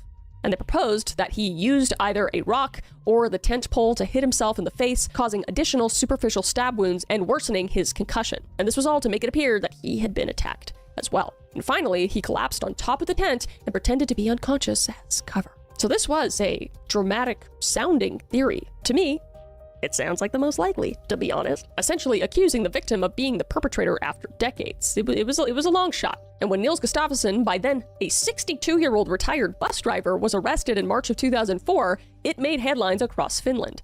And many found it hard to believe that the quiet man who had lived blamelessly for years was secretly a murderer. Yet the police insisted they had evidence and formally charged him, leading to a trial in 2005. And during the trial, in August of 2005, the prosecution laid out the case I just described. And they pointed to the DNA blood evidence on the shoes, the witness who placed Niels drunk and aggressive that night, and even an alleged incriminating remark from Niels. And one police officer testified that while in custody, Niels had muttered, "What's done is done. I'll get 15 years. Huh? What did you say, Niels? Okay, we're getting closer. We're getting closer. Yeah, it could in fact be Niels. Do you say that again? On camera? What's going on? Implying a subconscious confession that he expected to go to prison. And the prosecution also had the two birdwatchers claim that the man they saw leaving the scene was indeed Niels, but the defense would dispute that identification. And they argued that no other suspect matched the evidence as well as Gustafsson did, and that his motive was plausible given jealousy or intoxicated rage. And Niels Gustafsson's defense team, led by attorney Rita Lapinami, fought back vigorously. And they argued that the entire case was speculative and that Gustafsson could not have physically done it given his injuries. And they brought in experts to say that a person with a broken jaw and a concussion would have been unlikely to overpower 3 people and then calmly stage a scene, walking half a kilometer to hide items before injuring himself further. So the defense cast doubt on the reliability of the new witness as well, the woman camper, who came... See, if you get punched in the face and your jaw is broken, the pain would be insane. First of all, you would not sleep. Second of all, they must have been on the tens, because, well, as they said, you would need to get out. Especially if it's like 3 people. It's 3 people against 1. If they were all outside, then there's rarely a chance they would have succeeded. I don't know. Forward after 45 years. And they pointed out Mila's personal diary from the day of June 4th, 1960, that made no mention of any such visit to another tent, which it surely would have if something unusual had occurred. That's what they're saying. And they suggested this woman's memory might be faulty or influenced by the documentary process. And they also highlighted the contaminated crime scene. And any blood pattern conclusions to draw so many years later could be questionable, they said, because evidence was compromised. And the defense noted that no murder weapon was connected to Niels, and that none of the missing items were found in his possession. And importantly, they argued that the original eyewitness accounts consistently indicated someone else. And the blonde man seen walking away was initially assumed to be the killer, not Gustafsson lying injured on the ground. In other words, the third-party involvement was more likely. This is what defense is saying. And they said that if Niels' blood was absent on the shoes, a simpler explanation was that he wasn't wearing them when attacked. And perhaps he was sleeping barefoot, or the killer removed them for some unknown reason. And that didn't automatically mean he was the murderer, which, is fair. He could be not wearing shoes when he's sleeping, and that makes sense. But the trial captured national attention, and after weeks of testimony on October 7th, 2005, the court delivered its verdict. And that was that Niels Gustafsson was acquitted of all charges. And the judges found that the evidence was insufficient and too contradictory to convict. And the DNA on the shoes raised suspicions, but did not prove Niels' guilt beyond reasonable doubt, especially given the alternative interpretations. And the alleged motive was deemed speculative. And there was no direct evidence of a jealousy-fueled fight, strong enough to trigger mass murder. And the long passage of time had adamantly made certainty impossible, as the court noted. So the presumption of innocence had to prevail. And after 44 years of being considered a victim, Niels Gustafsson walked out a free man, legally innocent and exonerated. And he was awarded $44,900 by the state as compensation for the mental suffering caused by the wrongful detainment and trial. And Gustafsson, who had always maintained he had no memory and no guilt, expressed relief at the verdict. But despite the acquittal, opinions remained divided. Some in the public, swayed by the prosecution's narrative, still harbor suspicions about Gustafsson. And others believe he was just as much as a victim as the friends he lost, and that the real killer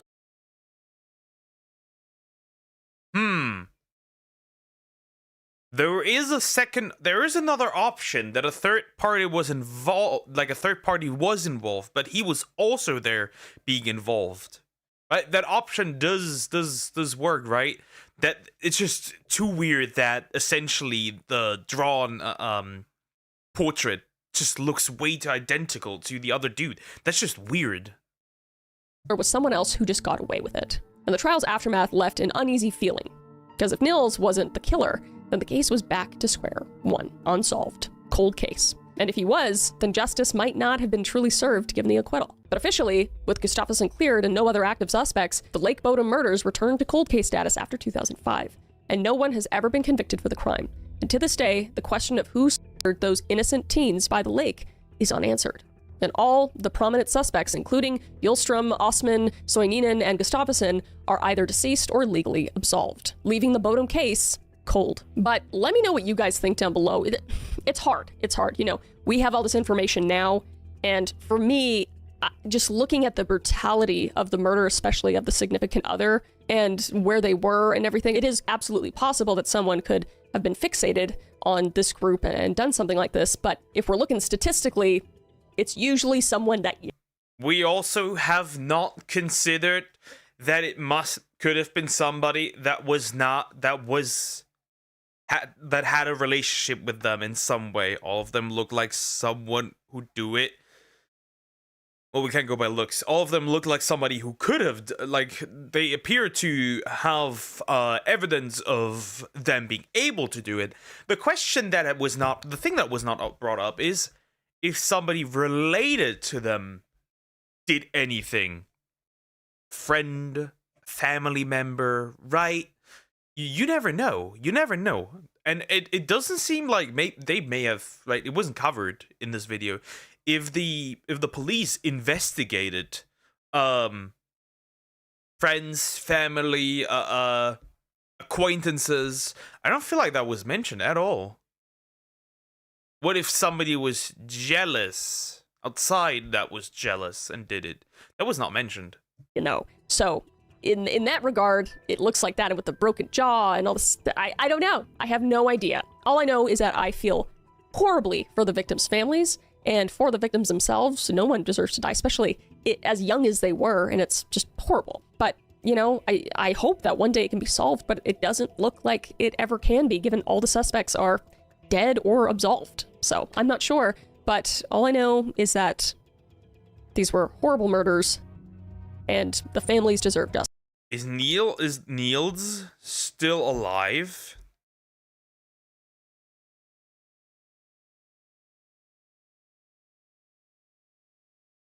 Is that man still alive? Curious. He's 83. I mean, at that point, you'll never find out. At that point, you'll never find out whether or not he did something. Because, like, bro is 83. Bro is 83. They're never finding out who did that. They're never finding out who did that. So either it's the blonde guy. They did see run away the blonde guy. The portrait is scarily close to what he looks like. It could be a combined thing, right? Niels himself and the blonde guy. But then the question lies, why? That's weird. Or it was the what was it? Bar dude? Was it the bar dude? I forgot what it was. Yeah. That or somebody entirely else. We don't know. If the police ask the family and friends, usually we should assume it's yes.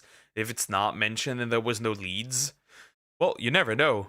I mean, they never really had much lead to begin with, due to they may have... See, the problem was that there may have been a lead, but due to them not securing the area, it may have disappeared. Go get at everyone movie, sure. Anyways, like, comment, and subscribe. I could at everyone for a movie. I could do that. Mine. First, I will take a break real quick.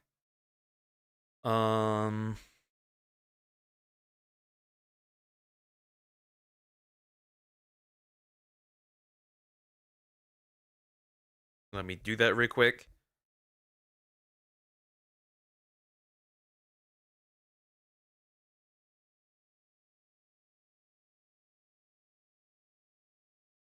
Okay.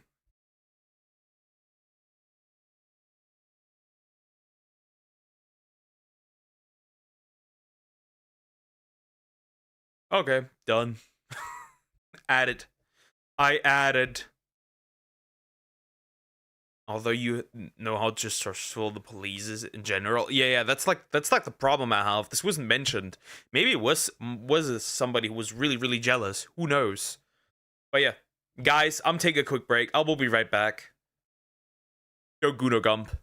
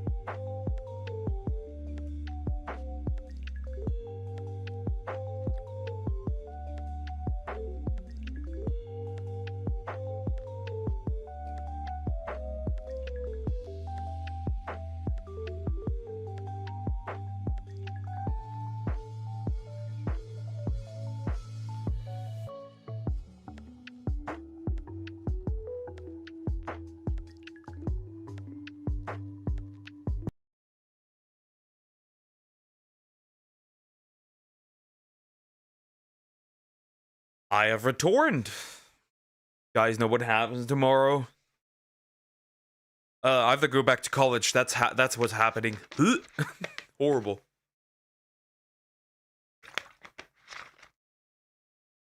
Horrible, horrible, horrible. Kitty! Kitty! Is Deer still here? Is the rare door here? Who knows?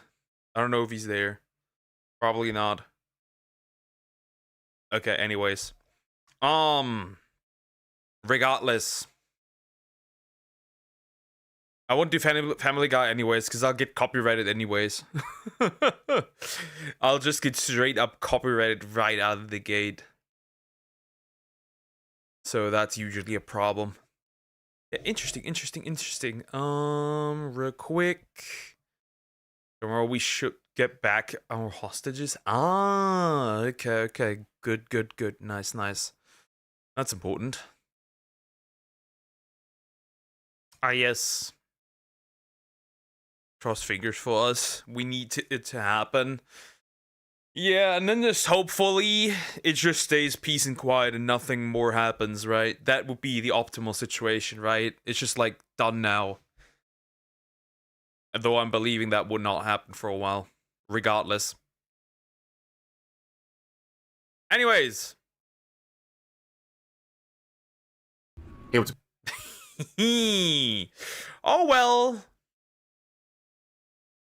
Oh well. I was looking at this and I was like, wait a minute, let's actually do that. Let's actually do that. My does. I will not. Oh, why are you so...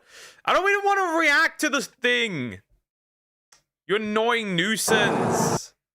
It's gonna get copyrighted anyways. Like, this thing is immediately dead.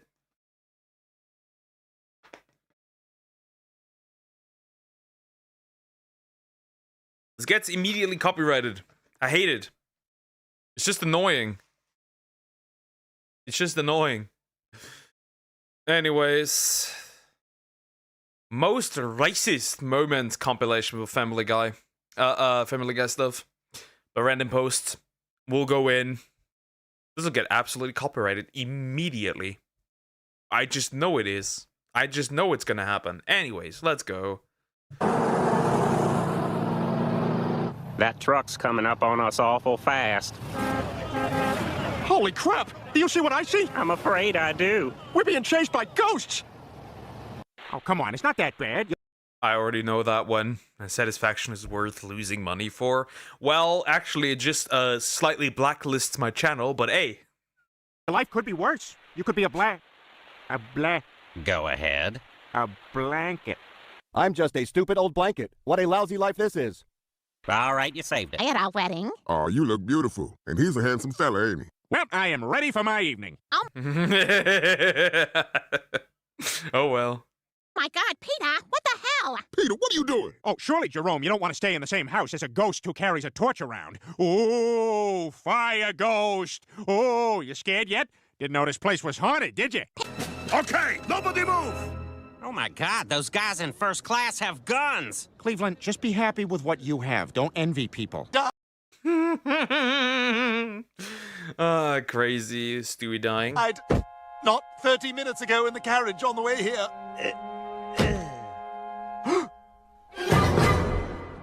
Well, we all know how this goes. I'm doing it!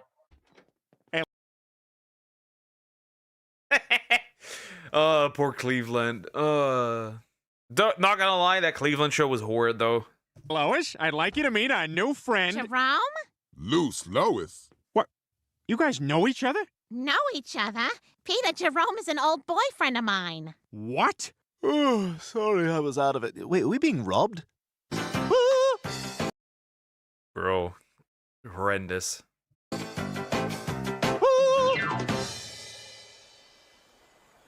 My ass! Man, this trip is dangerous. Couldn't we have just taken a bus? No, a black guy.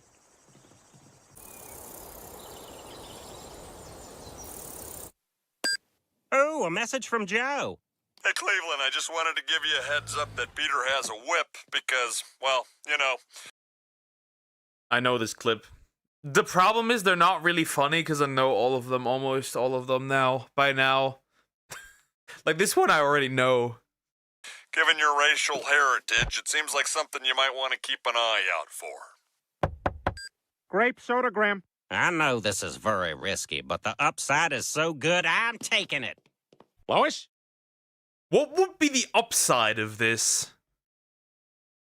Maybe he's a masochist, actually. To show I'm in touch with what it's like to be African American, I am going to go to the middle of the town square, get naked, and paint myself brown. No, that's offensive. You can't pretend to be black. That's a stupid idea. What? It's a Blackface. The only one who really pulled it off in a humorous way is Robert Downey Jr. stupid idea. You're a stupid man. A stupid man. Ow! You're hurting me! Stop it! Stop it, Lois! No! I'm so sick of your crap! Why do you always do these stupid things? And why do you always announce them to me before you do them? Are you trying to get a rise out of me? It's 9/11. Even I feel offended. Even I feel attacked because that's how my mom reacts to being stupid. 9/11 changed everything, Brian. 9/11 changed everything. Peter, you didn't even know what 9/11 was until 2004. That's not true, Brian. I remember 9/11. Must have been a woman pilot, eh? Oh, damn. I say, I seem to have sewn a shoe to my hand. May I go to the nurse? Replace him! Ah! Accurate.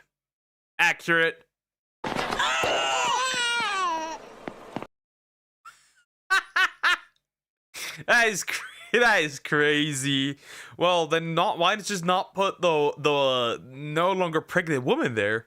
Faster! The pathway to enlightenment starts with an unfettered, focused mind. Look out! What are you doing? Oh, I thought that dot on your head was from a sniper rifle.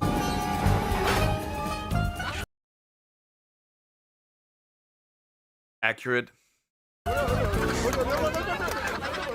Do you think all those chickens had to buy tickets? I don't know, but I'm starving. What I wouldn't give right now for a big, juicy steak. How dare you? To us, cows are sacred. That's right. You are disrespecting our entire culture. And why did Wes Anderson come here to make his worst movie? Stewie, what do we do? Quick, hit the red buttons! Okay. That one's good. That one's good. That one's good. That one's a good one. That one's a good one. Okay, that one's a good one.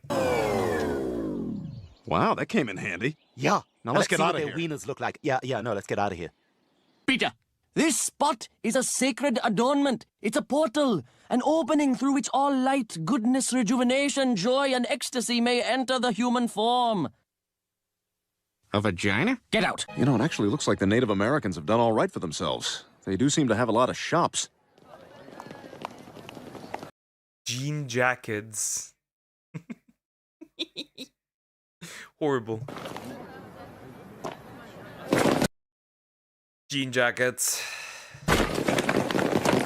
And it looks like they have medical care as well.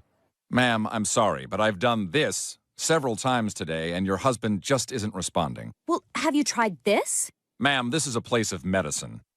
And their popular music is interesting.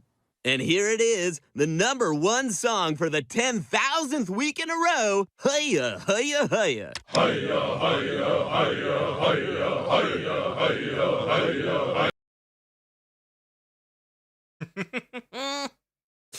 hiya. Yeah, okay.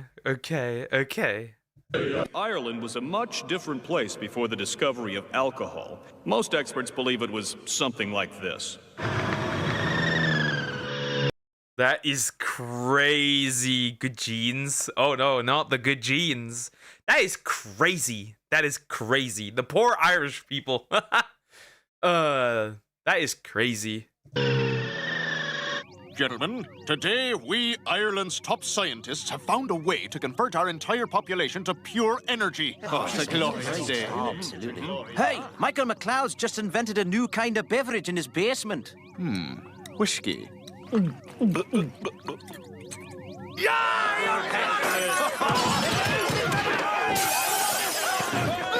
All right, here's one.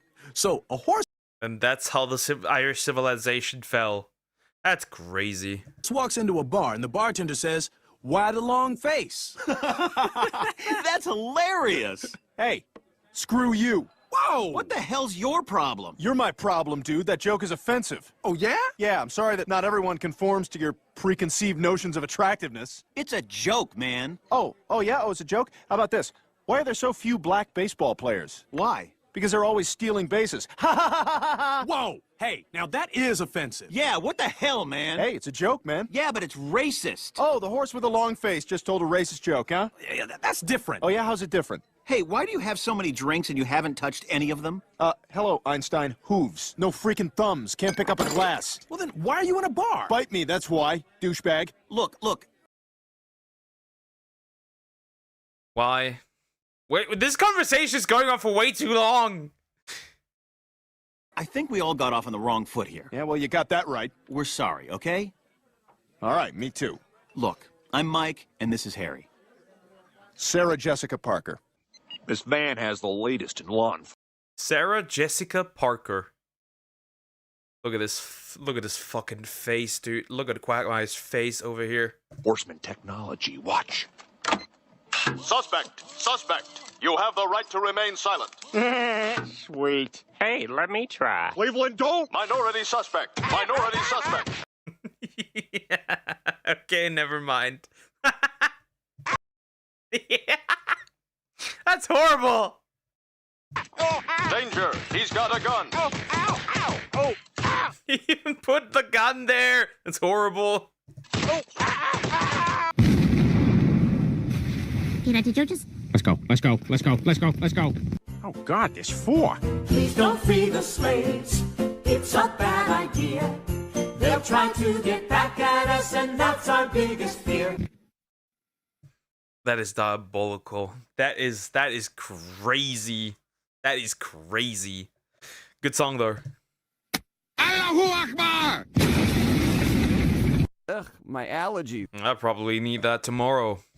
I really don't want to go there. Fuck college. And everything else, just terrible. All right, let's go. What should we leave for a tip? The food and service were both great. Give him the full 3%. Cheap. This is why I hate going outside. That was hilarious. And again, the global community's inaction during the Holocaust was unforgivable. Hey, Dale. I noticed your lawn's getting a little high. Yeah, I used to have a guy for that. Dick. Okay, now, you have a good one. Yeah. Odd, but yeah. And this much tension when the slaves were freed. Okay, so, you're free to go. But we're cool, right? What? Say the word? Right now? Yeah, together. Ready? You bet. You could have just quit the show. We're not the They just dropped the N-word on the show. Okay, well. first people to be dragged off against our will. Are we there yet? No. Are we there yet? No. Are we there yet? Damn it, I swear to God, I will turn this ship around. That works. Okay. It would teach us a lesson. Yeah, that's even better. Oh. I mean, yeah. Well, this wasn't like that, right? They were sold by their own people. All right, if that's what you... Wait a minute! Now return to Damn Nature, You Scary on BET. Damn, that motherfucker run fast. You see that shit? That thing come by my house, I kill it.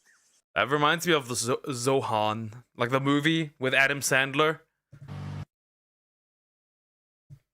Yeah, interesting. I'll be real. I don't find these funny at all. I don't. I'm literally like, this is just like brain rot to me. That's what it is. Anyways. Yeah, I won't be uploading that. That was horrible. These genuinely bore me. Like, genuinely. Anyways. Now we're gonna look at what I wanted to look at.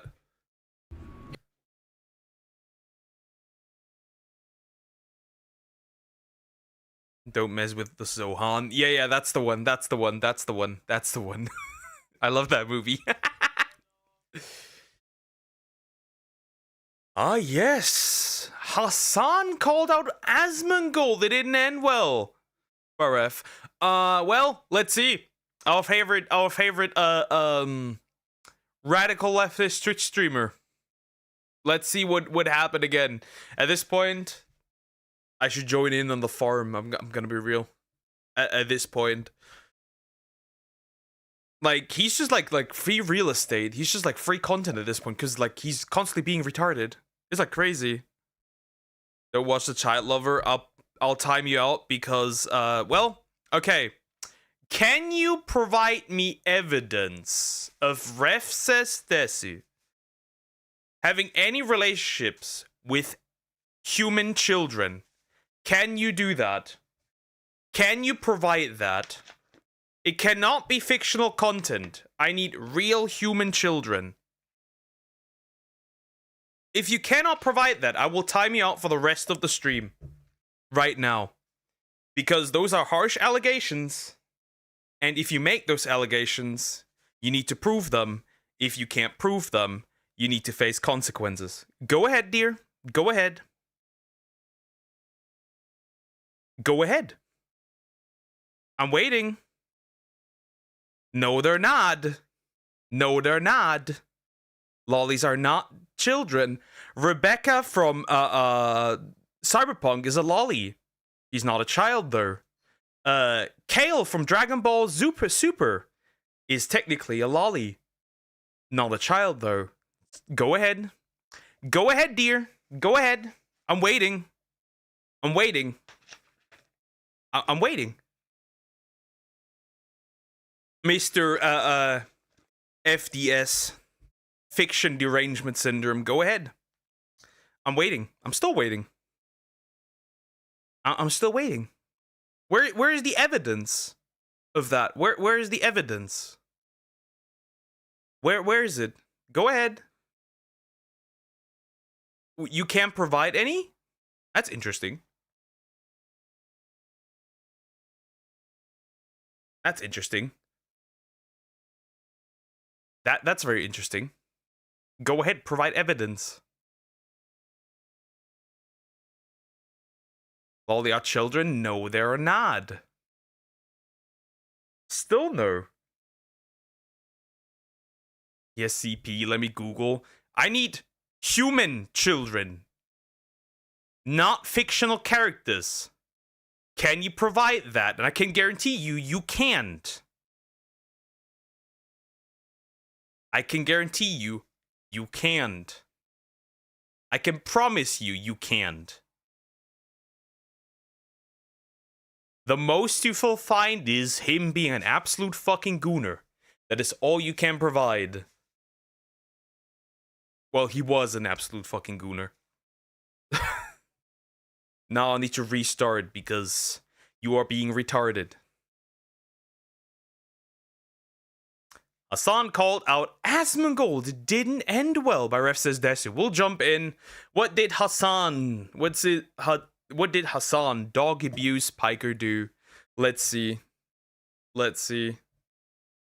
Hey, what's up, guys? Riff here. So today we enter day 4 of what's been dubbed as Collargate, where Hassan Piker has been accused of using Collargate. That is amazing.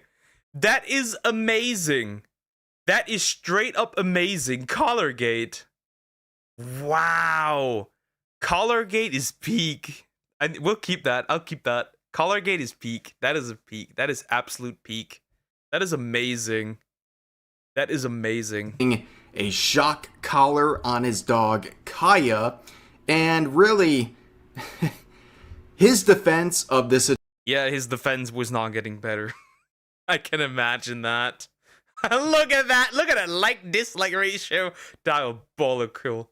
Situation has been, well, not well received. As you can see, his YouTube video defending himself has a less than 50-50 like to dislike ratio. And guys, I've been on YouTube a very long time, and I'm hated by a lot of people. Okay, I'm a very controversial person, but I've never had a ratio like this on YouTube. So I think that is really saying something. But yeah, there's been a lot of memes, okay? Hassan is basically... Stupid dog, you make me look bad, roasted. That is crazy. The memes that come out of this are amazing, by the way. By the way, also Cenk, Hassan's uncle, tried to call out Asmongold. Not that serious, but still. Yeah, Cenk is also very special. A special case, for sure. I think also Metatron made a video about Cenk being accused of shocking his dog Kaya because she simply moved away from her bed after hours of being planted on stream as a sort of prop. It's very weird. But of course, I guess Hassan dialed up his uncle Cenk from the Young Turks and said, hey, give me defense, man. That's crazy. Bro. Just take the L, man. Just take the L at this point. Just take it. I know you never will, but just take it at this point. Bro can't even fight on his own anymore. It's just so stupid. This guy's just so... Both of these are just absolute stupid. Please defend me from these evil right-wingers like Asmongold. Now this brother comes along. I don't know who Assman is. I mean, people say maybe that he's got a following, but I've never heard of him, right? And his brother and his co-conspirator Jägermeister or whatever, right? But this guy's talking about, oh yeah, run over protesters. I don't mind it, he said. So you go on, I'm assuming this is TV. So you go on TV. You don't know who you're talking about. And you go on TV. These people are just absolute troglodytes at this point. What? You can't go on TV and just like spout absolute nonsense, because I can almost guarantee you that that this is out of context. You don't mind extreme violence, running over somebody with a car, okay? But you know what? Why don't we instead arrest them for exercising one of the most fundamental American rights, freedom of speech? The one, remember, that you guys all pretended you were in favor of? I know some of them meant it, but apparently a lot of them, including Assman and Jägermeister, didn't mean it. They thought, oh, freedom of speech for me, to say that maybe you should be murdered or be made my slave. My freedom of speech, good. And by the way, I wouldn't cancel that. I don't mind him saying the terrible things that he says. Now we know who he is. So, and I'm not afraid of his speech. I'm not afraid that the majority of Americans are going to look at that and go, oh yeah, well, I think we should, instead of having freedom of speech, if anyone exercises freedom of speech in a way that I don't like politically, we should arrest them, take away all their rights, make sure they can't vote, and then turn them into slaves. I can almost promise that's not what he said. I can almost promise that's not what he said. This is absolutely out of context. No, 98% of Americans are going to be against that. But Assman thinks that's a great idea. So he's like, oh yeah, I'm for freedom of speech, unless it's left-wingers. How dare they protest our government? Let's take away all their rights. Did you see what he said? Make sure they can't ever vote again. And I don't know if his followers were like, what an idiot. We said freedom of speech, dumbass, okay? Or if they're like, yeah, we... This is just like, oh my God, what a face. Look at what the... This is like a great reaction meme, I must say. Like, look at the face this man does. Jägermeister, why you think he called Asmongold that? I have a theory. Well, that's a drink. That's alcohol. Here in Germany, at least. I don't know. Wait. Is this like some like hidden messaging of like calling him a Nazi? Because I know Jägermeister is alcoholic drink. I know that. Hate freedom of speech now that we're in charge. And it's German. I don't know, these old people need a life, like a real one. What the fuck is that face? Let's turn them into slaves. Are 13 people watching that show? Who would like that kind of monstrously un-American piece of crap like that? Damn. Doesn't believe in America at all. I mean, I don't consume content like this. I can't imagine that Asmongold, whatever his name is, I can't imagine that he is watching this show right now either. So as you can see, Cenk is trying to big league what he describes as Assman, Asmongold, of course, And it's very ironic that this guy is trying to act like, well, as Hassan's uncle, acting like Asmongold is doing something that is so offensive and so dangerous. And yet, this guy, make no mistake, this guy right here will not. He refuses to reel in his own nephew, Hassan Piker. He won't do it. Well, he can, like, since he doesn't know who Asmongold is, he can only get the information he has from Hassan. Like, that's the only place he could get it from. Absolutely. He has plenty of energy for people like Asmongold, but he won't reel in his own nephew. Words are nice, man. You can call out political violence and say it's wrong, and say, hey guys, let's tone down the rhetoric, but you don't have this energy for your own nephew. We don't believe what— Yeah, like Destiny being like, let's tone down the rhetoric, let's tone down, let's all cool off. Well, your site needs to do that too, though. What you're saying because of that right there. But this guy, he tries the big league Asmongold. And as they scroll down in this clip, he had like 3,000 live viewers on the Young Turks. I was watching this clip on Side Scrollers. I was a guest yesterday, and we had more. I watched that. Pretty good. That was pretty good. Him and his wife pulling up to Side Scrollers. That was cool. Very interesting to see. Live viewers than the Young Turks. That's a bit weird. The only difference is they make tens of millions of dollars.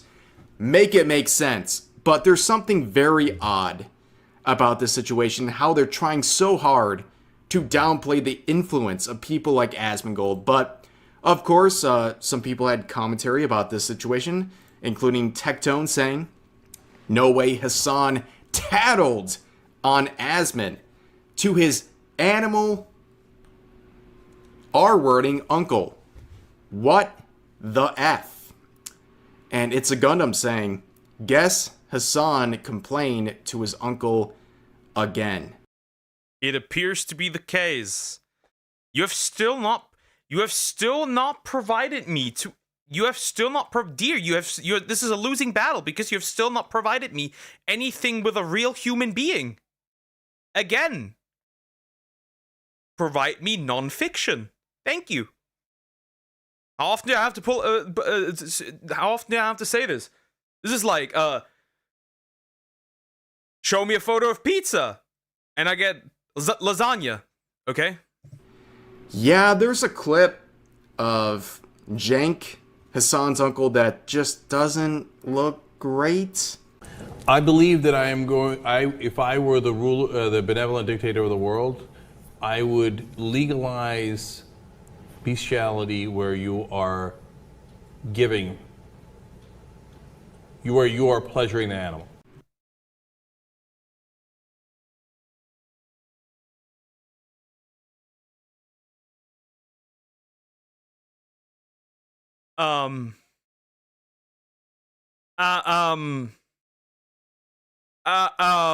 Okay. I guess they have a lot of, what's the word? They have a lot of, what's the word? For some odd reason, we're talking a lot about,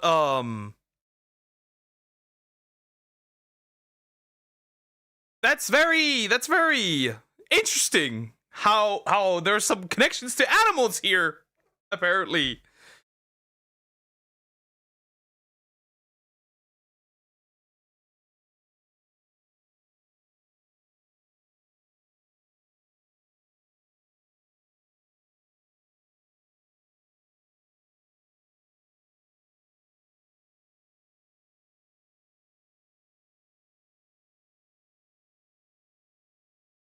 Very interesting, Check DMs. It's still fictional.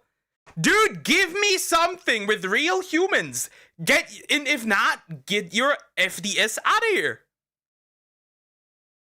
I don't care if it's fictional. Congratulations. I don't care. But of course, many people have been criticizing Hassan over the past couple of days, especially after the shock collar incident, including people like Penguin Zero, Moist Critical, aka Charlie, who had this video where he was very bold about his criticism of Hassan Piker. Now, Hassan has come out with many responses where he's extremely upset with people like Moist Critical for daring to criticize him, and he says, except Moist Critical, streamers are really terrified of saying something. Yeah, well, dude, they're very terrified of saying something because this is what happens. Gora's a real person. You are aware that Gora is probably very likely fine with this because Gora herself is a lolicon. Again, congratulations. Wow. Again, you're crying about fiction once again. Also, who said he would do something to the real person and not to the model? Again. I need hard evidence of a real... You said child lover. I want you to provide evidence that Ref Says Desu has done anything with real human children. If you cannot provide that, then you need to shut the fuck up, because you are the reason also why resources are wasted, because people go after fictional... Because people go into fictional characters and idiots like you send that to the FBI and they have to deal with that. How can you be fine with this, though? Because it's fictional content. I don't have FDS. Lola's got children? Wait, I thought Gura was an adult woman. Wait a minute. Again, provide me actual evidence. If you can't, shut the fuck up. It is incredibly simple. And if you don't like it, don't watch it. It is so simple. It is literally just so simple. Close YouTube, leave. Anyways, I'm continuing now. Thank you. From now on, I will ignore this topic when it comes up. You have heard my opinion. It is fictional content. I do not care. Understood. They will be crucified by you and your unhinged community if they dare to say anything negative about you. It's really sad because even streamers I thought you were friends with are saying you 100%. The thing is, once somebody talks negative about him, his community loves to brigade them, right? That's just simply, what's the word? It's just simply that he crashes out, and then his little brigade starts like coming to like people, right? That happened to Moist Critical recently, right? Penguin Zero, whatever you want to call him. It's like that simple. He's just like that. Did this? Who? Moist Critical? Is that who you're talking about? With the exception of him, I don't think any streamers are either legitimately terrified. Streamers are either legitimately terrified of saying something, or like all of the people that have been around. All the people that have been around me are like, or have been around Kaya and myself, are looking at this being like, this is the most insane thing of all time. Is it that, or is it the reason that you're friends with them and they wouldn't speak out on you, right? Because they're like your yes men. Like Anissa immediately jumped into defense faster than she does for her cuck husband. At this point, I don't know. They keep fucking texting me and being like, Dean So Cool did today. Wait, what did he say? I mean, whatever. It doesn't matter. It is what it is. It's also crazy knowing how much fundraising and charity you've done for local animal shelters. I know. Well, it wouldn't be a Hassan Piker video without an appearance from his big... Oh no. chat, I still have the theory that he cracked Anissa.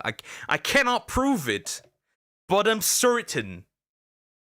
What are the chances that iDubbbz watched? Biggest sycophant iDubbbz. So besides getting ratioed in every single video he uploads on YouTube, iDubbbz has been doing his best to defend his favorite content creator, Hassan. And he's been doing his best. In his recent stream, he went out of his way to very strongly defend Hassan Piker and confirm.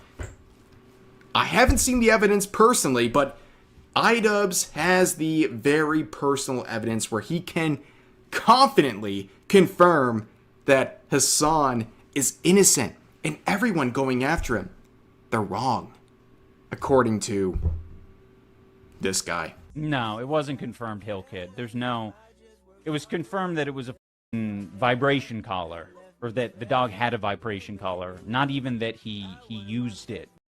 Oh, yeah. See, we have used vibration collars before. One time for a dog. One time only. And I can tell you, a dog does not yelp in pain when using a vibration collar. That's just not... Maybe you are wearing that vibration collar. Maybe you're just confusing it, right?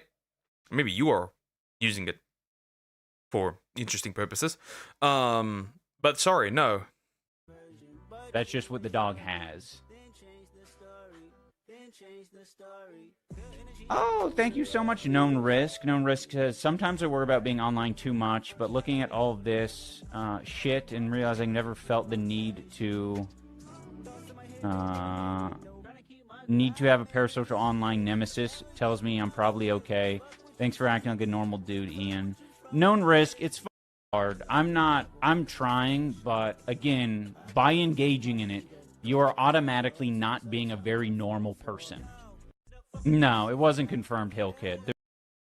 You're not normal. You're not normal to begin with. What are you talking about? It was confirmed that it was a vibration collar, or that the dog had a vibration collar. I don't believe you. I do not believe you. Also, who confirmed it? Who confirmed it? The problem is that I'm just not, gonna believe people that are, friends with Hassan. I'm just not going to. Because you're all not horrible people. Get a vet. Get a vet. Get an independent vet to analyze what's going on. How about that? A vet would understand, very likely, what's going on. Mr. iDubbbz, you have proven yourself to be someone I cannot believe. I don't believe you. You are not trustworthy whatsoever. And apparently this guy's coming out with a content cop on someone in the coming days and weeks. It doesn't work anymore, man. Nobody trusts you anymore. He comes out with a... Does he want to... Isn't he currently still losing subs from, the last disaster? Also, is the intro also going to be as creepy again? Because then I'm not going to watch. If his intro starts being, like the one with, wake up, Ethan. That weird thing. Bro, hopefully not. More. You are a bad faith actor, but... the last content cop literally was absolutely fucking useless. Straight up, it just was. It did more damage than anything in this man's career. Bro, we all know what's going on. Yeah. I wonder who the content cop is going to be on. Would it be Asmongold? Would it be The question is, we can theorize who the one is that the content cop is going to be made on. There's many people where that could be, right? Interestingly enough, obviously, Ref, Asmongold, Tectone, these people, right? They're all there. There's probably more. I don't know. Who would he make it on?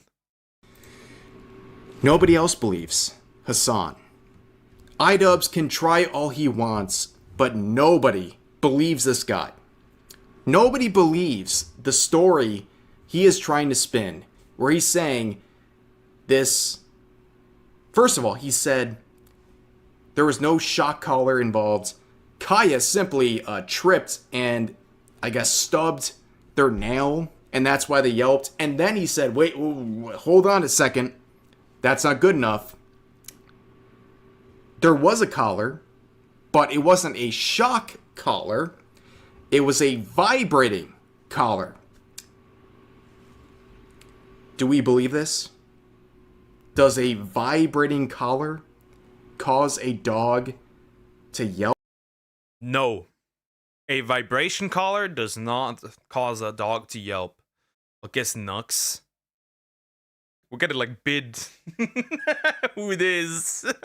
I mean Nux, I could see Nux certainly be the case that it could be Nux. Absolutely. Yeah.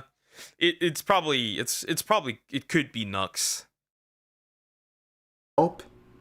Especially given the fact that there is convincing evidence to suggest that he removed the prongs from the collar and also put electrical tape on it. Yeah, that also. They're you could have just manipulated it at this point. If it didn't work on Ethan though, it won't work on Nux either. Like these just don't work anymore because his reputation is down the drain. Not looking good. But of course, Asmongold had things to say about Hassan and the fact that he was glazing Charlie, aka Moist Critical, less than a week ago, but now, well, Charlie had some free thoughts. Yeah, he had free will. And now Hassan is very upset.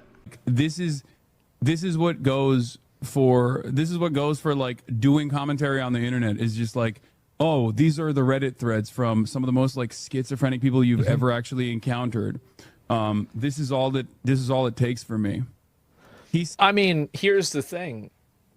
Hassan was glazing Charlie less than a week ago because Charlie made a video that was critical of Israel indirectly because of Israel's censorship on social media. So I don't really think that Hassan has a problem with Charlie's content. I think that Hassan has a problem that Charlie's content is involving him. Very true. I mean, we have seen it. Has Hassan said anything against the harassment that was targeted towards Charlie? Has he said anything? I haven't heard him say anything. His subreddit being brigaded and like people calling him a right winger for some odd reason, or him like saying that he is spreading far right propaganda for some odd reason. That wasn't said. That wasn't said at all. That's the problem. That's really it. I don't know what to say. Did you hide the bad stuff from your friends? Of course. I mean, logically, what about that doesn't make sense? You could say that it's not true, but like, don't be shocked that that's what somebody would say. Of course, that's what somebody would say. I think this image really sums up everything we're dealing with. People like Ludwig. Holy fuck. There's memes, dude. Holy shit, dude. Look at this. It's Ludwig being shocked with the collar. I mean, can somebody make one with Dan Clancy? Can somebody make one with Dan Clancy? Thank you. Ludwig. The only reason they would ever come out and defend Hassan is because, well, they're being forced to. This guy has been doing tricks on it for years. And as well trained as he's been, I have not seen anything from Ludwig. Yeah, obviously. The thing is, like, there's a lot of people who are slow. Like, it's like a slow progression of people slowly waking up to what is going on. It takes a while, I guess. He has just been so well trained that he's just not going to respond at all, because that's the best option he has. defending Hassan, which is really interesting. But guys, I'm sorry if I sound a little bit like disheveled, a little bit tired. Yeah, you do a bit. I saw the drama on Twitter and like people going on straw. I saw that. Yeah, I was like, the tone was kind of off. Then Cleanse, well, you must shock him. Well, actually, I'm assuming it's Hassan. It's interesting. Yeah. I've seen the stuff going on Twitter. That was like the tone was off in this video. I noticed that the tone was very off. Yeah, they've been going in on his wife on Twitter for certain tweets. Today, I've been dealing with a very interesting situation involving people trying to cancel my wife, including some VTubers and former friends who are accusing me of grooming my... Yeah. Nyara essentially said on Twitter, conservative women are grooming victims. Interesting. My wife is my fiance is I'm saying wife, it's over. My fiance is way more conservative than I am, ironically enough, so she must be an extra successful experiment. It's like really weird. It is just so weird. It just is. I do not know what's going on here. And yeah, this is like a really controversial take. Wives should submit to their husbands, and husbands should do everything they possibly can to make their wives feel appreciated, loved, and safe. This is how you get a happy marriage. That is all. Like, it was your Sway started the live stream. Yes, I know. This was like all she posted, right? That was like all she posted. And there was no vaccine denial tweet. It was just like a weird vaccine experiment that I do not want to try out. Like, that is horrible that they're trying on people. That was all she did. Literally, that was all she did. And it was raining fire from leftist VTuber hell. It's just crazy.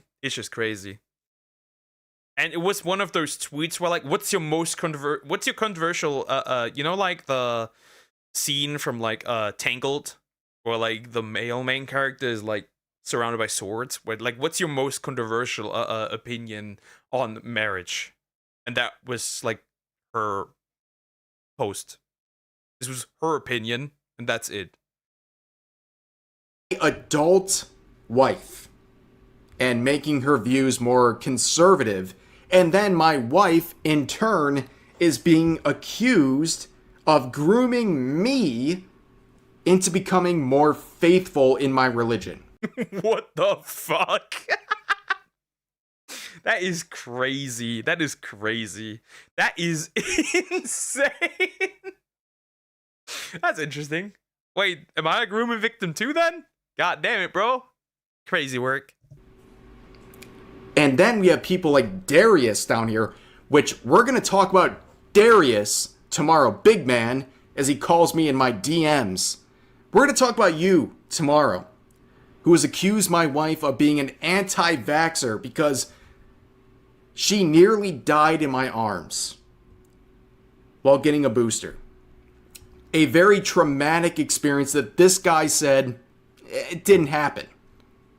He knows. Yeah, I dodged the vaccine chat. I dodged the vaccine because I got the coup like two or three times, and then I just like when like this whole thing went away. I just didn't get any vaccine. I'm too strong, chat. More than me about my personal life. And I mean, I've seen this retard a couple of times having retarded opinions, so this doesn't... I don't know who Vampy is. I guess I've seen her name once, I guess. I do not know. I've seen this guy being stupid a couple of times. We're going to talk about his cowardly responses and deleted tweets attacking me and my wife. We're going to talk about all the people who have been harassing me and my wife for the most ridiculous reasons. But that, of course, is for tomorrow. But anyways, that's going to do it for today's video. As always, feel free to share your thoughts about today's topics in the comments section down below. Hope you guys enjoyed the video, and I'll see you next time. Well, what do we get from this? People are running defense for Hassan that he cannot defend, and he needs to bring his uncle in as well to somehow get away with this. And well, also the slight tangent of them being harassed. Interesting. Yeah. Well, there's not much to say. Hassan is an idiot. He stays an idiot. A moron. Anyways, like, comment, and subscribe. Alrighty. Maybe like one more? I need to check what I still have. I won't do one that's too long. I think like one more. Let's do... Let me drink something.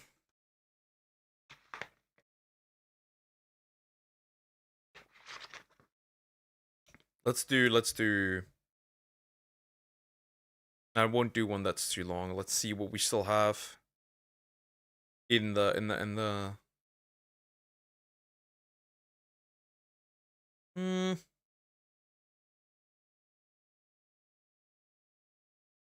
I mean, we could do the Suburban Will one. It's a bit long, but who cares? Yeah, why not? Let's go in. I don't know about you, but Actually, let's go. This is a good one. Suburban Will usually does really good videos. And oftentimes I agree with his opinion, oftentimes. Alright. The Gen Z Culture War Problem by Suburban Will. Suburban Will does really good videos. So, yeah, give this man a like and subscribe to him. He has really grounded opinions. Anyways, we'll jump in. Let's see. I don't know about you, but it seems to me that every day the world is becoming more and more divided. Last time That's true. Yeah, last time we talked about like men and women. It's like I mean, the concept is pretty simple, right? Divide and rule. The more divided people are, the easier they are to control. And you can also make a profit off of that, right? I said that before. We're dividing men and women because you can make a profit off of it. It's just more tax money, more spending. It is what it is. Talked about the divide between men and women and what some more control people call the gender war. But after reflecting on that video, I've come to realize that there's also a much larger battle happening at the same time. Gen Z is trapped in the middle of a culture war, where people are constantly fighting for little victories over each other all the time. And this isn't really a Gen Z thing, but I do think that the non-stop cultural warfare has been something uniquely haunting our young adult years. I mean, true. To be fair, the culture war is been going on. I would say the culture war has been going on before. I think the late millennials, started mostly this culture war, and like we Zoomers just like were born into it. To be fair, I mean, most of the old people that are covering culture war stuff usually are a little older than like me. I would say like in their 30s and stuff. So yeah, you ever happened? You check a few seconds in the video, and by next day you mark the red line. It watched they're all. Yep. That does happen. Oh wait, did I miss a sub? Thank you. Thank you. I don't know if you like the video. I watched the video. It's woke. We'll see.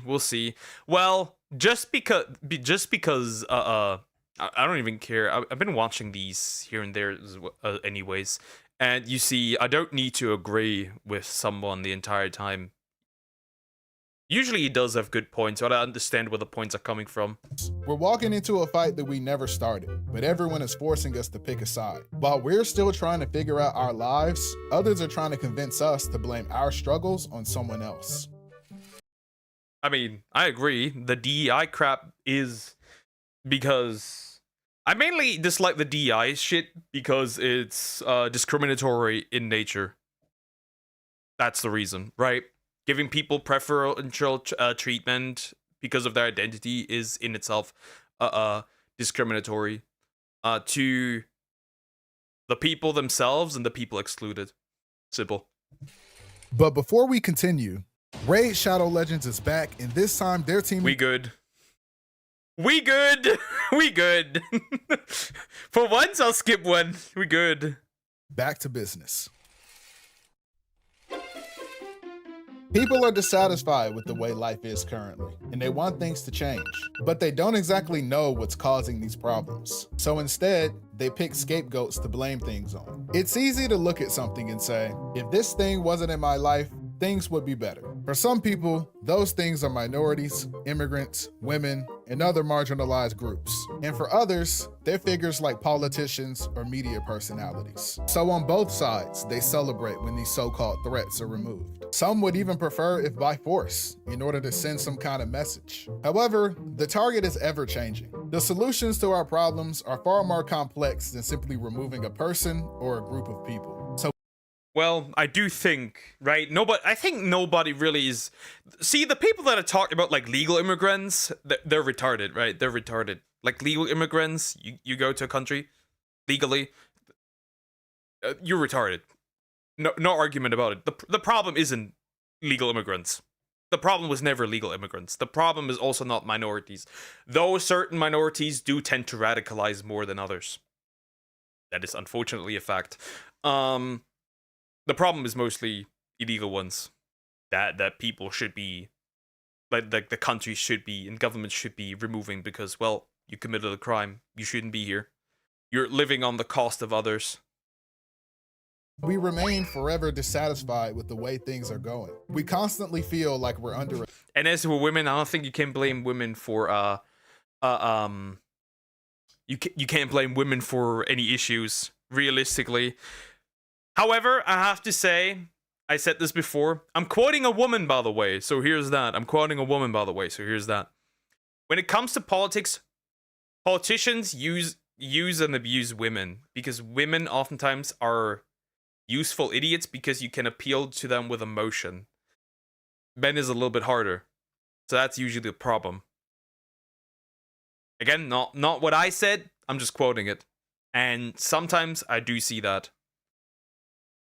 Especially on the thing of legal immigration. Or legal immigrants that commit crimes here and should be sent back. Attack and use that as justification to attack others. That's what this culture war is. As Gen Z continues to grow up, we're facing our own set of challenges that don't always seem fair to us. Despite being a generation with more education and resources than those before us, many of us are struggling just to find our footing in the adult world. Jobs won't hire us, but then complain. I blame that on the boomers. I'm sorry, boomers, I blame that on you. You essentially used all the resources you had at your time to your complete and utter advantage and left nothing for us. That is on the boomers. I blame the boomers.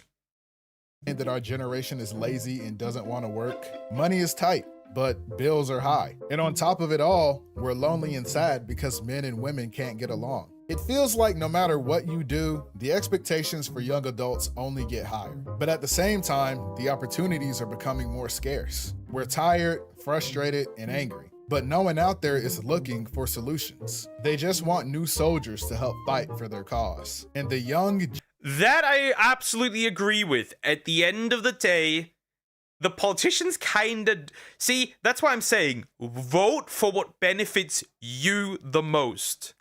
Because the politicians, at the end of the day, don't care because they just need voters. Vote for what you think benefits you the most. And that's all you should vote for, essentially. That's all you should vote for. That's why I'm saying, do your own thing. Gen Z mind is the newest weapon in the culture war. Man, this sucks. I got ghosted by my date and rejected from my dream job all in the same week. When are things gonna get better? What now? Listen, I already told you I'd have the rent by... Who are you? Oh, well, I'm Chad Tradington, and it sounds like you're tired of the status quo and want things to change. Well, yeah, I do. Can you really help? Of course! I'm here with all the answers to your problems. Well, I got stood up on a date this week. Do you know why dating is so hard these days? Well, it's that darn feminism. Really? I thought women's rights were a good thing. Of course not. Women making their own decisions is never good. That's why we used to not let them vote. I guess that really makes sense when I don't think. I have to agree with the little American man here. Feminism, to a degree. What I mean by that is not first and second wave feminism, but third and fourth wave, because they overcompensated, is what I'm saying, essentially. They overcompensated to a point where we are dividing, because the red pill is an answer to the overcompensation. So realistically, the red pill is a creation of mostly fourth wave feminism, in which we're in. So yes, to a degree, I'd say yes, because modern feminism isn't really about women's rights anymore. It's just a witch hunt of dudes, which is why we're at the point where men don't even want to be alone with women anymore, out of the fear of catching a case and like other things as well. So yes. And of course, the answer of the red pill just creates more divide. Now you have even more weirder dudes. So now you have just like the regular people in the middle, and then the weirdo women and the weirdo men screaming at each other. And then you create like this toxic blob and mass that doesn't talk to each other. Think about it. Do you know why it's so hard to find a job too? Well, that's because of diversity. They're giving all the jobs to black people. Really? Is that true? Who cares? That's also not the reason. However, we need to understand that the more immigrants come into a country, the less jobs there is for the native population. That is also something we need to acknowledge. That is also something we need to acknowledge, which is why we need for immigration, we need a moderate solution where we don't just say no immigrants at all, but we also basically we need controlled immigration to a point where the native population doesn't suffer. Everyone knows all black people are lazy and unqualified. That's why they need DEI. Well, I have no way of challenging that statement, so it must be true. Exactly. Now let me tell you about immigrants. For Gen Z, a lot of us did. There should be no DEI at all. It should be purely based on merit. Because if you do DEI, you essentially get unqualified personnel. Because to get diversity, you need to have shortcuts, because if your diversity people, right, if like minorities and all categories don't apply for these jobs, you need to cut shortcuts. It's just stupid. You are a boomer. I'm not a boomer. I was born in 2001. We should make work specifically for immigrants. My hot take. Or that. Or like we establish positions that are specifically like opportunities specifically for immigrants, which is fine, right? I think like that's fine. What we were supposed to do, but we don't feel like we're where we're supposed to be. So we're left sitting here confused and searching for answers. Gen Z didn't start the culture war, but we've inherited it. We grew up in I would say it started with the millennials. I'd say it started with the millennials. Suddenly found ourselves in the middle of an ongoing battle. We don't even know who we're supposed to be fighting or what we're fighting about. When I was reflecting on the gender war, I realized that for a lot of younger Gen Z guys, when it comes to women, they don't even know where the hostility comes from. They just know that they grew up and suddenly all the girls hated the guys. You're confused and hurt because you're getting attacked in a fight that you didn't start. And that's the thing about the culture war. Because we're fighting battles we have no actual stake in, everyone feels like a victim in some way. You don't know how you ended up in the battle, but you know you need to defend yourself. And yet these people in the culture war aren't interested in offering us solutions. Instead, they want you to feel like you're constantly under attack so they can justify sending hate in the other direction. Because they came for you first, so why wouldn't you retaliate? You're only defending yourself. There's this weird selective outrage where the same people who endorse something one day turn around and condemn it the next. People will attack. Sorry, but with this statement, I disagree. One day, turn around. Because that is most certainly a nod to Charlie Kirk. And I'm straight up saying that if you celebrate murder, I'm sorry, you deserve to get the brakes beaten off of you, not physically, but metaphorically. Doesn't matter if you're left, right, up, down, diagonally, vertically, horizontally. I don't care. You deserve to get the brakes beaten off of you metaphorically. Sorry. I have to say that. Absolutely, I have to say that. Because, yes, I think that people that celebrate essentially murder should absolutely lose their job and absolutely be annihilated from being able to socially partake in society. Doesn't matter who it is. Get fucked. Down and condemn it the next. People will attack you and then blame you for hitting back. We go back and forth with each other every day and then pretend like we don't know who threw the first punch. So when bad things happen, we get to point our fingers and say, our side would never do this. When in fact, your side has indeed done that too. Culture warriors don't have values or principles. Instead, they try to score moral victories over people by constantly contradicting themselves and moving the goalpost. It's mentally exhausting because you feel like you're being gaslit. It's obvious to anyone where the inconsistencies are, but the burden of proof is on those willing to call it out. And even when you throw their own words back at them, they just lie about it anyway. I've noticed a big Well, nobody's saying black people are lazy and unqualified. That is not anybody has said that. At least from what I can tell, nobody has said that. It's more so that, culturally speaking, there is a huge problem, especially in the black community, and that main problem that is essentially part of all the problems is that y'all can't keep your fathers around for some odd reason. Which causes problems everywhere. And it has started, not that it's like exclusive to black people. It's also starting for like anybody else, which is really weird. Like they're actively pushing for it. I don't think that anybody speaking at campuses is comparable to Adolf Hitler, my friend.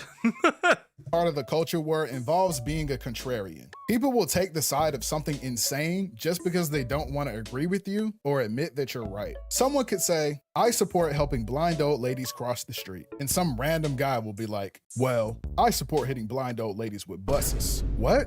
Why would you support something like that? Because it's not fair. Why should blind old ladies get special treatment? Because they're blind and old. Well, I don't agree with it. Okay, well, even if you don't agree with me, why would you support something that's actively trying to harm them? Well, I don't really agree with hitting. Weird argument because nobody's saying that. Odd argument. Nobody's saying that. Nobody's saying that. You mean y'all can't keep your dick in your pants true and real? With buses. I think helping them cross the street is actually a good thing. Okay, so why not just say that? Because then I will have to admit that I'm wrong. And I can never be wrong. Why not? Everyone's wrong sometimes. Also, I wouldn't use Reddit because Reddit is a left extremist shit show. Because it's bad for my ego. Seriously? Gen Z as a generation has grown up in a more progressive climate. Since we were kids, we've been taught things like smoking is bad. Men and women should be equal. Don't be racist. And I think for the most part, but men and women aren't equal. And I believe equality is an absolute lie. That's what I believe. Equality is a lie. Equality is a lie. It is an absolute lie. You know why it is a lie?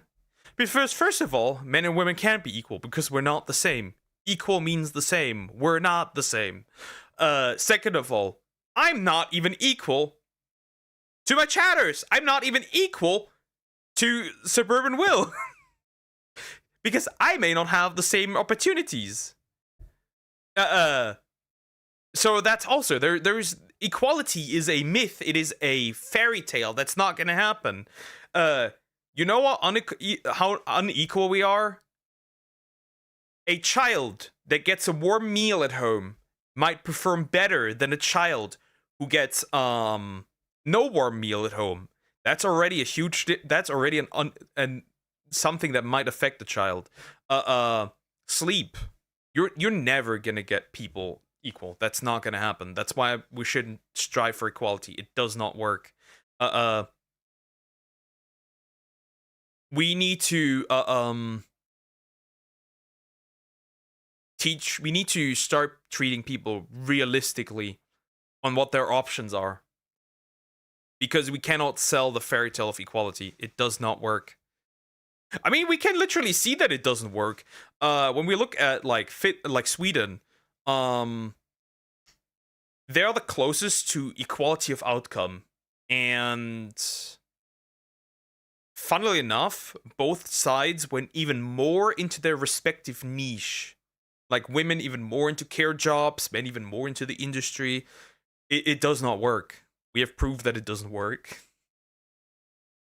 We all agree on these things. At least we used to. But in recent years, there's been a growing number of people who want you to see this kind of progress as a threat. They want you to see equality as injustice and inclusion as replacement.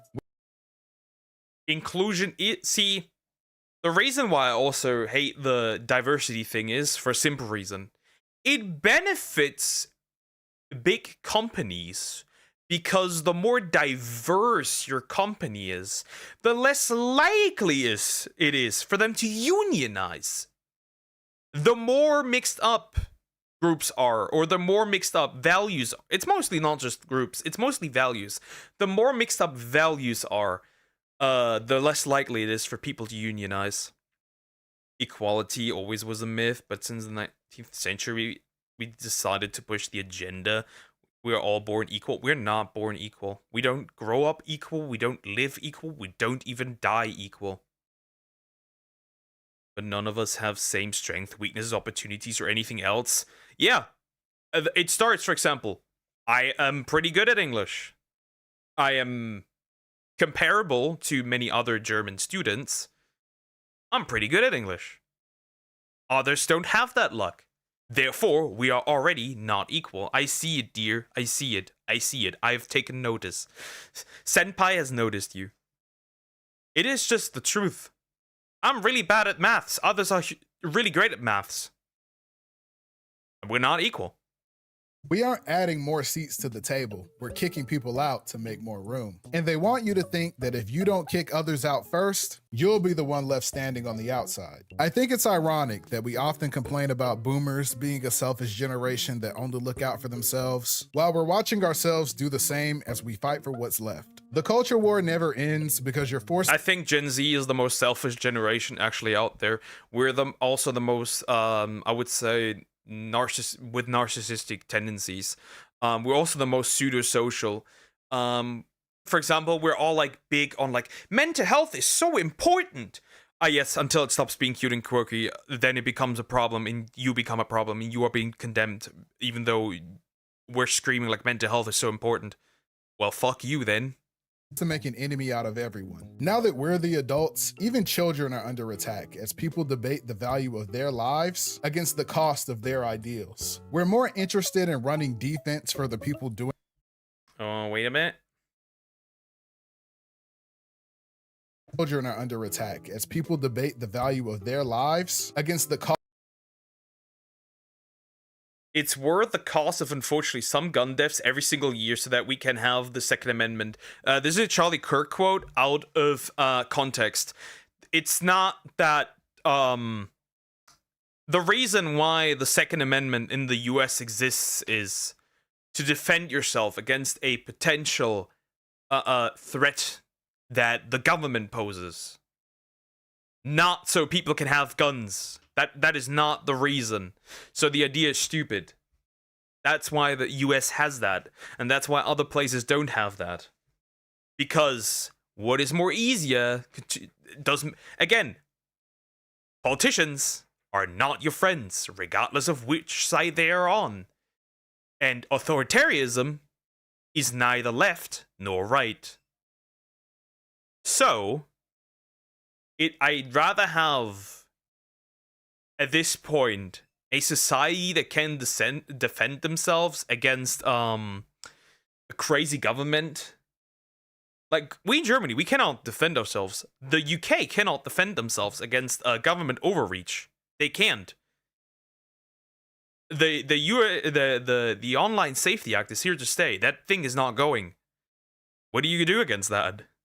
Cost of their ideals. We're more interested in running defense for the people doing the harm instead of protecting the ones being harmed. People have unlimited excuses for why the people they support didn't actually mean what they said, but offer zero compassion for the people who challenge them. You feel powerless sometimes because no one takes you seriously because you're still young, and you can't even rely on the people you vote for to do the right thing anymore. Even the government itself has turned into another theater for the culture war. Seems like no matter who I vote for, nothing changes. What's even the point? Hey there, young man. I'm running for office and I'd like your vote. Congratulations, you have realized something. Nothing ever happens. And if it doesn't, just ignore it and it goes away and it didn't happen. Nothing ever happens. What are some things you'd like to see in this country? Well, I'd like to be able to afford groceries and to go to the doctor too. Well, you can't use the eggs argument because that's from the bird flu. That's an unfortunate result. I wouldn't use that. Everything is so expensive now. Okay, so what I'm hearing is you want to get rid of all the immigrants. What? No, that's not what I said at all. Oh, I see. You want us to ban gay people. No. Look, can you just do something about the prices? I'm late on rent. Nobody has said that. Nobody said banning gay people. I don't know where he gets that from. Nobody said that. And nobody said immigrants as a whole. Illegal immigrants. You need to put the illegal in front of that. Just an idea. We see what you say about American protect themselves, but citizens with a gun versus U.S. Army. Well, they put up a hard fight, so at least that's a thing. So at least that's a thing. I get what you're trying to say, but they can at least have the fighting chance. Almost every month. Okay, if you vote for me, I'll promise to lower prices. Thank you. And we're gonna throw 100 kittens into a wood chipper.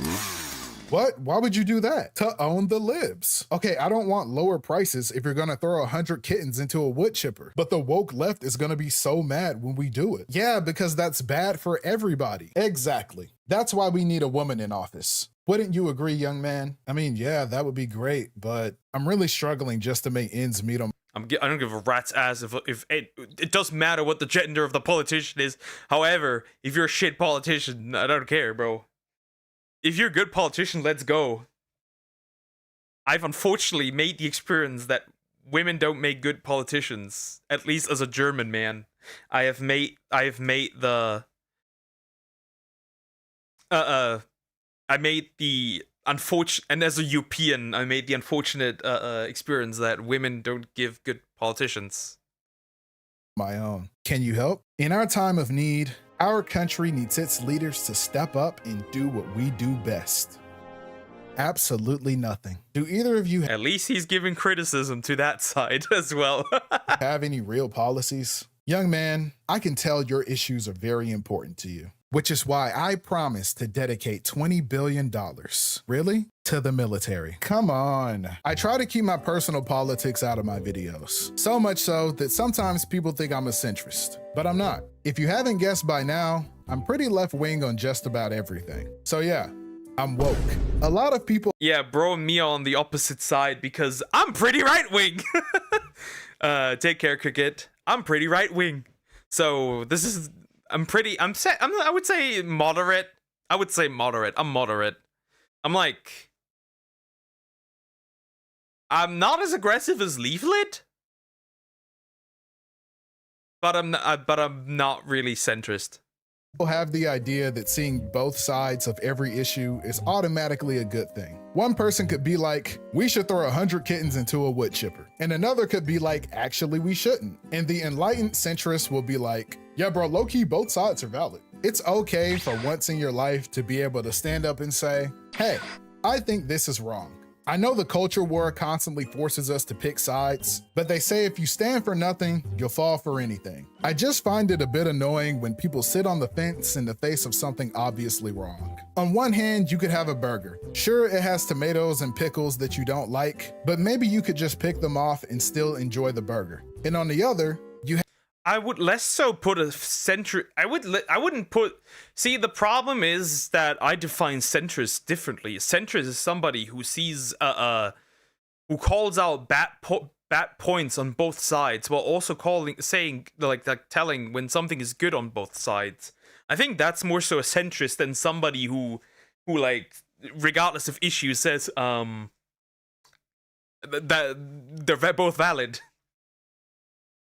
have a poop sandwich with pea sauce. And some people would still look at both of those options and go, yeah, both of these are equally bad. It's important to keep an open mind and see things from a different perspective. But you don't need to try to poop sandwich just to see how it tastes. I don't like to get political because I feel like it distracts from my message. I've noticed that when you bring up politics, people start arguing against what they think you believe instead of actually listening to the words you're saying. I actually have a degree in world politics, so I know a lot more than I tend to talk about. I spent a lot of time debating people in college, but I don't really do that anymore. Mainly because I don't find it productive. I mean this in the nicest way possible, but I've noticed that the people who like to debate the most tend to know the least. I think that if you're someone who truly does understand the situation we're in as a generation, you're more concerned with finding solutions rather than proving yourself right. In college, when I was in student government, other more conservative students would sometimes come to me and say, hey, I want to work with you to make this campus more inclusive.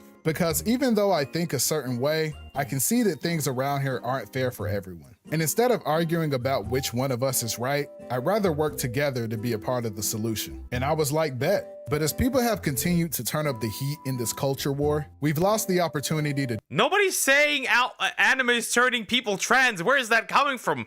Like, that must be a generational retard, not gonna lie. Gummy bears are causing autism. No, that's also, that I haven't heard that. Though I would believe it from like an autism mom, not gonna lie. Do that. And I'm saying opportunity, not ability. Because we are still able to work together. But with the culture war constantly making enemies out of our own neighbors, there is a— We were once able to work together. I mean, look at like older, like debates between presidents of opposing sides. And them agreeing to each other, and them stating that they have the same goal, just different means, and like we don't have that anymore. There's not really room to do so right now. People like to— Wait a minute. Out of our own neighbors, there isn't really— You're doing. Everyone knows black people can only get into college for sports. That's not true. However, certain sports, black people are significantly better. Basketball, for example. I don't know. It's probably height as well. It's probably height. Really room to do so right now. People like to say if you disagree with them, you can just debate them. But nowadays, it's almost impossible to meaningfully engage with the other side. Many people are dishonest and just want to attack you under the guise of a debate. They aren't— Nobody's saying that. I could take this video a little more serious if the statements would hit a little more close to reality. Interested in understanding your perspective. Instead, they're more concerned with trying to turn you into another enemy. I would say not by women, but by modern feminism. But yeah, masculinity is under attack, and we need more masculine men in the homes. Otherwise, we get more single moms, which is not good.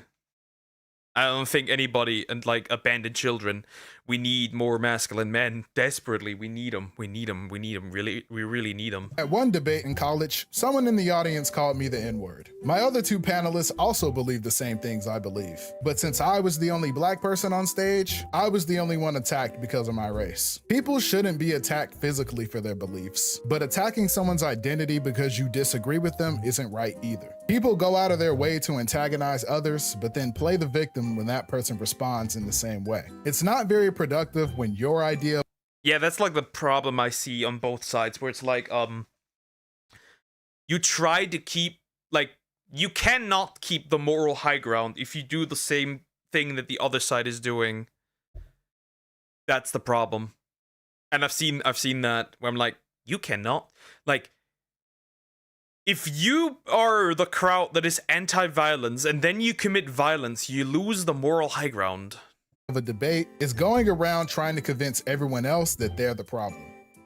Good afternoon, fellas. How we doing? I'm all right. What's going on here? Well, we're just out here trying to have a little respectful debate about the important issues of our time. Care to join us? Sounds interesting. What are we debating? Black people are terrible and we should just get rid of them. Yeah, I'm not doing this. Good luck. That's more so Nick Fuentes.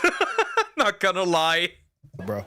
We got another triggered liberal. Don't you guys think that sounds a little, I don't know, racist? Not at all. We believe God created us all equally. Yeah, we just think that black people and white people should be separate. Not that they should be treated any less. Okay, I see. Well, you can argue that, but then the problem is that the other side just does the same thing where like black only things, and I'm like, that's segregation. What are we doing it? Where is that coming from? Why are we segregating all of a sudden? That's not normal. So yeah, the other side just does it as much. I would say that progressives are just as racist. They're just better at making it look better. You're saying that black people and white people should be separate, but equal. Exactly. But people keep calling us racist for some reason. Yeah, I can't imagine why. You know, they actually tried that before. Really? How did it go? Yeah, some guy named Martin came along and ruined it. Well, he sounds like an awful person. Yeah, can't believe people keep calling you guys racist. The problem with the culture war is that people like to sit around complaining all day, but never put any real action behind it. And that goes even for people I personally agree with. In college, I was a member of the Young Democrats, and our weekly meetings used to be packed with students coming to discuss the issues that were important to us. But we also wanted to be a group that was willing to put action behind our words too. And it's not like they were asking people to go start the revolution tomorrow. It was more like, hey guys, this week we talked about food insecurity. So this weekend we're gonna go volunteer at the food bank. It's not food. It's not really insecurity. We have a distribution problem. We have a huge distribution problem, and the problem is not that we don't have enough food. The problem is that like the distribution is just horrendously ass everywhere. Actually, that's a huge problem. How do we fix that? I'd say that just give things like the problem is that we need to think about what we're gonna do with products that are not, especially food, that are not gonna be sold. What do we do with that? That's the question. Like, do we give that away? Do we lower it do we give it away for a lower price? That's the question. Because remember, a lot of the food that is not even expired, that it's just not going to be sold anymore. It's just going to be thrown away. We need to find a good solution for that. To help feed people in the community. However, most of the time, it was the same handful of people showing up to volunteer. And I understand that when you're a college student, your number one focus is school. It's not like I was always there either. But at what point are you going to make the things you say you care about a priority? At least just once or twice. As someone on the left, I think sometimes we're a bit out of touch with what the things we believe in look like in reality. Many of us are young, and that makes... That is very true. The left needs to realize that the average person does not have time. Like the average worker, the average guy who works at like, I don't know, like a physical job somewhere, right? The average guy who works like at like a car repair thingy, whatever you want to call it, does not care about your issues. They have different issues. They need to potentially feed a family. They need to take care of themselves. Always like virtual issues. We can focus on that once we get everyone on the same like their first world problems. That's the problem. And we need to, if you really want to make a change, you need to get the average person into the boat. And I feel like the left is really bad at doing that, which is why people are much more flocking to the right than they have ever been. Organizing difficult. So our activism is often contained to online spaces. And while it's great to use our social media presence to keep the conversation going, sometimes we lose sight of our real world goals and start aggressively policing everything in the name of inclusivity. That's called virtue signaling. And ironically, often makes things less inclusive. We all know that one person who's too woke. I've seen it online where people make an enemy out of someone who's genuinely on their side. People were attacking public defense attorneys for doing their job of defending people in court. You can't claim to be for a more equitable society while not understanding the importance of due process. And that's the issue. We want to seem like a good person online while lacking true commitment to the cause. And people on the other side cling to that and use it to discredit you. But I get it. I didn't always have the beliefs that I do now. I'm from the South. My friends used to call me GOP Will because I used to have some pretty conservative beliefs. But then I got hit with the woke mind virus. I'm joking. I was actually patient zero. But as I got older and became more progressive, I had people willing to educate me instead of attacking me because I wasn't woke enough. Interesting, because the more older I get, the more conservative I get. It's like we're like two sides of the same coin. Like I just run the other way because the other side really doesn't like me. Yet. We shouldn't make enemies out of the people who are on the same side as us. If there's one thing I've learned, is that things like misogyny, racism, and homophobia don't belong to a single side. There are people who know how to say all of the right things and still act hateful towards you. And likewise, there are those who might still be learning that don't deserve your hostility. It's important to have principles, but it's also important to understand what making a difference actually looks like too. Recently, there's been a lot of people claiming that Gen Z is shifting to the right, especially the men. But if I can be honest, I don't think this is fully the case. I think Gen Z as a whole is a generation that desires change. The split lies in which direction to go. I think growing up in a more progressive era and then ending up in the situation we're in now, some of us have a desire to return to a simpler time. When I talk to other Gen Z guys who lean a little more to the right, the biggest emotion I get from them isn't hate or even anger, it's fear. They're afraid of the hostility they get from women. They're afraid of being attacked because they made a mistake. They're afraid of losing everything they've worked for because they did something wrong. Everything feels so serious these days, and we should take ourselves and our issues seriously. But I think the shift to the right isn't really 20-year-olds adopting the ideals of their parents. We live in a different world now. Instead, I think some people just want to relax. Even the research shows that it's hard to accurately report on the politics of our generation because so many of us self-censor how we truly feel. I genuinely believe that most of us do support things like inclusion and equality. The average Zoomer is more aware of people. Me personally don't, because for many reasons. Like I've said a few reasons. I feel like inclusion, if done discriminatory, is just as bad, and that's how people are approaching it. That's just the truth. People are approaching it that way. It's also like bad if somebody's underqualified. That just reflects badly and can create stereotypes that you don't want. It's just rough. Cultural sensitivities than the older generations. But because some of us have questions about those things or a different perspective. And obviously equality, I don't think that's achievable. The greatest thing you could achieve is giving everybody the same chance. But for that to reach, you would need to make everyone the same. That's not going to happen. Even minute differences can create big gaps. This is not going to happen. You can try, obviously. Nobody's saying you can't try. But to me personally, that's just not going to happen. We live in fear of being judged. I've seen people get attacked for simply asking a question. However, there are a lot of bad actors. And these people take this desire for simplicity and turn it into prejudice. Men in particular are starting to feel like outcasts in their own communities. There's an idea that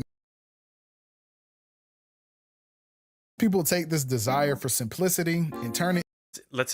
I don't call intentionally somebody I don't want to be called, but I'm also not going to participate in what I believe is people's delusions and essentially a lie. You can't force me to say the things I don't want to say.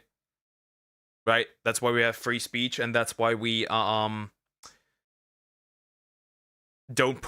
should police others for what they say. Of course, if you say some heinous shit, of course, right? If you start advocating for violence, that's a problem. Into prejudice. Men in particular are starting to. But that's also no longer freedom of speech. Feel like outcasts in their own communities. There's an idea that men are no longer necessary in society and thus should be ignored. We've grown up seeing an expansion of privileges for many different groups. More opportunities for this group, greater protections for that group. And what I hear from other men is that they feel like they're falling behind in school, in the job market. They don't feel like they're falling behind. They are, in fact, falling behind. Like, we have statistics that can prove that. Men end up more homeless than ever. Men end up more, they don't graduate from college as much. They fail in school more. They financially fall back. Like, we have they don't feel like that. We are, in fact, falling behind. even in their social circles. So when the conversation seems like it includes everyone but you, many guys are willing to overlook the bad if it means they get some good. When it feels like nobody keeps a seat open for you at the table, some people end up sitting with the wrong crowd. I'm not making excuses for the bad behavior that comes from the worst of these groups. I think there are already enough people whitewashing the harm being done by these people. And that's another issue. Just like I said, there are people on the left who are out of touch with what they truly believe. The same goes for the right. There are a lot of guys out there who are completely disconnected from the type of person they are in their head versus what they say and do. And I think it's allowed Gen Z to be strung along into ideas they don't fully support. They're telling you that everyone is your enemy and that they are your only ally. They promise you their ideals without showing you their weapons. So you go. Politicians aren't allies at all. Never have been, never will be. Same with companies, by the way. Same with companies. To war for them, thinking that they're the good guys. They've silenced their weapons with good intentions, so you can't hear the hate in their words. You defend them, not realizing that they're only pushing. The problem is that we need to differentiate. So the Bible, for example, clearly states that there's only man and woman. That's already going against LGBT, regardless. And people will consider that hate. Doesn't mean you hate them, you just don't agree with them. That's the problem. Obviously, against homosexuality. See, the problem is that we have an issue where Christianity, no matter how you want to put it, does not fit with... And most religions, in fact, at least the big ones, right? And that would be Islam and Christianity, do not fit with LGBTQ. That just will never work. Which is why we need to accept to agree to disagree and just don't stick our noses in each other's lives. That would be the most optimal way. So you can't hear the hate in their words. You defend them, not realizing that they're only pushing you further from your peers. You're more concerned about supporting your argument than your character as a person. Hey man, you shouldn't smoke here. There's children around. Well, I was here first. I'm not going anywhere. If the kids don't like it, they can leave. Yeah, but you're smoking at a playground. This is supposed to be a safe space for kids to play, and you're doing something that can harm them. Well, it's the children's fault for playing where I want to smoke. Why should I have to move for them? But you can smoke anywhere in the park. The kids can only play right here. Then we need to ban kids from the park. That way I can smoke in peace. So you'd rather ruin the fun for all of these children than move 10 feet away so everyone can be happy? Exactly. Do you see yourself as a good person? Of course. Why do you ask? No reason. Like most things nowadays, a good chunk of the culture war takes place on social media. And social media is only a caricature of reality. The worst parts are exaggerated and the normal parts are minimized. The problem is, for Gen Z, most of us have become reliant on social media as a genuine source of information. I have people honestly telling me that they got radicalized by triggered SJW compilations on YouTube. Like, seriously? I have to admit that deranged leftists are much better at pushing you towards the right than any politician or podcaster or whatever ever could. I'm not gonna lie. An internet meme radicalized you. Even the mainstream news is providing coverage based on posts you see online. And like a caricature, this leads to people developing a very distorted and misinformed worldview. Since Gen Z is getting their information from the internet, I'm gonna say it, the most people don't give a rat's ass about politics. The average person doesn't give a rat's ass and probably not even thinks once about it. It's only a few minutes long. Sure, dear. That gives content creators a great deal of influence over the way we think. It shouldn't, but it does. Teens and young adults often look to the creators they admire to not only reaffirm their personal beliefs, but also make sense of the world around them. And this makes content creators some of the biggest agents in the culture war. Although I hope we can all agree that we shouldn't be getting our opinions from people on the internet, I think we value the authenticity of a regular person's perspective on things. The problem, though, is that many content creators also continue to feed into the culture war. I've noticed that a lot of Asmongold. I like Asmongold. Creators who used to simply cover things like video games, anime, and entertainment have more recently pivoted into covering ref as well. politics on their respective platforms, introducing their audiences to more of their personal beliefs through their content. So much so that even when they return to covering their usual subjects, their commentary keeps that political context. Times are hard, and we often look to our favorite creators for a break from our problems. But many The problem is that you're at least putting Asmongold on the right when I would put him actually center left, which is really interesting. That is really interesting. Like, I would put Asmongold center left. Many of these creators are also trying to recruit you to their side of the culture war through bad faith arguments and mean-spirited commentary on everyone who has a different perspective or experience. I just feel like if all of your content is informed by you looking at tweets and Reddit posts, you probably don't have the most well-rounded perspective on the issues you choose to comment on. Like I said, social media is a caricature of reality. It's not the full picture. So when the only conversations you're having are the ones taking place online, it's no surprise that others see you as a misinformed grifter. Another thing is that it's an obvious echo chamber as well. You often see a lot of these same creators share. Also, I really don't like the word grifter because it doesn't mean anything really. Realistically, it doesn't. The problem is that people will call me a grifter, even though I genuinely believe what I say. Therefore, the problem becomes that the word lost all its meaning. I can show you actual grifters, like for example, iDubbbz being an actual grifter. Sharing audiences and reacting to and providing additional commentary on each other's content. And when one of them gets called out, they often run defense for each other as well. They're on the same team, and they want you to be on it too. And when you sit in these online echo chambers, you don't realize that most people don't think this way. But when you try to push back against them, they endlessly move the goalposts so that you always lose and they always win.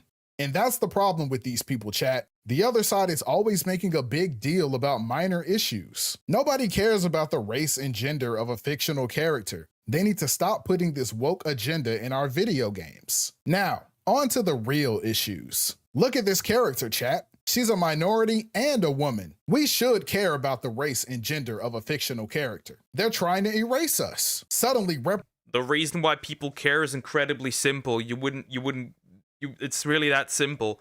Because it's not well made. If I put in a black character to tick a box, in my opinion, that's racist. If you put in a woman as a character, it's not well made. You just put the character in so you have a woman. That's, in my opinion, sexist. Because you're only trying to make a profit. You're not doing it because you genuinely believe in what you're doing. You're just doing it because, well, money. Because a lot of these companies get shady funding. Representation is very important to me. This wouldn't be that much of an issue if these ideas stayed within these communities. But due to their large influence, their negativity is also affecting others. When you constantly tell your audience that the people they play video games with, watch anime with, and go to school with are their enemy, they go and create division in those spaces too. The same people who try to gatekeep their communities from tourists are often the same people who get offended when you try to stand up against them in your own community. Even our interests become a battleground for the culture war. Now you need to fight tourists at all costs because they're going to take over your hobby and change it. Tourists are not there to consume your media. They're there so they can change it. I've also come to realize that between myself and these creators, our audiences have some overlap. And to be honest, this used to make me nervous. I rarely agree with these people on anything, but despite that, many people, regardless of their beliefs, also resonate with my content. And it's made me realize that I have a unique opportunity as a creator. I'm not here to tell you what to believe or who you should watch, but I have the chance to offer another perspective to the audience that we share. One that hopefully encourages a bit more empathy for those different from you. I used to feel powerless against all of the hate that I see online sometimes, like I had to just sit back and hope for the best. But I realized that if other creators can make videos offering their perspective, maybe I could do the same. It's been a year since I started making these videos talking about the Gen Z experience. And one thing I've learned is that across the world, we're probably more alike than we are different. I never expected that my videos talking about my experiences as a Gen Z adult would be relatable to so many people. One of my biggest privileges as a creator has been interacting with people from all over the world. I remember one night I thought my Twitter was getting botted because I was suddenly getting a bunch of followers from China. But it was because someone re-uploaded my videos on Bilibili. Because even all the way in China, people are coping with being a Gen Z adult. Times are confusing, and we're all struggling in different ways with the same things. I don't make these videos to change anyone's mind or act like I have all of the answers. I don't. I just know that the direction we're going now isn't the way forward. I think that's something we can all agree on. The older generation started the culture war, but we don't have to be the ones to finish it. We don't need to keep endlessly fighting each other while the people with actual power continue to make our lives worse. Older people call us lazy for being tired of the problems they created, and we're often referred to as the worst generation. But maybe that's a good thing. One thing I I absolutely believe we are the worst generation. Absolutely, me included. We are absolutely the worst generation. Most certainly, in many aspects. Though the one generation that certainly is at fault for our current situation are really the boomers. They're the ones that have caused problems, that have already shown signs during the generation following and the millennials. See being thrown around a lot in this culture war is this idea of good times create weak men and weak men create hard times. Personally, I think this is corny. You are not a Spartan, lil bro, and I ask for no pickles on my burger. There is no strength in violence, and there is no wisdom in war. We all lose the longer we continue to fight. I would not say it isn't physical strength. You're attributing physical strength. What I think it's more so is strong moral values, and we have to acknowledge that those are gone. Those are gone. If you see like thousands upon thousands of, if like you see like thousands upon thousands of men who essentially are that don't care, and there's many men that really don't care, right? They sit all at home all day, goon, and that's really it. And I think it mostly comes down to weak values, bad times, strong values, good times, and we're currently in a time where values are eroding by the day. Giving into the hate is weakness, and good times last when we choose to become better people. True strength lies in kindness, and real wisdom can be found in the desire to understand. Hate will never win, and I'm not here to tell you that the solution to all of our problems is to just love each other either. The culture war is like mud, and there are people who dwell in the mud, and you'll always lose when you try to fight them on their home turf. Mud makes it really hard to move forward, so I think that if we avoid it, we'll get to where we're going a lot faster. Alone, our problems seem almost impossible to solve. But when we work together, the task becomes a lot more manageable. Just don't be someone who only receives help without reaching back and helping others too. We never asked to be in this situation, but whether it keeps getting worse is up to us. So remember, hate will never win. Thanks for watching the video. Don't forget to subscribe and follow me on Twitter. Peace. All right. I don't agree with realistically anything he said. I do understand where he's coming from. He is coming from a more progressive perspective. I don't agree with him. I think the problems lie somewhere else, and I don't think progressivism solves them. Not that conservatism does solve them, but again, I don't agree with him. But again, just because I don't agree with somebody doesn't mean that they can't have their points, just like I can have my points, right? Anyways, like, comment, and subscribe to me and obviously him if you do agree with his points. Perfect outro? Sure, dear. Yeah, give me a second, fine. You want to do something depressing, don't you? Because that one is really looks depressing. The Porsche streaming, let's go! After I end, I must On a watch the quiet Porsche. Finnish lake in the I must watch Kirsche. I have to. one. It is depressing, isn't it? Oh well, here we go. Jump in. The thing that I always wanted was I wanted to be proud of myself. Like I've got so many. Oh yeah, it's absolutely depressing. By the way, Makripala just recently got married or engaged. Married, I think, is it now? Different things going on that I thought I would have been a lot happier than I am. The thing that's getting me down right now is like I keep saying it and I keep saying it over and over and I keep thinking it and I keep thinking about it and I want my life to mean something. I just feel lost.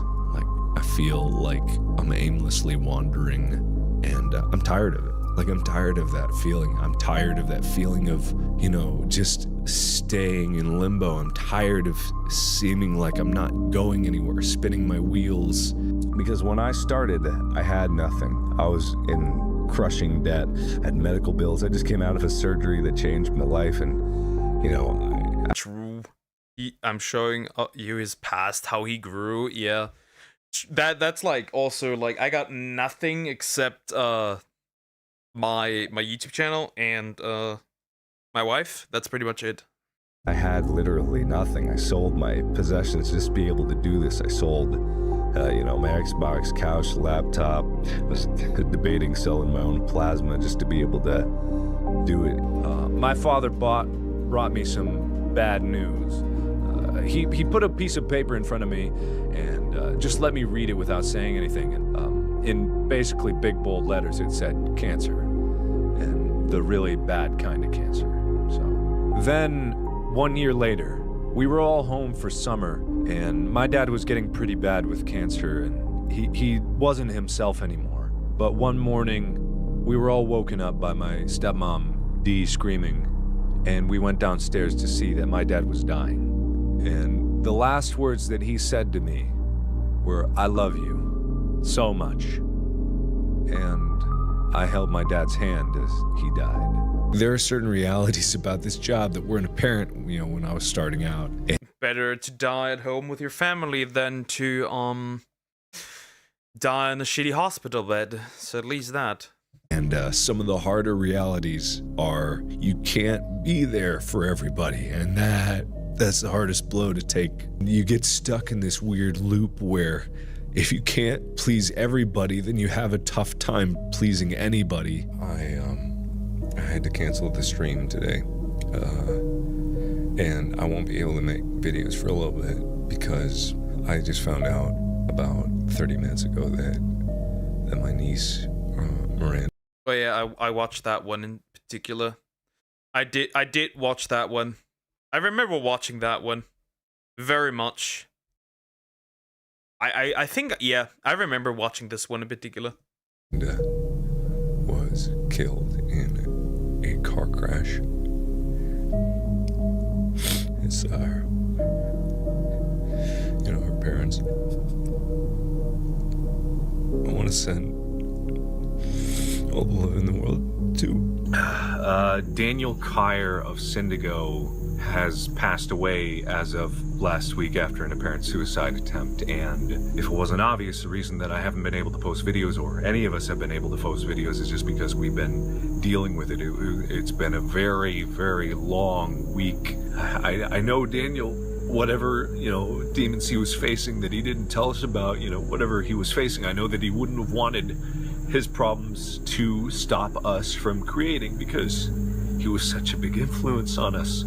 He inspired us to. Poor dude, he grew like PewDiePie, now Jacksepticeye needs to win. Yeah, bro needs to win too. Expect better from ourselves. It doesn't feel like I'm doing enough, And I know there'll be people that say, I do more than enough, but in all honesty, I'm bored.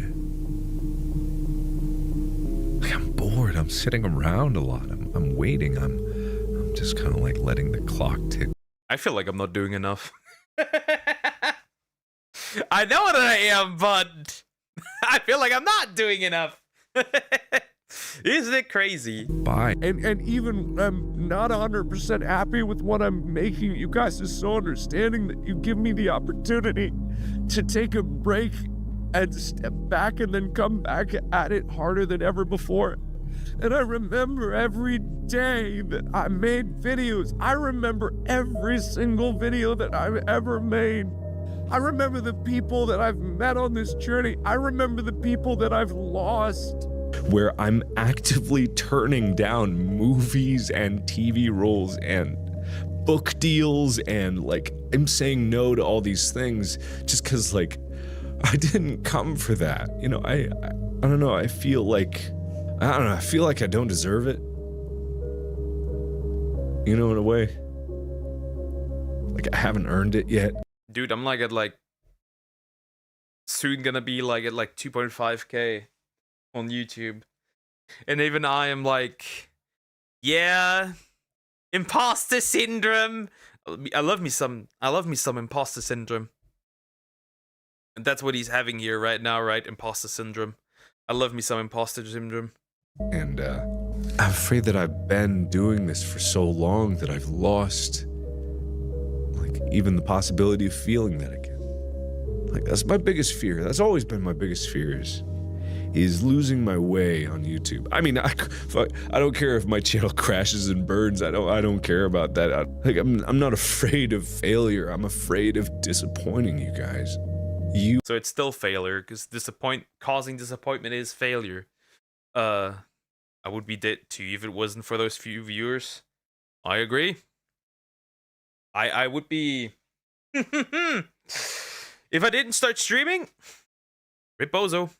You are the most important thing that's ever happened in my life, whether you know it or not.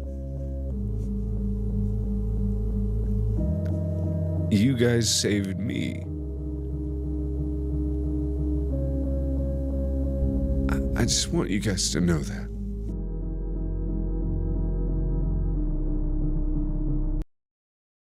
True and real. What else could one say? True and real. Very true and real. Alright, well, I am in fact ending here. I do have a pizza waiting for me. My little brother got me a pizza. So you did throw in a depressing video towards the end, man. Anyways, guys, we'll be back tomorrow with the usual time. This time guaranteed, which is really nice. But yeah, have a good day or night. Don't overdo it. And, yep, I'll see you guys tomorrow. Tomorrow, we'll probably do Mario 64. You better make a video dedicated to your viewers. Eventually, absolutely. Absolutely. Absolutely. I'm already thinking of something. Especially for 2.5k, I'm thinking of something. I'm gonna tell the streamer about you. Leave the Porsche alone. Anyways, leave my Oshi alone. Leave my Oshi alone. I already posted on Twitter about her. About my Oshi. Anyways, have a good day or night. I'll see you tomorrow. Bye-bye. I'm attending to my pizza. And Kirsche.